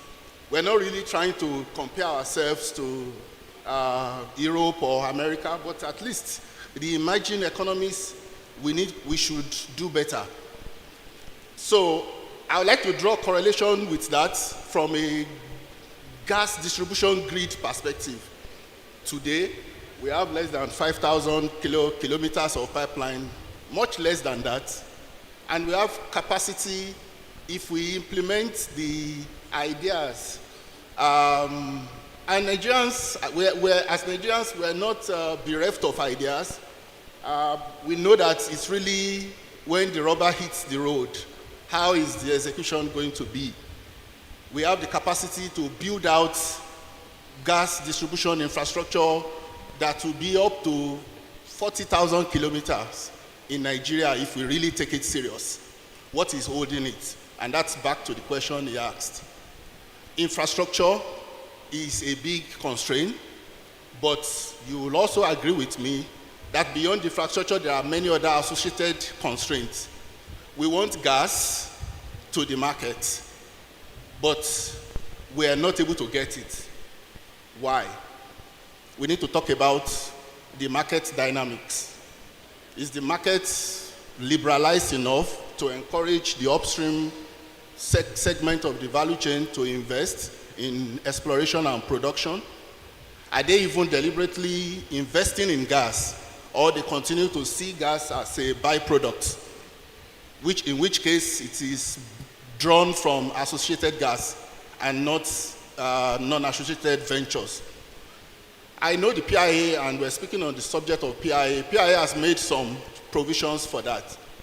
It's important that we look at it as a full ecosystem, not addressing supply alone, but looking at the entire value chain.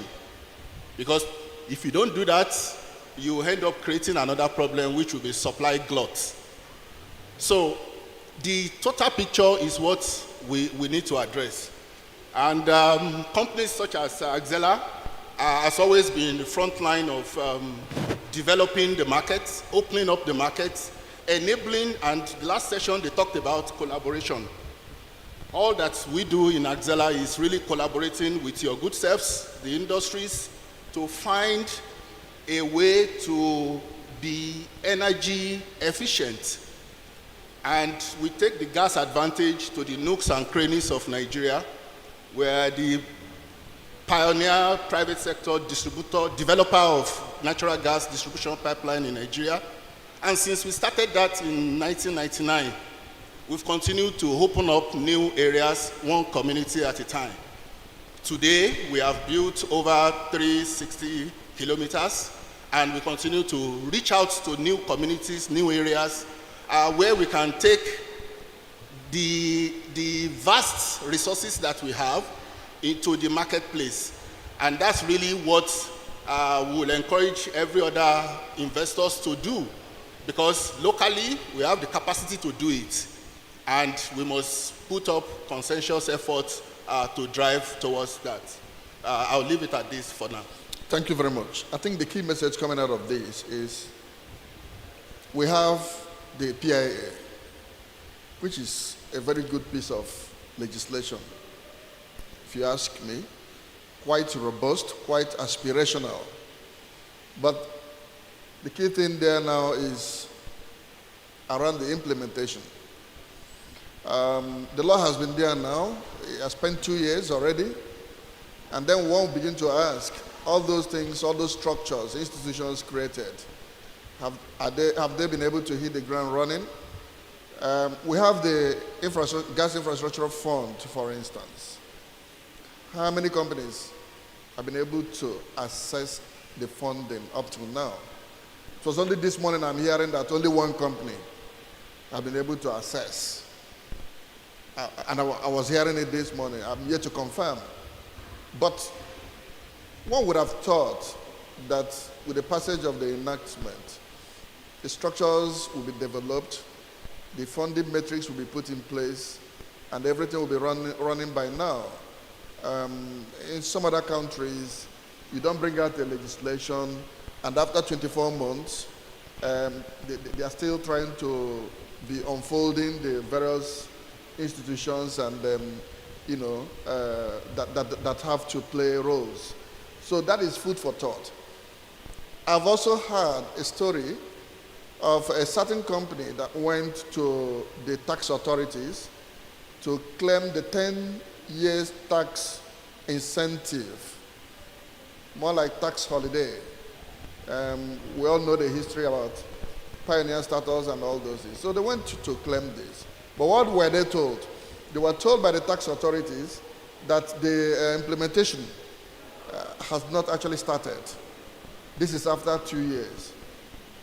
Now, if you are a foreign investor, ladies and gentlemen, if you are a foreign investor that want to play in the gas sector of Nigeria, and probably you have been able to download the PIA, and after reading that, you would draw some kind of strength, thinking that probably we are about to get it right. We have good policy, we have good law, where international developmental institutions took positions that they are not going to come and invest in Nigeria.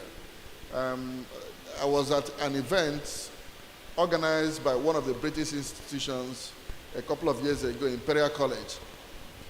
And there I saw a certain lady who works with one of the top developmental financial institutions. And she said she had $10 billion under her for Africa. And I was excited. And I said, so madam, how much will be coming to Nigeria? You know, we're a big economy or whatever. She said she wasn't sure. Because around that period, Nigeria was debating the issue of devaluation or non-devaluation. And she said that if she took a position and brings in the money here, and brought in the money then, and then maybe less than a quarter of a year, the country announces the devaluation, then the whole investment would have been completely compromised and eroded. And then, so it makes people very, very circumspect. And this is a message you must go and tell people. Our policymakers are supposed to be sure-footed. They are supposed to take implementation seriously. Whatever you put and codify as law of a country should be taken seriously. I think that is the primary concern being expressed here, and it's been done in so many ways. And so we cannot begin to talk about and seriously a pathway to addressing a large infrastructure deficit when we do not, as a country, promote a culture of certainty. People must see semblance of certainty to take far-reaching economic decisions. It is on the basis of certainty that people can run their economics, the fiscal regime, the governance, and every other thing. Otherwise, the process, the project can never be de-risked. Anyway, so that would be my little bit of contribution to this, and it's something we thought-provoking. But we'll be going to another aspect, and that is gas pricing regulations. As a country, we have in the PIA segmented pricing regimes. If it is for power, gas will be sold at this amount. If it is for domestic use, gas will be sold for this amount. Then there are other ones. So, at what point would a discerning investor be able to know the break-even point? And if you legislate pricing in your statute, and probably market dynamics make it impossible for the producer, the distributor, or the seller of gas to break even, the person will feel that it cannot be a sustainable business to be selling at a price enshrined in law or regulation which does not meet the cost of production. So, and this is a country where we're also talking about deregulation. It's also a country where we are talking about the removal of subsidy. If you enshrine a pricing regime that does not meet the market conditions, means that somebody is going to pay the price of the shortfall. And that is an automatic case to reopen discussion around subsidy. So, can we, in all honesty, to say we want to eliminate subsidy in the industry, and we also, but however, we have a regulator of repute, somebody who has seen it all in that space. And back to you, Mr. Mark. Pricing regulation. I know that all those NMPC and the sister agencies believe that there is a case for pricing regulation because of the sensitive nature of gas. But in the context of all that we are expressing here, can we know your thoughts?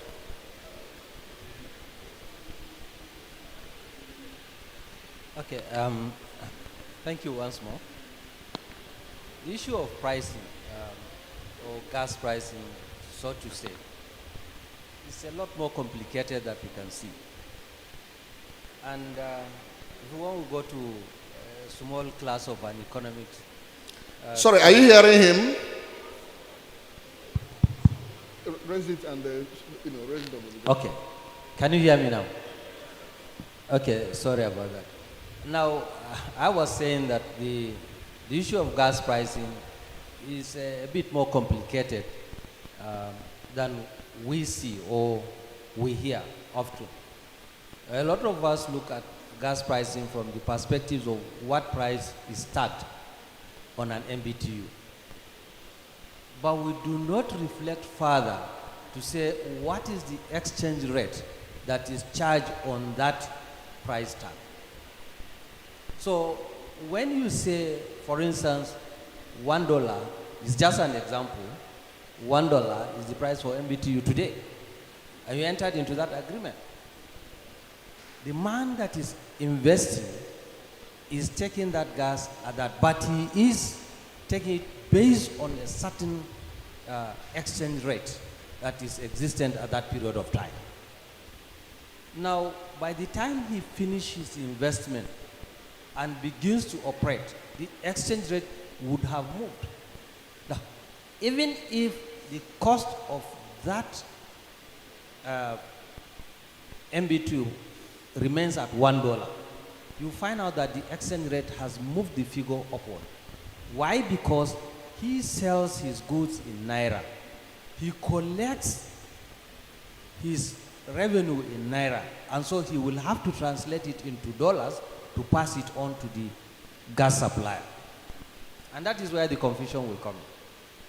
The gas supplier would not want to hear you that the exchange rate has gone up and you want to ask him to come down to 40 or 50 or 70 cents. That will not exist. The second factor here is that when you say there is price segregation, of course there is. The government, I sympathize with the government, I must say.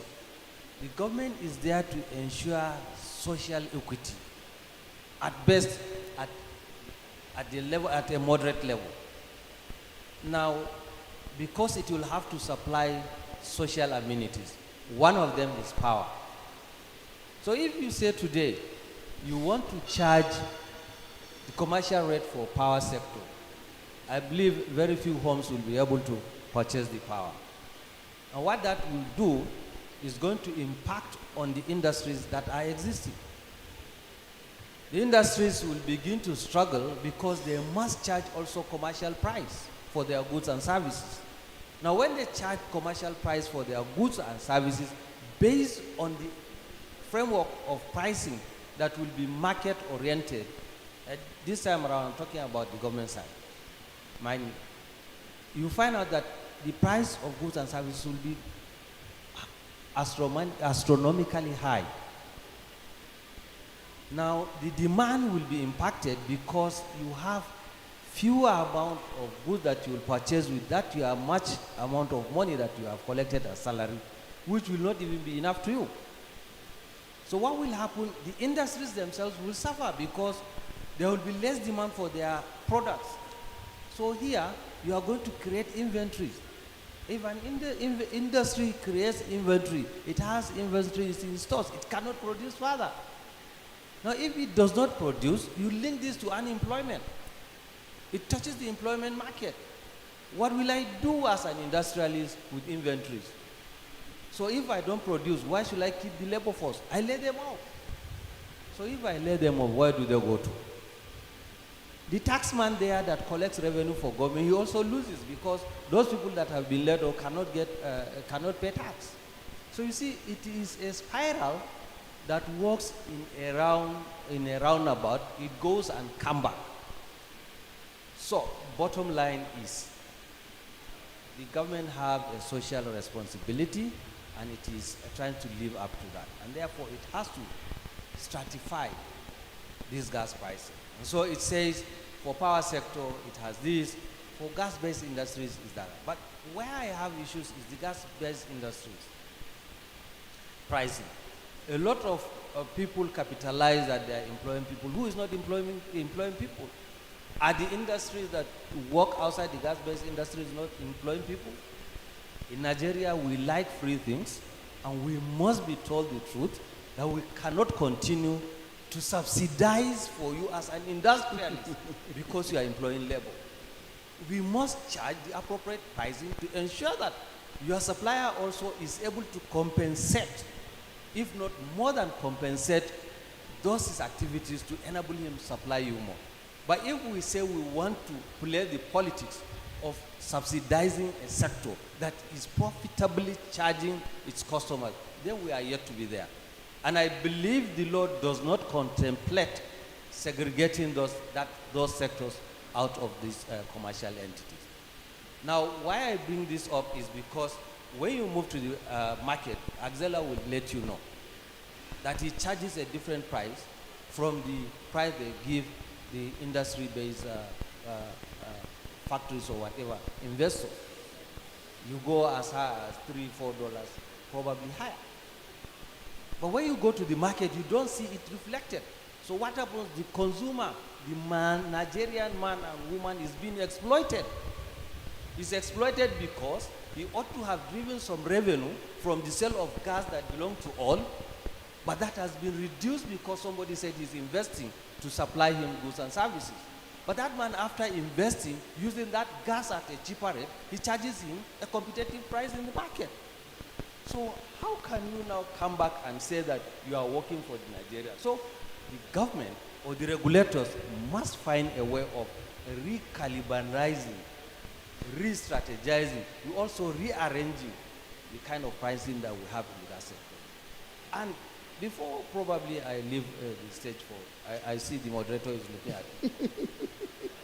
When you look at the commercial customers around the Lagos end, and Lagos, Shagamu, Ogun State, you go to them, they tell you that they are charging a fairly competitive price. The gas aggregator is seated there. They struggle today to ask the suppliers to sell gas to those people that cannot pay that kind of price. So you have to force somebody to say, okay, I need you to supply the domestic market. Which of the domestic market? Power or gas-based industry? Those producers will be struggling to say yes. And even if they say yes, they will be reluctant. They go roundabout and sell that same gas to somebody that will pay them more. Why? Because they have to compensate their investment. So why do we deceive ourselves? Let us tell ourselves the truth. Let us go back to the drawing board. Let us look at ourselves and tell ourselves, look, if you want to invest on a gas-based industry, come up with your project. Let us see it. Let us have a realistic price tag on the gas as your input. And also let us see what kind of price you are going to charge per product that you want to put into the market. So that when we come to the market, we should see what we are supposed to see. Not when we go to the market, you buy something for 5 naira. Tomorrow, next tomorrow, it is 20 naira. And nobody says it. But when you go to ask for price for gas, everybody says, no, this was the agreement we entered into. You cannot increase the price for gas. So how will the producer of gas produce the gas for you? I think I will leave it at that. Thank you. Thank you very, very much. It's coming from a certain background that is within the domain of what we call energy justice, the fairness principle, and other kind of things to take into account in ensuring that the price for gas is fixed by regulation to such an amount that can allow the economy run. But however, before I go to the next speaker, panelists to comment on this, I wish to point out one thing, one flaw that could also be taken back to the regulators or the government-facing companies to drive this. And that is this. There are sometimes JV partners, and also sometimes they own the acreage that produce both crude oil and gas as well. From what I have asked, some industrialists that are dependent on gas and gas byproducts in what they do make me understand that they pay the price benchmarked in the dollars. In other words, if dollar is going up, they pay more. Although they will be asked them to pay in naira, but the naira has a lien, it's layered on the dollar exchange rate. So the man who buys at that rate and who now wants to produce a product to be sold will also find it difficult not to sell at a higher price. So these are some of the balancing act we must also put in the mix. As we see proponents of energy justice, there should also be a way to see through the facade. I see somebody standing, and that probably is there to tell us that our time is nearing up. So because of that, I will just leave this issue without asking Fisayo to say something on it, and go on one other item, and that is the environmental provisions in the PIA. It provides for certain penalties against certain infringements on the environment, and one of those will be against gas flaring. There are penalties there. I just want to fire a direct question. Are we happy with those penalties? In some ways, some of them look as if they are a slap on the wrist. What have been imposed as penalties were things those committing the breaches can easily pay and continue to flare gas. So, Dr. Francis, are you happy with the provisions in the PIA and the penalties for gas flaring and similar kind of breaches and infringements? Do they have adequate deterrent effect? Thank you very much, moderator. The issue of gas flare penalty is something that government has been concerned with, because over a long period of time, it doesn't seem to be working. The companies don't mind paying the penalties. So government had tried to look for several ways to circumvent the issue of gas flaring, going beyond penalties. For those of us who are watching the news, just yesterday, a court in the United Kingdom, in London, delivered a judgment in a case that would have practically sank the economy of the Federal Republic of Nigeria. And the matter was that government signed a contract, an agreement with a company called P&ID. The content of the agreement was that, okay, we will give you wet gas. You will process the gas, take the gas liquids, and then deliver the lean gas to government to power to supply to the power industry, while you take the liquid. And then government did not deliver any gas to the company. The company did not build any facility to take the wet gas. And then the matter went to arbitration. And from arbitration to the law court. And Nigeria was fined from the arbitration $6.6 billion at an interest rate of 7%, which ballooned recently to about 11 point something billion. If we had lost that case in London, perhaps many of us will not be here today. Absolutely. So, would have been bankrupt. Yes. So that underlines the issue of gas flaring. The efforts government is making. There's a need to just go beyond the gas flare penalties. Okay, so now you are talking about government. Let me also throw in something. Does the National Assembly have any role in ensuring adequate implementation of the PIA? And take it further and tell us give us an insight into the legislative agenda of the 10th National Assembly. Thank you. Of course, we know that the current National Assembly, the 10th Assembly, was just inaugurated recently. and they are taking out time to do screening for the ministers and all that. It was only on the 11th of this month that the committees were finally inaugurated, and we were asked to help them to develop a legislative agenda for the 10th National Assembly. The reason for the oversight, because the role of the National Assembly is to provide oversight, lawmaking and oversight. A law is like father and mother. When they give birth to institutions who are the offsprings, you cannot just give birth and allow the offsprings to just be wandering about. You have to keep supervising them to ensure that the purposes for which they were set up is also achieved. So National Assembly is developing this agenda to ensure that the agencies do what they are supposed to do.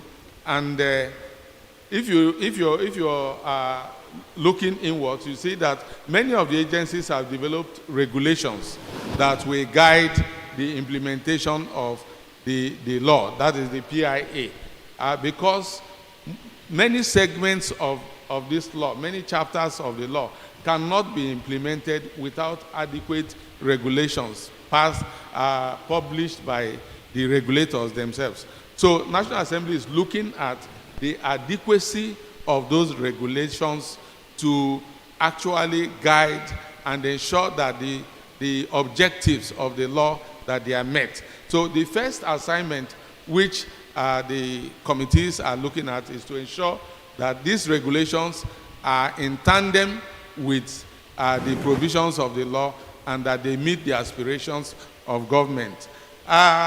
We are particularly concerned with the midstream and downstream infrastructure fund. I remember about a few weeks ago, myself and Mr. Chinedu Maduaka, we had the opportunity of sitting with the director in charge of the fund. And we asked him, say, why have you not started work? I mean, what is holding you back? And he told us, you know, a lot of issues which they encountered with setting up the fund, and that they are just about to kick off. Now, National Assembly in the agenda is going to be looking at the operations of that fund. We've also had issues relating to host communities, gas flaring in host communities. So we've done, under the auspices of the commission, we've done sensitizations on the kind of projects that can be developed by contractors and persons in the host communities to ensure that this, the gas flare out program succeeds. So that is very much in the agenda of the legislature. Thank you very, very much. I know you will always like to go on and on and on and on, but it's quite comforting to hear that we have a proactive national assembly. Let me just Mr. give you Ahmed, one please go thing here, ahead. please. Yeah. I think at some point we need to once again tell ourselves the truth. We have always had laws. We have had regulations. We also have regulators. But those things don't work. Why can't we ask ourselves, what is it that we are doing wrong? National Assembly, okay, fine. What will they do? Oversight, they will only visit the site. And so what? They give them report. So what is it? We need to do tangible things that will bring up results. So long as we cannot do that, we will not go anywhere. And one of them is, yes, is gas flare, for instance. I have given you a license to operate a gas flare, whatever. I'm giving you 3 months. If I don't see physical infrastructure there, consider it revoked, no matter who is involved. And in addition to that, you are also going to pay me for wasting my time by us telling me that you are capable of doing this and you don't do it. I have given it to you, you have not done it, you have wasted my time, so you have to also compensate me for that. So except if we take drastic measures to punish those who are supposed to do what they are supposed to do, we can't get anywhere. And then secondly, these organizations and as well the ministries or whatever, they also have a function, a role to play. As a director, for instance, you are assigned this responsibility. You don't wait for the National Assemblyman to come and ask you, why have you not done this? If you can't do it, for God's sake, resign. If you cannot resign, your minister should ask you questions and lay you off. So except if we take this strategy, radical strategy, to ensure that this economy we call ours is developed, we will not get anywhere. And we'll keep talking and talking. Thank you. Thank you very much. So that's the much we can take today on this panel. We're open to a few questions if there are any. Otherwise, I think there's a hand up. Let's just engage the audience for a minute or two. Just not more than 2 questions. There's a hand up there, please. Yes, please go ahead. Go ahead. Yeah, gentlemen. Yes, go.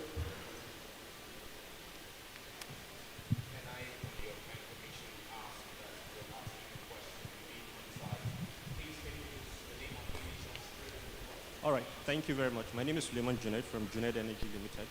My question is regarding price stability in the gas markets.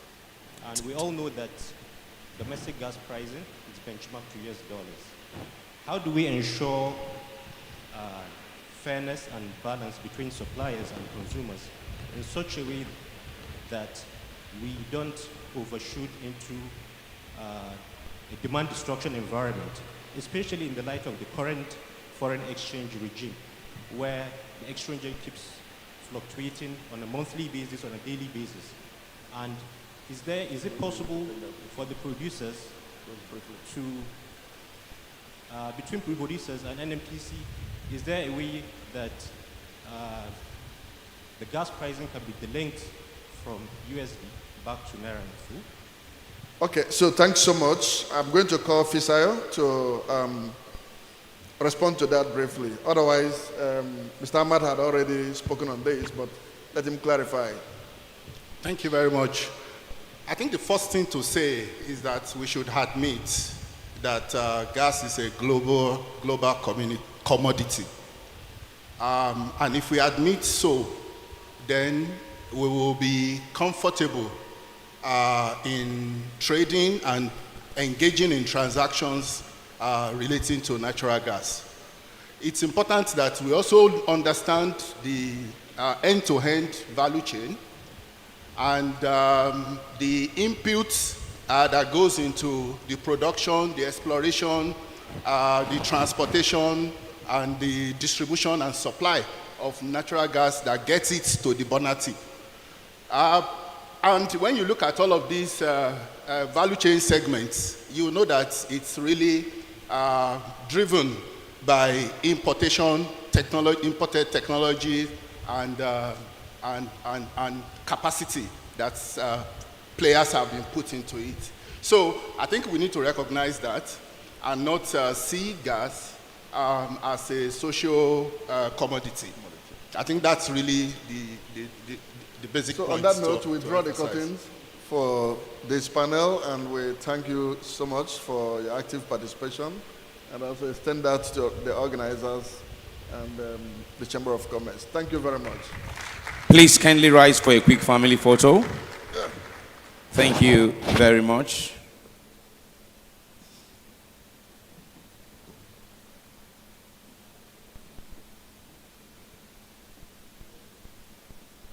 Can I have Mr. Chiedu on standby to present our plaques of appreciation to them once we're done with the family photo? We'd like to begin in the order that I have it on the program. I'd like to begin in the order I have it on the program, which will be begin from Mr. Ahmed, then to Ms. Engineer Okwosa. Chiedu, where are you, please? Where's Mr. Maduako? Is he not in the room? Mr. Maduako? Just hold on. Chinedu.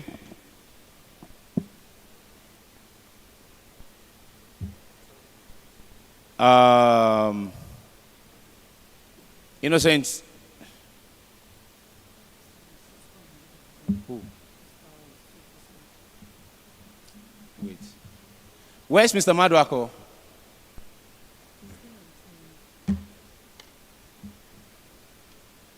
Oga, can you do me the honor, please? Let me present this to them, please. The show must go on. Okay, Chinedu is here. Chinedu is here. Thank you, Maoga. Thank you for your magnanimity always. Samaduako, I would send you an invoice for this delay. Yeah, because in my business, the show must go on. Please bring it in the order that I said. I want Mr. Mohammed Ahmed, Emeka Okwosa, Fisayo. I have Emeka Okwosa here.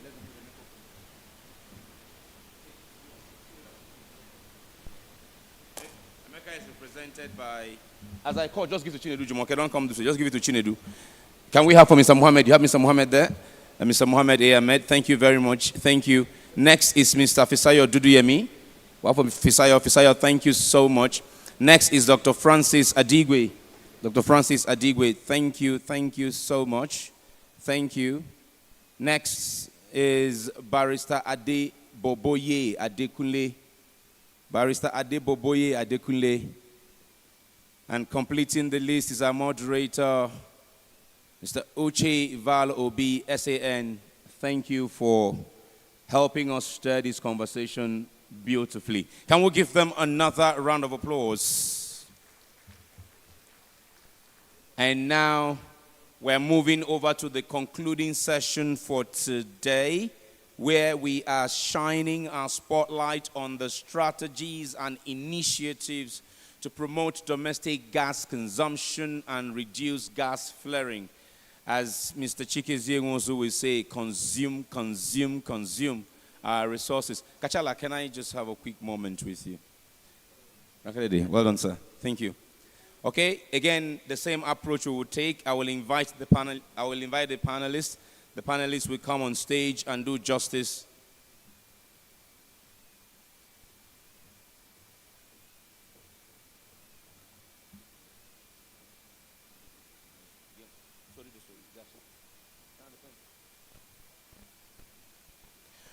Okay, let's begin by what is Mr. Janice Anyanwu in the room? Janice Anyanwu. Okay, I'd like to welcome the Group Managing Director and Chief Executive Officer of MG Valgas. He's on our panel. Let's welcome Mr. Godwin Izomo. Can I put the hands together as Mr. Izomo takes his seat on the podium? Mr. Izomo, please. Mr. Izomo takes his seat on the podium. Thank you very much. Joining Mr. Izomo is the Chief Executive Officer of Uplift Consultancy and a former COO Gas and Power for NNPC. Let's welcome Engineer Yusuf Usman. Engineer Usman, you're welcome to your seat on the podium. Joining them is Igwe Justice Ezala Esquire, the Managing Director, NNPC Gas Marketing Limited, represented by Executive Director, Commercial and Business Development.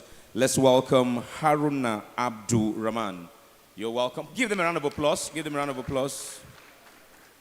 Joining them is Dr. Joy Ogaji, Chief Executive Officer of Association of Power Generation Company of Nigeria. The highly esteemed Dr. Ogaji. You are welcome. Let's give them a round of applause as they make their way. Joining them is the General Manager Operations of the Gas Aggregation Company of Nigeria. Let's welcome Mrs. Yetunde Odejobi.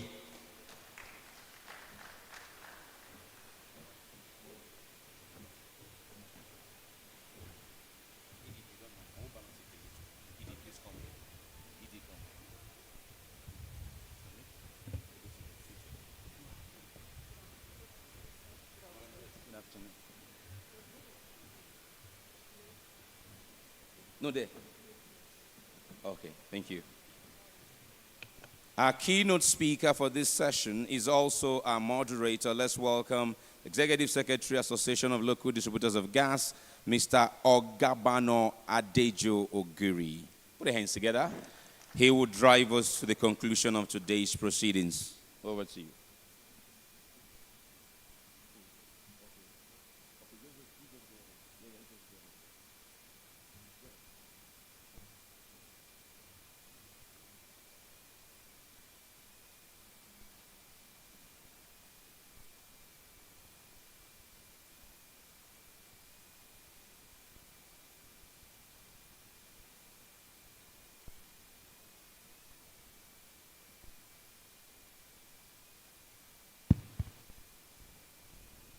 Good afternoon, ladies and gentlemen, and permission to stand on existing protocol.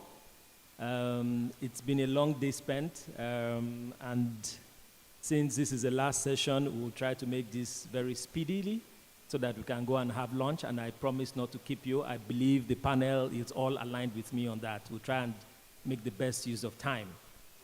So you're welcome to the third panel, which is the strategies and initiatives on increasing domestic gas consumption and reducing gas flaring. We have a lineup of very distinguished panelists on this panel, which I believe will do justice to this session. I will quickly, there's been some slight changes. The keynote speaker will now be Engineer Yusuf Usman, who will give a keynote, and I will just moderate by adding a few, setting a, what they call it, some painting a picture for this session, and we quickly go into the panel discussion. So, Engineer Yusuf Usman, the floor is yours to present the keynote presentation for this panel.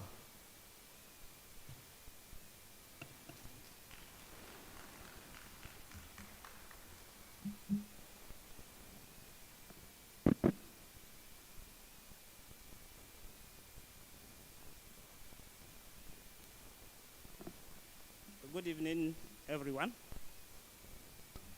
Let me start by thanking the organizers of this year's summit for inviting me as a keynote speaker and also a panelist on this very important topic, that is the strategy and initiatives to promote domestic gas consumption and reduce gas flaring in Nigeria.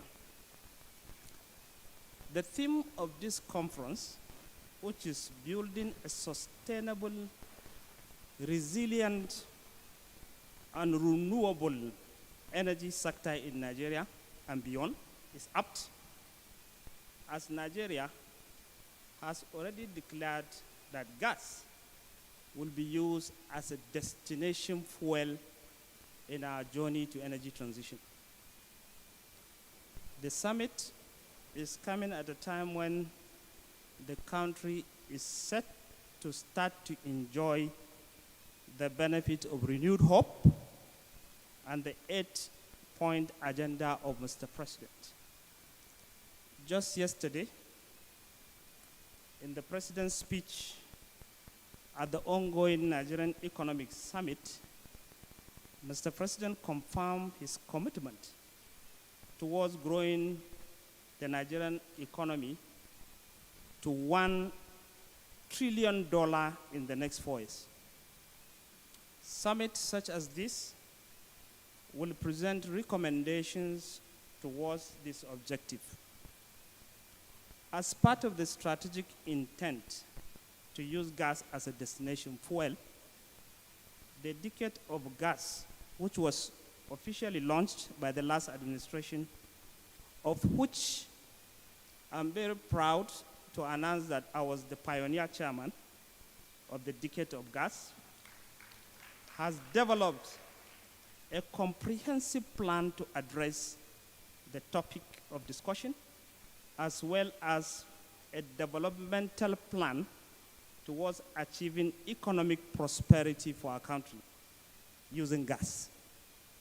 However, for the purpose of the panel discussion, we need to examine the situation of the oil and gas industry, which I summarize it as scarcity in abundance.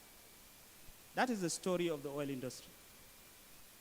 We have an abundant resources, but wherever you look at it, it's scarce. We have the crude oil that is supposed to drive our economy, but today the amount of crude we produce is not enough to support our situation. At the same time, we are a crude producing nation, but we are importing petroleum products, and sometimes it's still scarce. At the same time, we have abundant gas. In fact, in 2022, DPR confirmed that our reserve is 208 TCF. This gas is enough to saturate the domestic market, also supply the export market, both the LNG train 1 to 6 and 7, and also train 8, support the Nigerian-Morocco gas pipeline, Trans-Sahara gas pipeline, and gas supply to refill the Equatorial Guinea LNG. But the reality we face today is that gas to domestic market is not adequate. Nigerian LNG is operating at half of its capacity, declaring force majeure to already contractual volumes. And they even stated in the news that I read that Train 8 may not be possible under this situation.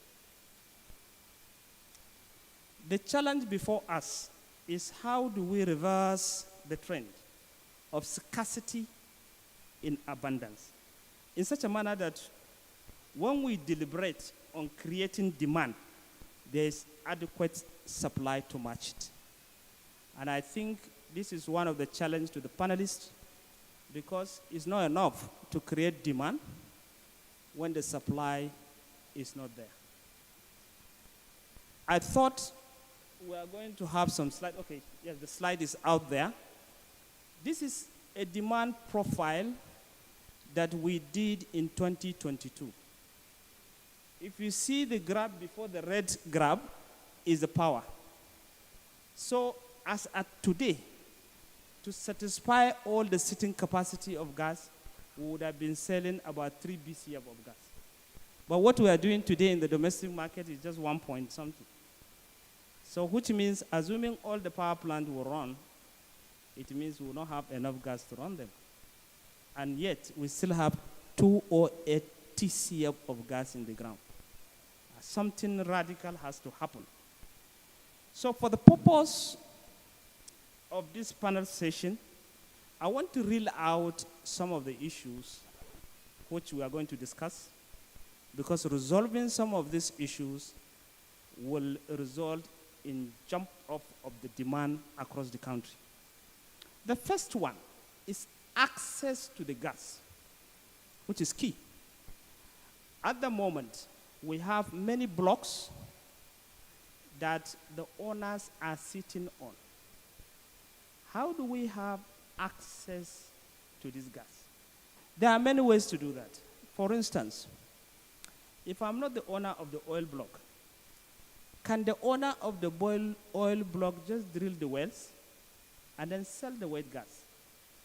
This will create investors who don't own the block to be able to put in money and do processing. This is key to actually opening up the domestic market. The regulator, I had a discussion on the PIA. One of the functions of the midstream downstream regulator is to open up the domestic market through regulations. So for instance, if they chunk out regulation that, look, if you have a gas field and you cannot drill the well in 3 years, then there should be a mechanism to take it away and give it to somebody who has a downstream project to develop it. Because the situation we have today is we have people who are ready to invest, but they don't have access to the molecule. And this is something that we have to drill down and find a way of addressing it. Second, I was speaking at Doha University on how do we create demand. And I told them that in Nigeria, one of the best ways to create demand is to stick a pipe. Once you stick a pipe, then you have created demand. This is what we did with respect to the West Africa, to Escravos to Lagos gas pipeline. At the time when this pipeline is being built, the only demand we saw was egg beam generator, taking 100 million scf. and we put in 36-inch that will convey 1 BCF of gas. Today, the pipeline was filled up. We put the second line, and the second line is almost filled up as well. So if you stick in a pipeline to demand centers, the demand will grow. So that's one of the best ways of creating demand. And that is why we embarked on the AKK. And we believe that the AKK passing through the transit countries will open those areas for economic activities. And it's not only in Nigeria, it is also done in other parts of the world. Anywhere you stick in a pipe, so long as the gas will flow steadily, you create demand in that area. The other area is to encourage compressed natural gas where you don't have the pipeline. And that is one of the ways to reach out energy to all parts of the country. By the way, according to the Sustainable Development Goal of United Nations, SDG number 7, is that access to energy is a right to everyone. But today, what we have is, even if you want to do the compressed natural gas, about 70% of the country will not have access to alternative energy. And that is why, at some point in 2022, we came up with a scheme of having gas across the nook and crannies of the country. If you can shift to the next slide, there's a map where we try to locate infrastructure that will serve as a hub for LNG. That way we can reduce the distance coverage across the country to less than 100 kilometers. Assuming that scheme takes off, by now you can have compressed natural gas to almost all the nook and crannies of the country. But today, even if you want to move compressed natural gas, you can only come to Abuja. So what happened to the rest of the country in terms of access to energy? So that is why we are encouraging that that scheme should come back, even if we are going to use part of the savings of the subsidy to support this infrastructure that will take liquefied natural gas to hubs where compressed natural gas can reach the nook and crannies of the country before the pipeline comes in place. One of the things that create reliability in the gas sector is agreements. And one of the key problems we have in Nigeria is we don't respect agreements. Where agreements are in place, they are not enforceable. And we have 3 types of consumers in the market today. Those with agreement, we have those that don't even have agreement, and they are still taking gas.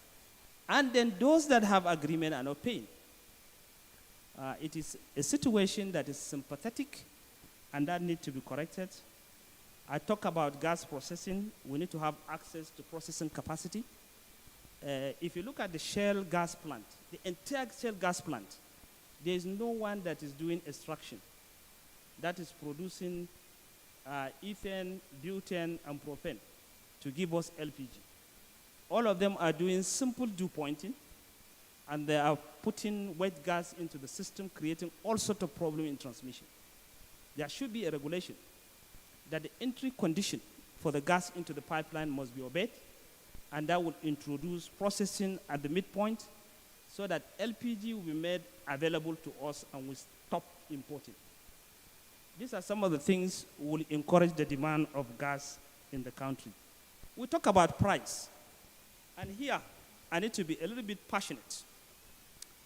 I was, I think, the last chairman of the gas pricing committee.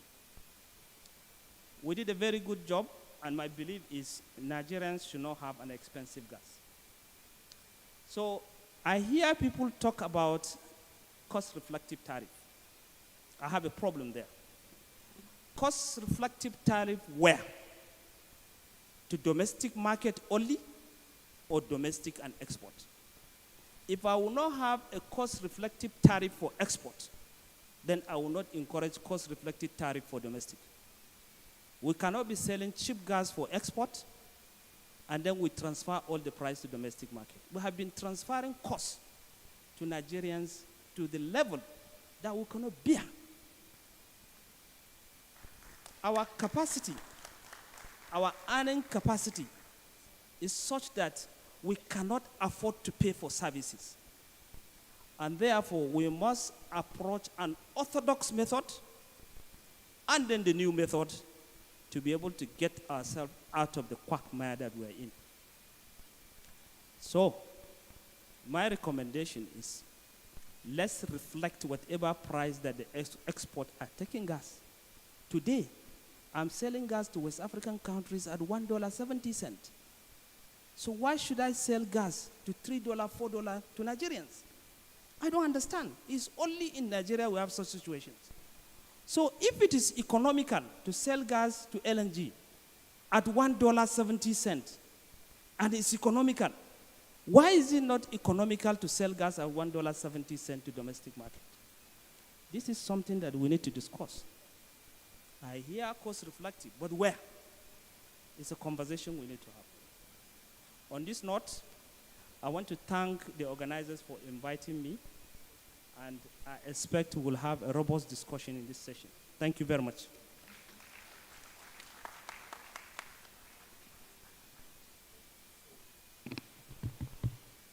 Thank you so much, Engineer Yusuf Usman. And always a pleasure to listen to you. And I can see Dr. Ogaji already saying thank you so much, and I know where that is coming from. We will have opportunities to discuss that on the panel. Before we go ahead, so there was supposed to be a panel, a keynote presentation and a contribution. So mine will be a quick contribution, just setting the picture, right? Or putting some additional statistics so that we can appreciate why even this topic, you know, it's been discussed on this panel. So technical, do we have my presentation on the screen so that I can do, okay.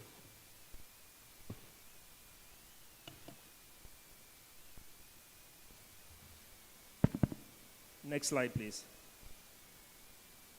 So we've heard a lot today, I think from the opening speeches from Goodwill Messages and also the opening speeches, a lot about where we are as a country. And I just wanted also to emphasize some of the statistics so that we can appreciate and understand where we're coming from. So a lot has been said in terms of our gas potential. We know that whether 9th or 7th, I think I've heard two numbers today. I think my presentation talks about 8th. But the key thing is that we know we are awash with reserves. And we also heard that could potentially be it's 290 TCF. It could be 600 TCF potentially, right? Because of a lot of scope for discovery, which because we have focused on oil, we haven't done dedicated exploration for gas, right? And if we do that, and if we confirm that 600 TCF, we could be the 4th largest country in the world in terms of gas reserves. So I think one key thing Nigeria is awash with gas. What we've also said in all the panels and sessions we had today is, while we are awash with gas, we don't consume or we don't produce much gas. And I just wanted to put some statistics there. In terms of gas production, right, and this is marketable gas production, we dropped from 8th in the world to 18th. So 8th gas reserves potentially could be number 4. In terms of production, we are 18th. So that's, begin to see the disparity, right? And if we don't do anything about it, like I think one of the panels said earlier, we have about $1.something trillion worth of resources that we may just leave stranded in the ground, right? So that's is food for thought and for us to think about for us to dimension really what the challenge is. In terms of first in African reserves, when we come to production, we are 3rd in Africa, lagging behind Algeria and Egypt. Next slide. The next slide talks about the distribution of that production. So this is a 2019 figure when we're producing about 7.8 BCF per day.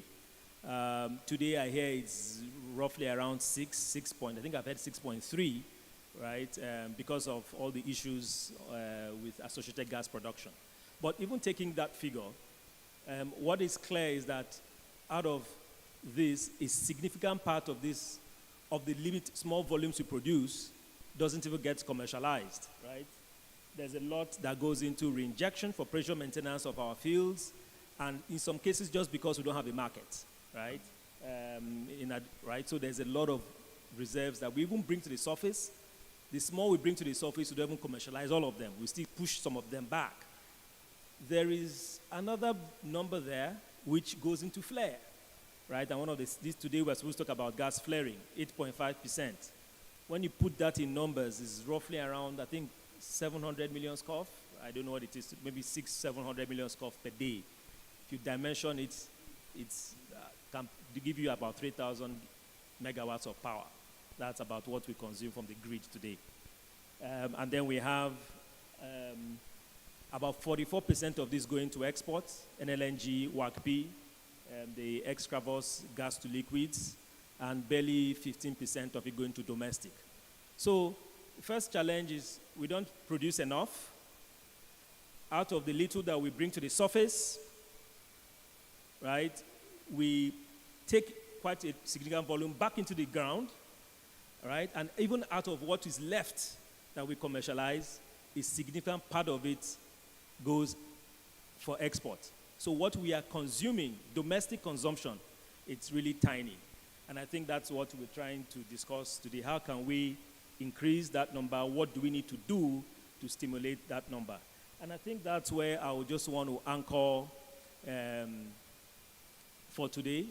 So I'll leave it there, and then quickly we'll move into the sessions.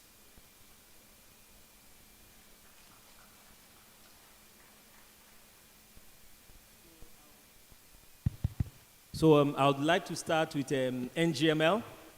NGML is as a leading distributor and supplier of gas to the domestic market. To have your thoughts on, what you've heard the keynote speaker is giving us a few things on what we need to do. As a player, an active player, what are your thoughts on how we can increase domestic gas consumption? So let me. Thank you very much. I'm actually here representing my MD, Justin Ezala, and my initial thought is as follows. When we are talking about increasing demand, that is what it means in economics. Price actually influences how people go for a particular product. And in that space, if we look at the pricing regime currently, yes, there are some regulated industries that are called strategic industries. But when you merge all these ones together and also what is going for export, you will discover that the pressure for the gas producers to actually break even is now on the unregulated market.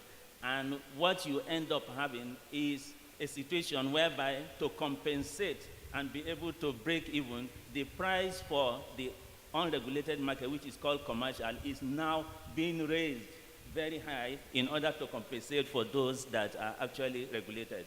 And in effect, you have a situation whereby, since we now have iron window for the exchange rate that will be applied for any pricing that is done in dollar, we are already seeing the effect with the customers that some are drawing down on their volume in order to be able to still break even in their final product, that they cannot easily transfer that increased cost to the final consumer, because the final consumer has not yet been empowered more economically in order to have that spare spending capacity. So that is my initial thought. Then going further, if we are talking about incentives, it's not just about pricing. Other incentives are there, but if the pricing is having issues, then all these other incentives will not be able to have the effect that we are looking at. Thank you.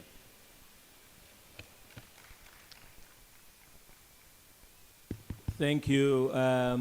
Pricing, so what I hear, pricing is key to stimulating demand, right? And if we get the pricing framework correct, then we can see the kind of demand in the domestic market, which will reflect, you know,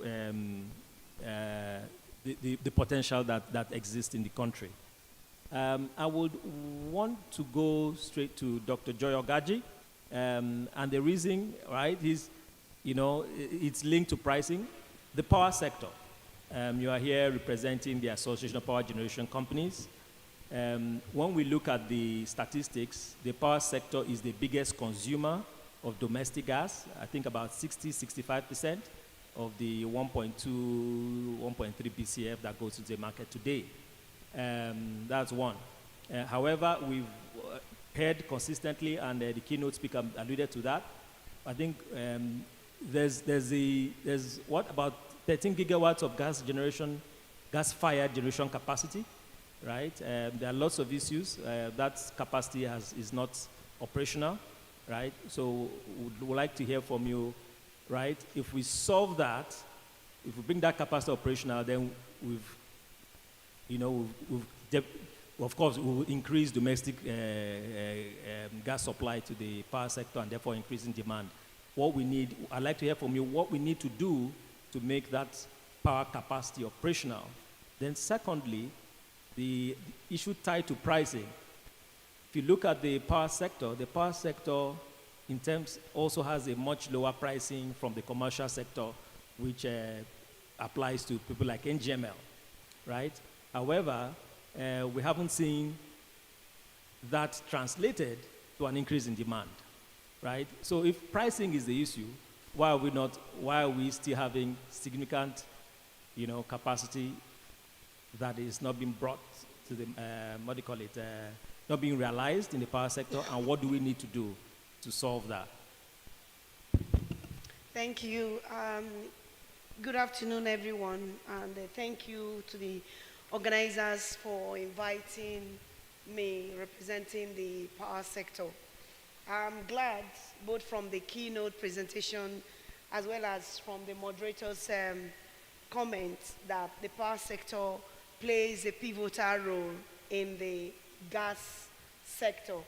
I am also shocked to know that there is understanding that the power sector is a major stakeholder and consumes the largest percentage of gas in terms of domestic usage. Now, why am I surprised? I'm surprised looking at the attitude of the gas suppliers or the gas sector to the power sector. I realize that the power sector and the gas sector are working at cross purposes. They don't seem to know that they are CMS twins, that even, what's this, the best, Ben Carson, that even Ben Carson cannot separate. So if the gas supplier, you're a gas supplier, you're a critical gas supplier, producer, or a player in that field, I think you need to have that understanding. I've tried as much as possible to create that synergy, that harmony, that understanding. I think I saw the executive secretary of NGA. He can be a witness to that fact. We've tried to see how the gas suppliers will see that, the power sector is your major stakeholder, and you must understand the challenges of the power sector and see how you can work together for your money to come.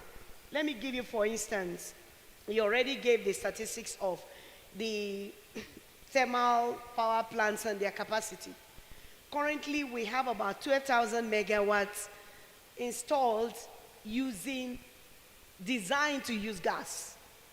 12,000 megawatts, and if you look at each 1 megawatt is about 4 million scoop of gas per megawatt. You do the calculation and see how much the power sector is able to take from the gas sector. And while you're doing that calculation, I would also want you to think about how the challenges the power sector has faced from Desiani's time till now. And we've not been able to unbundle those challenges. Having said that, I think I should just go to answer your questions. In view of this information, how can we solve the power sector challenges in order to leverage on the domestic gas available to us? First and foremost, we're not having enough gas. And the about 12,000 installed capacity we're talking about is just the current installed capacity. Out of those 12,000 megawatts, each of these thermal power plants have expansion capacity that can double that number. So let's put, for purposes of planning, we may, if all the challenges are removed, we should be able to have thermal power plants ramping up to about 30,000 megawatts if all the challenges are removed and they can ramp up capacity. I will give you, for instance, Egbin power plant that is based in Ikorodu in Lagos, have an installed capacity of 1,320 megawatts. Egbin needs, in order to run the 1,320 megawatts, they need nothing less than 200 million scf of gas. Egbin currently is not able to get even up to 150 million scf of gas. Their machines are available, but they are not able to get. And looking at their expansion capacity, Egbin want to expand up to 5,000 megawatts. But the constraints have been there. So what are the constraints in the power sector as it relates to gas? Pricing is one, which you also mentioned. The pricing is not only in terms of the amount. I know you will say, I think 2021, if I recall, the former Minister of State for Petroleum in Kano, I was in that program, reduced the cost of gas from $2.50 to $2.18. So your question is, even with that reduction, the utilization of gas has not really increased.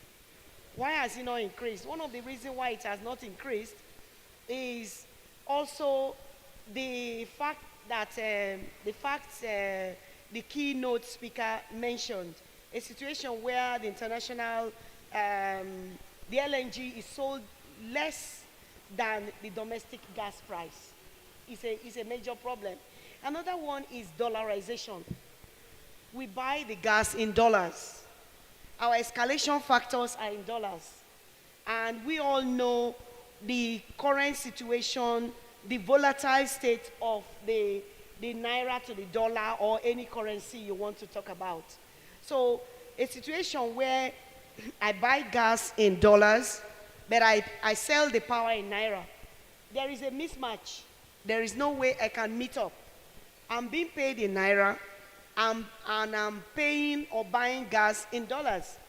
And these gas suppliers do not listen or accept what the CBN rates or the official rates. They are interested in the parallel market as at the day they invoice you, what was the going rate. So there are a number of challenges. And then when it comes to the power sector, we know the issue of transmission, the issue of distribution. Okay, so, well, when you ask for the power sector, you can see the rest of the panel is gas. I am the only voice from the power sector. So you can't give me the same time. I'm just warning you. Thank you. Okay, noted. But I think you've valid points, what I've heard. Thank you, Dr. Ogaji. Yes, please, audience, please, let's appreciate speakers when they make their contributions. Hearing you, first of all, you've just said that there's an issue with supply, right? I think that's, and you used Egbin as an example. However, You've also said that one of the reasons, even with the reduced pricing compared to the other demand classes, right, that because of some peculiar challenges, we are going to talk about, I think, some of the technical and commercial issues, in the downstream part of the power sector, right, and also the issues with the conversion, the FX rate, and you not being able to pass it on to the consumers. I would want, later I will come to Engineer Yusuf Usman to speak a bit. I happened to be on that pricing committee with him where this was discussed extensively, and for him to share further insights on, what was the landing and how we can, if there's anything for us to learn from it. But I'm going to go to Yetunde, GACN. As GACN, you relate with both sides. You relate with consumers like Dr. Ogaji, so you understand them perfectly, and you also relate with gas producers, right, who are the ones supplying gas. So you understand, you see both sides. I would like to hear your thoughts considering this unique position you see it. What you think, what are the things that we can do, right, to further increase our gas consumption beyond the levels we have today, and take into some of the, cognizant some of the things that have been mentioned, especially the issues that Dr. Gaji mentioned. So thank you. Good afternoon, everyone. I bring you warm greetings from the management and board of Gas Aggregation Company of Nigeria. We're based in Abuja. So in response to the question, in my view, there's a big deficit in infrastructure development. So my co-panelists spoke about pricing. So pricing is key. But even if we get pricing right, we still need that vehicle. We need those pipelines to move the gas from where it's being supplied to the demand centers. I will give kudos to the government, to NNPC, to the other sister companies. They are doing well, pushing very critical gas pipeline projects, but we still see that, it's taking time. The completion dates keep changing. And in the meantime, the demand needs to grow. The suppliers' portfolio needs to be developed. So there's that lacuna. So my recommendation will be for the projects to be, brought on stream timely. Of course, once there's a pipeline, I think it was Engineer Farouk that said it. Once you stick a pipeline, it's almost like magic. The demand will appear. It's not an issue of money anymore. When people see that, there's a medium to take that gas to them. So that needs to be addressed to quickly stimulate demand. And I think that's applicable for any region, whether it's in the north, whether it's in the middle belt, or whether it's in the south or the east. Another key factor, that can also stimulate demand and then to further increase utilization, there's need for synergy across the value chain. So Dr. Ogaji spoke about it. She says there seems to be some misalignment between the gas suppliers and the power sector, and then at the same time too, we're saying that the power sector is the largest uptaker of gas. So that handshake needs to be there. We need to stop working in silos. Let's know what the pain of the GENCOs are. Let's know what the pain of the DISCOs are. Let's know what the pain of the upstream man is. And as GACN, the mediator, we can midwife a lot of handshakes, agreements, collaborations. We can ease the burden, and ultimately, this demand will be stimulated. Once it's stimulated, we start speaking of the revenue generation. We start speaking about industrialization. So those will be my 2 points. Thank you. Thank you. Synergy, we've talked about that. And on this synergy, I recall at some point, we even, I think there were thoughts on merging both gas and power together.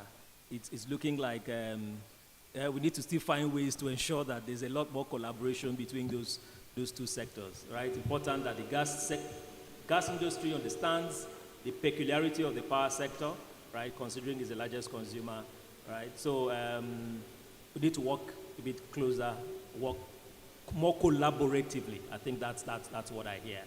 I'm going to come to Mr. Zomo, MD Valgas. I think, Mr. Zomo, you're also doing things in the LPG space. So I would ask you around that space.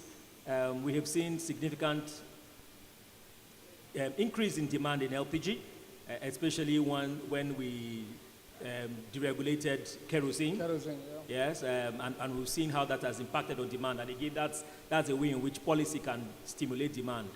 However, we seem to have been around the 1 million, 1.2 million metric tons for the past 3 years, right? That growth we saw 2015 to 2020 seems to be around, seem to be happening around there. Yeah. What are the new thoughts? What new strategies do you think we need to do as a country? What new government policies do you think needs to come up to further enable this sector? Because from what we hear that Nigeria could potentially be doing 5 to 10 million metric tons per annum of LPG. Thank you very much, and my greetings to the Abuja Chambers of Commerce and Industry. I'm excited that you invited me to be one of the panelists. But one of the key things that is still affecting the LPG market in Nigeria today remain the pricing, because LPG, even when we have gas being produced by different IOCs, LPG is still imported 100% into this country. It has to do with pricing and infrastructure. There are no knowing infrastructure as of today that can take LPG, because the price is high today, because you're going to ship, you're going to clear, you're going to pay clearing duty and the rest of them. So all these ones add to the cost of LPG. And if you add also the cost of transportation to the north, to the east, because the only facility you have today that can receive LPG, imported LPG, reside in Lagos. So from Lagos, you have to transport to other areas. But I can tell you today, MG Valgas is building a facility in Bonny that will collect LPG from LNG, and because of the Bodo Road, you cannot truck from Lagos, from Bonny to any part of Nigeria. That eliminates the cost of shipping.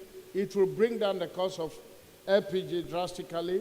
It will eliminate the cost of shipping, eliminate the cost of clearing, and also it will eliminate other charges, port charges, and the rest of them. So that is one of the key things that we are doing presently. We have acquired the land. We're in the process of getting all the DPRO license and the rest of them. So one of the key is infrastructure and the price. By the time we have we finish our facility, rest assured that the price of LPG will drop down drastically. Thank you. Thank you, Mr. Zomo. So infrastructure and again, issue of price. Yeah. And what I hear, as a company, you have decided to take up that challenge by making additional investments, right? Yeah. And strategic investments in this case, because you're investing, in a different model which allows you to eliminate some of the pricing elements that stack up, Yeah. right? And so you can now sell at a lower price that will further stimulate demand. Okay, interesting to see that, and we hope a lot more private sector investments will come down the line. I think I heard earlier today, MD Falcon mentioned also investments in a 10,000 metric tons LPG coastal storage facility in Port Harcourt. So I think with a bit more investments, maybe outside Lagos, where like you did say, you have to now keep transporting back.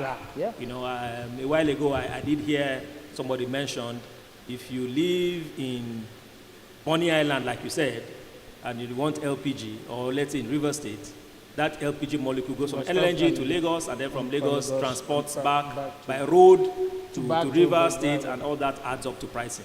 So it's good to hear that we need to think, and this is where private sector comes in. Thank you for that comment. Engineer Yusuf Usman, I'll come back to you.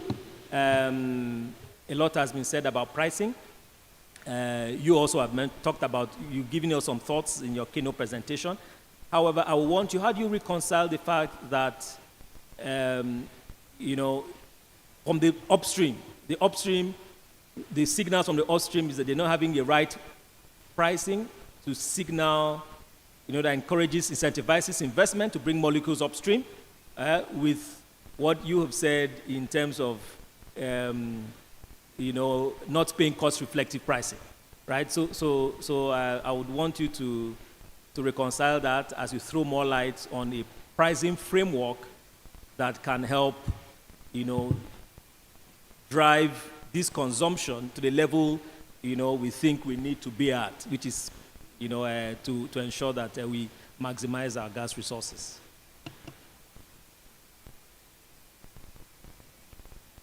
Thank you very much. If you recall, we did an extensive job on the gas pricing, and that took us to a number of analyses. Now, like I said, the domestic market will do well on low prices. Not only the domestic market, from my experience, all the projects that have survived in Nigeria, they were underpinned with low prices. And I can give you examples. Nigeria LNG is a good example we give. You see, Greenville is taking gas to nook and crannies of the country. They buy gas at a very low price. So it is very clear that to attract investment in the gas-based industries and other activities you need to do, you need lower gas prices. So how do you achieve that? If you look at the structure of the export project, they are integrated in it. So what happens is when you do an integrated project from supply down to the market, you cross-subsidize. So you do the economics at the midstream where the price is high, so you want it to survive. You go to the upstream where you can get some incentives through tax relief and other things, so you drop the price there. And that will enable the midstream to survive. So one option is to do integrated projects. If you do integrated projects, then you don't have to tell anybody how much you are selling the gas to the other value chain. So because you don't have access to the field, and that's why we introduced selling the gas at the wellhead. Now, so if you encourage the suppliers to take all the incentives that are available in the upstream to drill the wells only. So if they drill the wells only because they are not interested in the domestic project, so by way of regulation or any other means, we have to encourage the suppliers to drill the wells and deliver the wet gas to us. Then when you take the wet gas, you'll be able to do an integrated project. I'll give you an example. The LPG Association, when they approach me and say, look, they cannot control price of LPG because they import. I say, go get some money and investors, and then go and disturb the regulators so that you have access to wet gas from the wellhead. Now, if you have wet gas from the wellhead, you do a midstream processing, you can recover your cost from the liquid, you can recover your cost of investment from the liquid, and whatever you sell the gas to your downstream project is up to you. The gas can come to you at $1. So that enables you to manage the price. But if you allow the upstream guy to deliver the gas to you, he wants to make as much profit as possible. In one of the fora, I was talking to people that, look, we brought in liquid And probably this is the time to bring gas people. Because the liquid people are looking for rate of return of 35%. And here you are. In the gas and power value chain, you know, it's just 12 to 15% rate of return. So do you allow yourself to be shackled by somebody who is looking for 35% rate of return? So I think it is time to carve out this industry. I'm an advocate of that so that the value chain can speak. And the issues around the value chain will be known, because the users of gas, and they want to control their lives, they need the molecules. So if somebody is holding the molecules, then he can shackle you. And that is why we are trying to structure in such a way that you free the gas market from the shackle. And that's why we are advocating for aggressive midstream processing, so that the upstream will endeavor to deliver the gas to us, wet gas, and then you can make the investment and protect your business. So that's one of the ways. We talk about pricing the gas in dollars. You know, we had a debate in the pricing committee. In fact, I received a memorandum from government, and they were asking us to do two things. One is that we should endeavor to make the price to be in naira. And the other one is that, according to all the regulations, that the domestic market is capped at export parity price. So how comes we reach the export parity price and climb it over? You know, those are the two things they ask us. So the first one, we now had to do some analysis using NAPIU's figures of all the contracts that have been awarded. And we realized that actually most of the contracts that are managing the upstream sector to produce the gas are dollarized. So which means if you give them in naira, they will not be able to sustain production. And that is one of the reasons. So it has to be dollarized until we reach a level where we can manufacture most of those things that will maintain the upstream operation. Then you can price your commodity in naira. Unfortunately, it has to be that way. Now, the other thing on export parity price, we debated on that one. We don't want to transfer the domestic price on export parity because export parity is linked to Brent.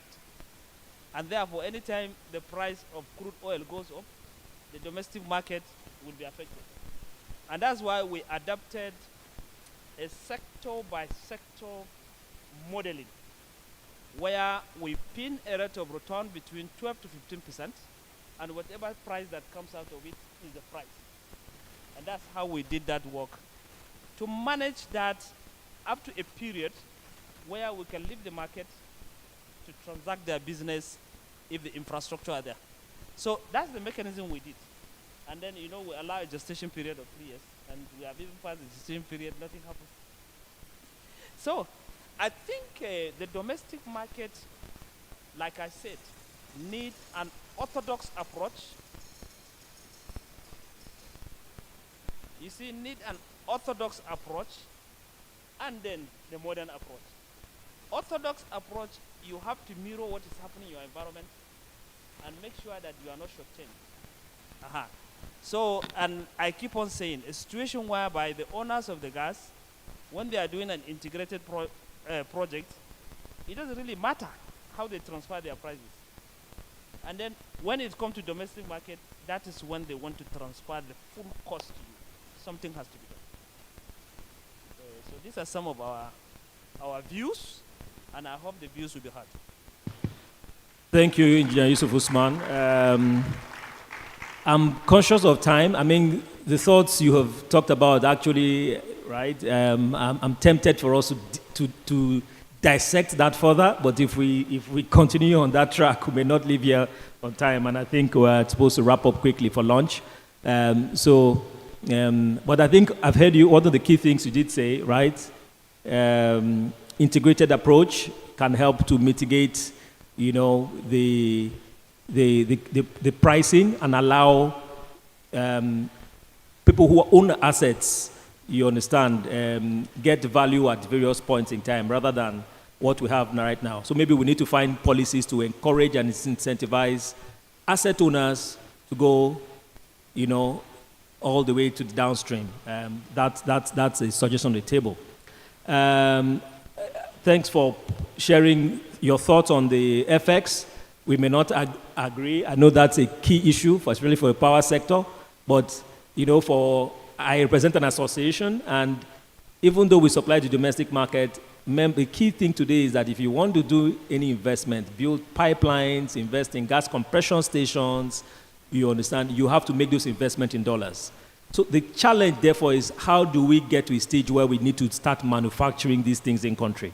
And then the whole local content thing becomes very key, right? Until we get to that level where there's significant in-country manufacturing and domestication of these inputs, we will still be tied to the dollar. And if we're tied to the dollar, people who bring investments will want to recover their investments in a currency, right, that is which they brought the investment in. So unfortunately, it looks like something we have to live with. But there's need for more collaboration to find how there are areas we can work better to ensure that the largest off-taker, which is the power sector, right, is comfortable and can consume a lot more and realize its potential.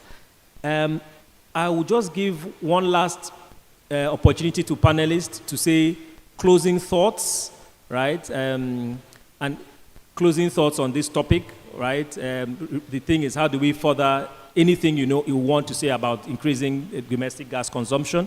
I would like one or two persons to speak about gas flaring. I'm looking at, I thought we were going to have the NUPRC person here, but I will let Mr.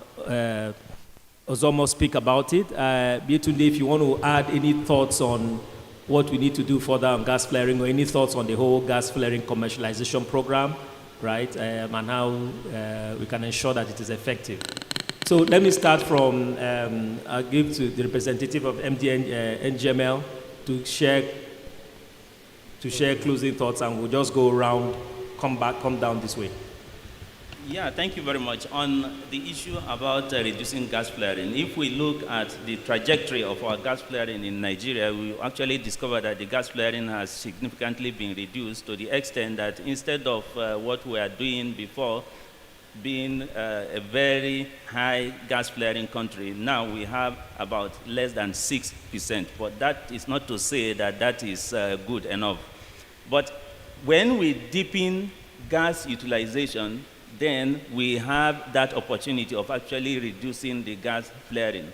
And gas flaring, in most cases, we are talking about the associated gas, because in associated gas, that is not what we are looking for. It only comes as a coincidence. So there is that tendency to flare.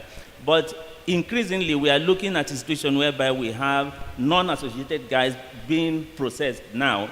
And in NGML, what we are doing within our own business is to look at a 360-degree solution for deepening utilization. For example, we have a lot of initiatives that we are looking at, not just looking at the typical natural gas through the pipeline. We are looking at CNG, we are looking at auto CNG in recent times, and very soon we will start seeing the results. And aside that, in order also to hedge against rising prices, we also have wide portfolio of gas sources so that we will now be able to manage the mix so that the effect will not be too much on the customer. And finally, I heard about pricing being done in dollars to the final consumer, and also when it is converted, it is on the day of invoicing. What we do in order to ameliorate and mitigate that is that we don't do on the day of invoicing. We actually take the average for the past month. And that alone has gone far to actually mitigate all these issues. Then finally, on still gas flaring, when we look at the upstream, there is what is called carbon credits now. And in NNPC Limited, there is focus on sustainability. And in that sustainability, very soon you will be seeing what is called not just looking at the economic side of business, but looking at ESG. That is, if you even add another E, that's EESG, economic, environmental, social, and governance, to the extent that you are not just looking at how do I make money. No, you are looking at what is the overall well-being of this business and all the stakeholders. Thank you very much. Thank you for that contribution. Quickly, go over to Yetunde from JCN. So thank you again. I'll speak about gas flare commercialization. So as most of you may be already aware, there's an initiative from the federal government. It's been spearheaded by the NUPRC called the NGFCP, Nigerian Gas Flare Commercialization Program. Recently, approximately 41 bidders emerged successful, and GSCN is happy to inform everyone here that some of them have even approached us. They have no clue on how to proceed. They got the licenses, some are new to the gas business, so we are working closely with them. We are holding their hands, we're taking them through the process. We are matching them with ready projects that can offtake the gas and then begin to generate revenue. So my charge is for everyone to support the various initiatives on ground. There's no need reinventing the wheel. Somebody has gone through the pains, to put something on ground. Let's tap into it. The Auto Gas Program 2 is there. It's been rolled out. The National Gas Expansion Program 2 is there, being furthered by the ministry. We're all stakeholders across the value chain. Wherever we find ourselves, let's work together to the benefit of the Nigerians. Thank you. Thank you, Yetunde. I'm happy to hear that JCN is in the driving seat. Please advise properly so that we can get the benefit of that program. Nigerians are anxious to have our flaring reduced and to have more molecules being brought on stream. And especially as he also brings LPG, because flare gas they are rich in liquids, which we can get LPG from. Okay, Dr. Ogaji, concluding remarks. Thank you so much again for inviting me and for this panel session, strategies and initiatives to promote domestic gas consumption. I think by way of closing remark, one of the strategies we need to focus on is policy, harmonized policy for the utilization for gas. What is a policy that is promoting optimal utilization of gas? That should be one of the strategies.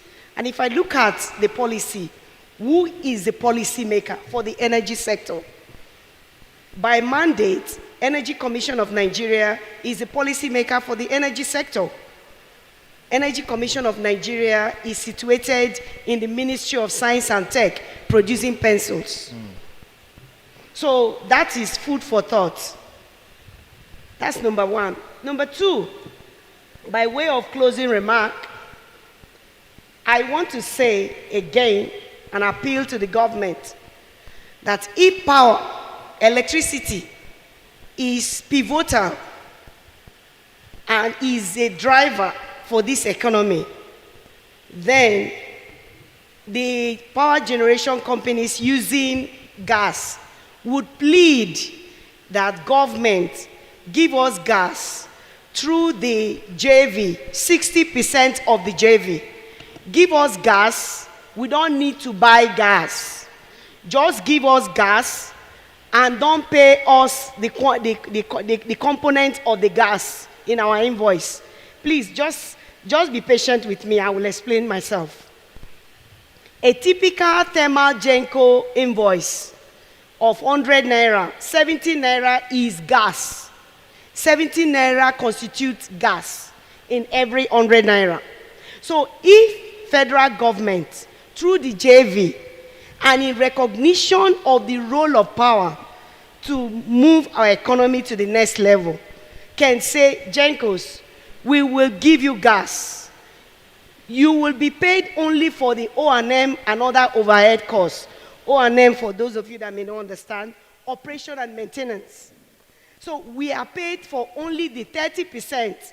The remaining 70%, government reconcile yourself. That way, one, tariff will be low, the common man can buy power. Thank you. I have more to say. Thank you, Dr. Gaji. Yeah, we know this, in fact, this should be a day session on its own. But interesting viewpoints raised. What I see is, like we said earlier, the need for further synergy and collaboration, right? So that we can take some of these ideas and really analyze them and see what's best for the industry. I think 1.5 hours will not be enough for us to agree here on what's best. But good policy coordination, very good comment across the sector, right? And the issues around the ECN, I think that should go into the communique, right? If Energy Commission of Nigeria is the overarching body, then it should be appropriately situated. Personal thoughts, presidency. Engineer Yusuf Usman, concluding remarks.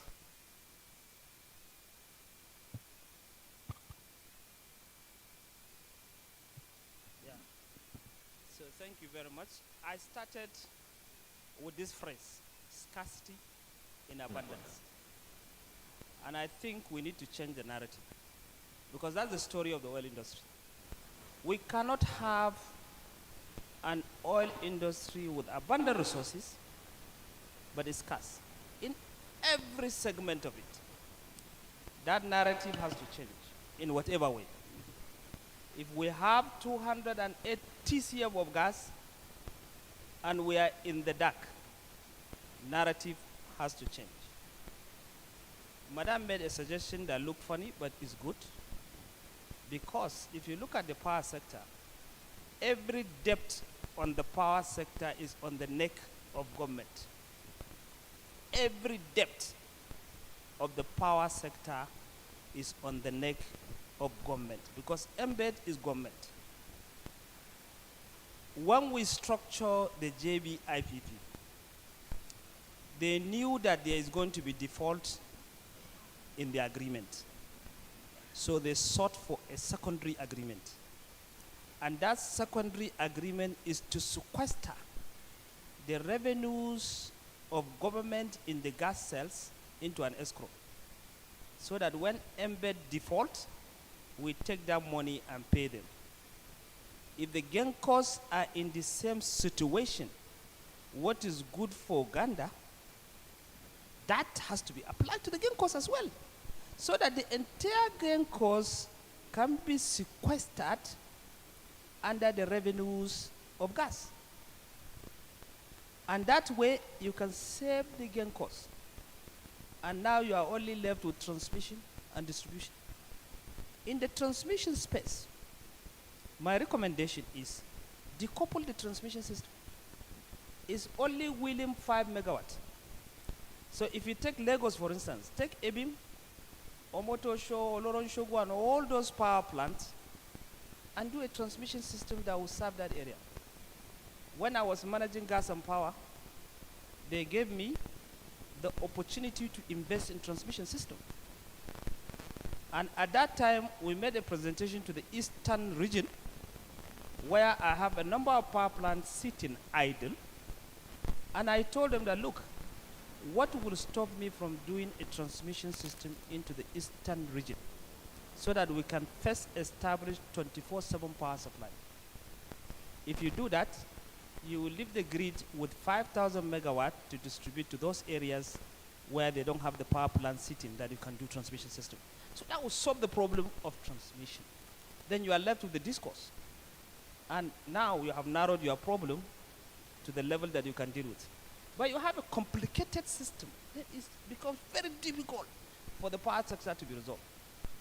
We were advising El-Rufai before the situation that, look, make sure if you're having power, you have gas with it. And that way you can have a line of sight to these resources that will fit the power supply to you. And that's why we came up with the concept of gas carve-out. Today, gas is a baby of oil, and it will continue to be a baby if you don't liberate it. It is time to liberate gas so that it becomes an adult and then give us the benefits that we need in this country.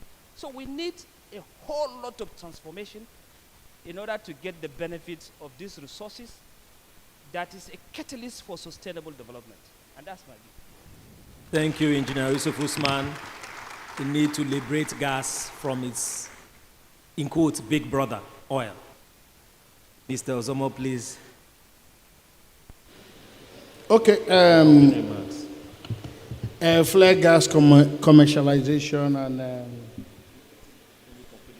yes, my concluding remark about the flare gas commercialization is that I'm one of the company that we bid for it, but unfortunately they did not give it to us. Now they give it to people who doesn't know anything about it, and now they are coming back to us to tell us that they want to partner with us. So it's out no direction. It's not going anywhere. I can tell you for free. They give it to their own people, and their own people doesn't know anything about it. So how would you want me to come and invest in your business that I don't want to get myself in. We have the technology. We have the technology, and we are not going to get involved. Yeah. Okay, thank you so much. Yeah. Okay, interesting. I think time is fast spent. I think we've heard from this very experienced panel. As always is the case, these times are not enough for us to distinguish, to fully exhaust this topic, but I think we've given some snippets on thoughts. Please feel free to reach out to any one of them. There's so much wealth of knowledge in this panel beyond what they were able to say here, so that you can get, you can be further enlightened. But just to add one or two things to what I've heard, so we need to, and to summarize, issues around pricing. We must have the right pricing framework and models. We must have the right synergies in place, especially with the largest off-taker, which is power, right? We must ensure that, look at things around the integrated value chain models, which can help to stabilize pricing. And I just want to also add the regulatory aspect. We're hoping we'll get one of the regulators here, but I think it's very important that we, improve on the regulatory frameworks. The PIA, we have a document, but what we need beyond that document is where regulators can step in and ensure that, and enforcing some of the things in the regulatory frameworks. We heard about network code earlier today, and issues around lack of enforcement of it. And these are the kind of things that I think, in addition to what we've heard today, can help to increase domestic gas consumption, help to create a more investor-friendly environment, and allow more private sector people to come and invest in the midstream and downstream, and also incentivize upstream players to bring more molecules to the surface, which we believe is key. I see Dr. Ogaji with the hands up. 1 minute, please, so that we can round up.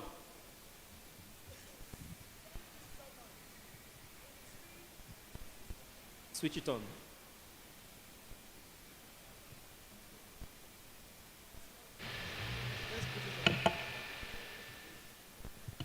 Yes. So in the spirit of collaboration and synergy, the power sector was privatized in 2013, 1st of November 2013.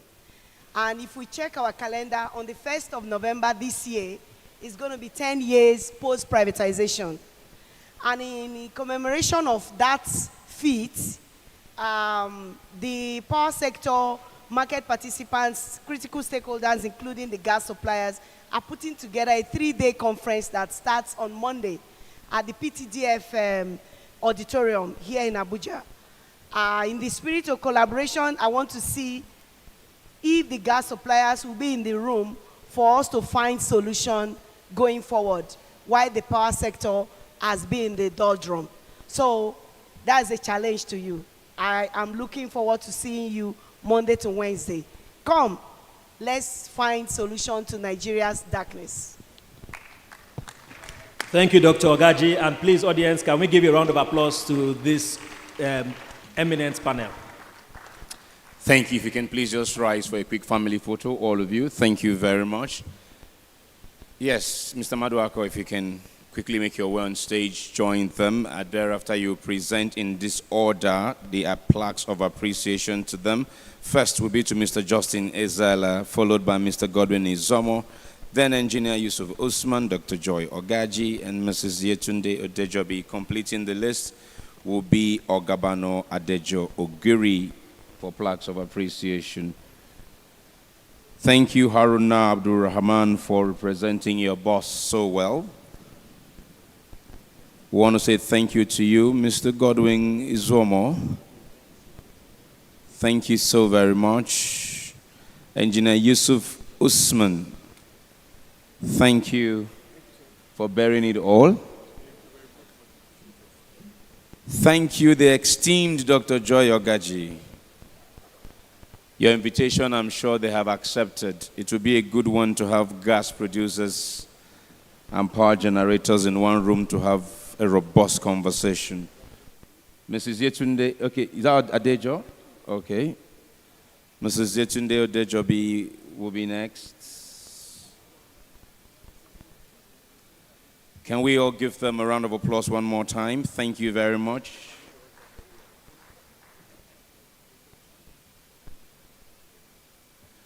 All right, so there you have it. The family photo. Chinedu, you're leaving. Chinedu, please join them for the family photo.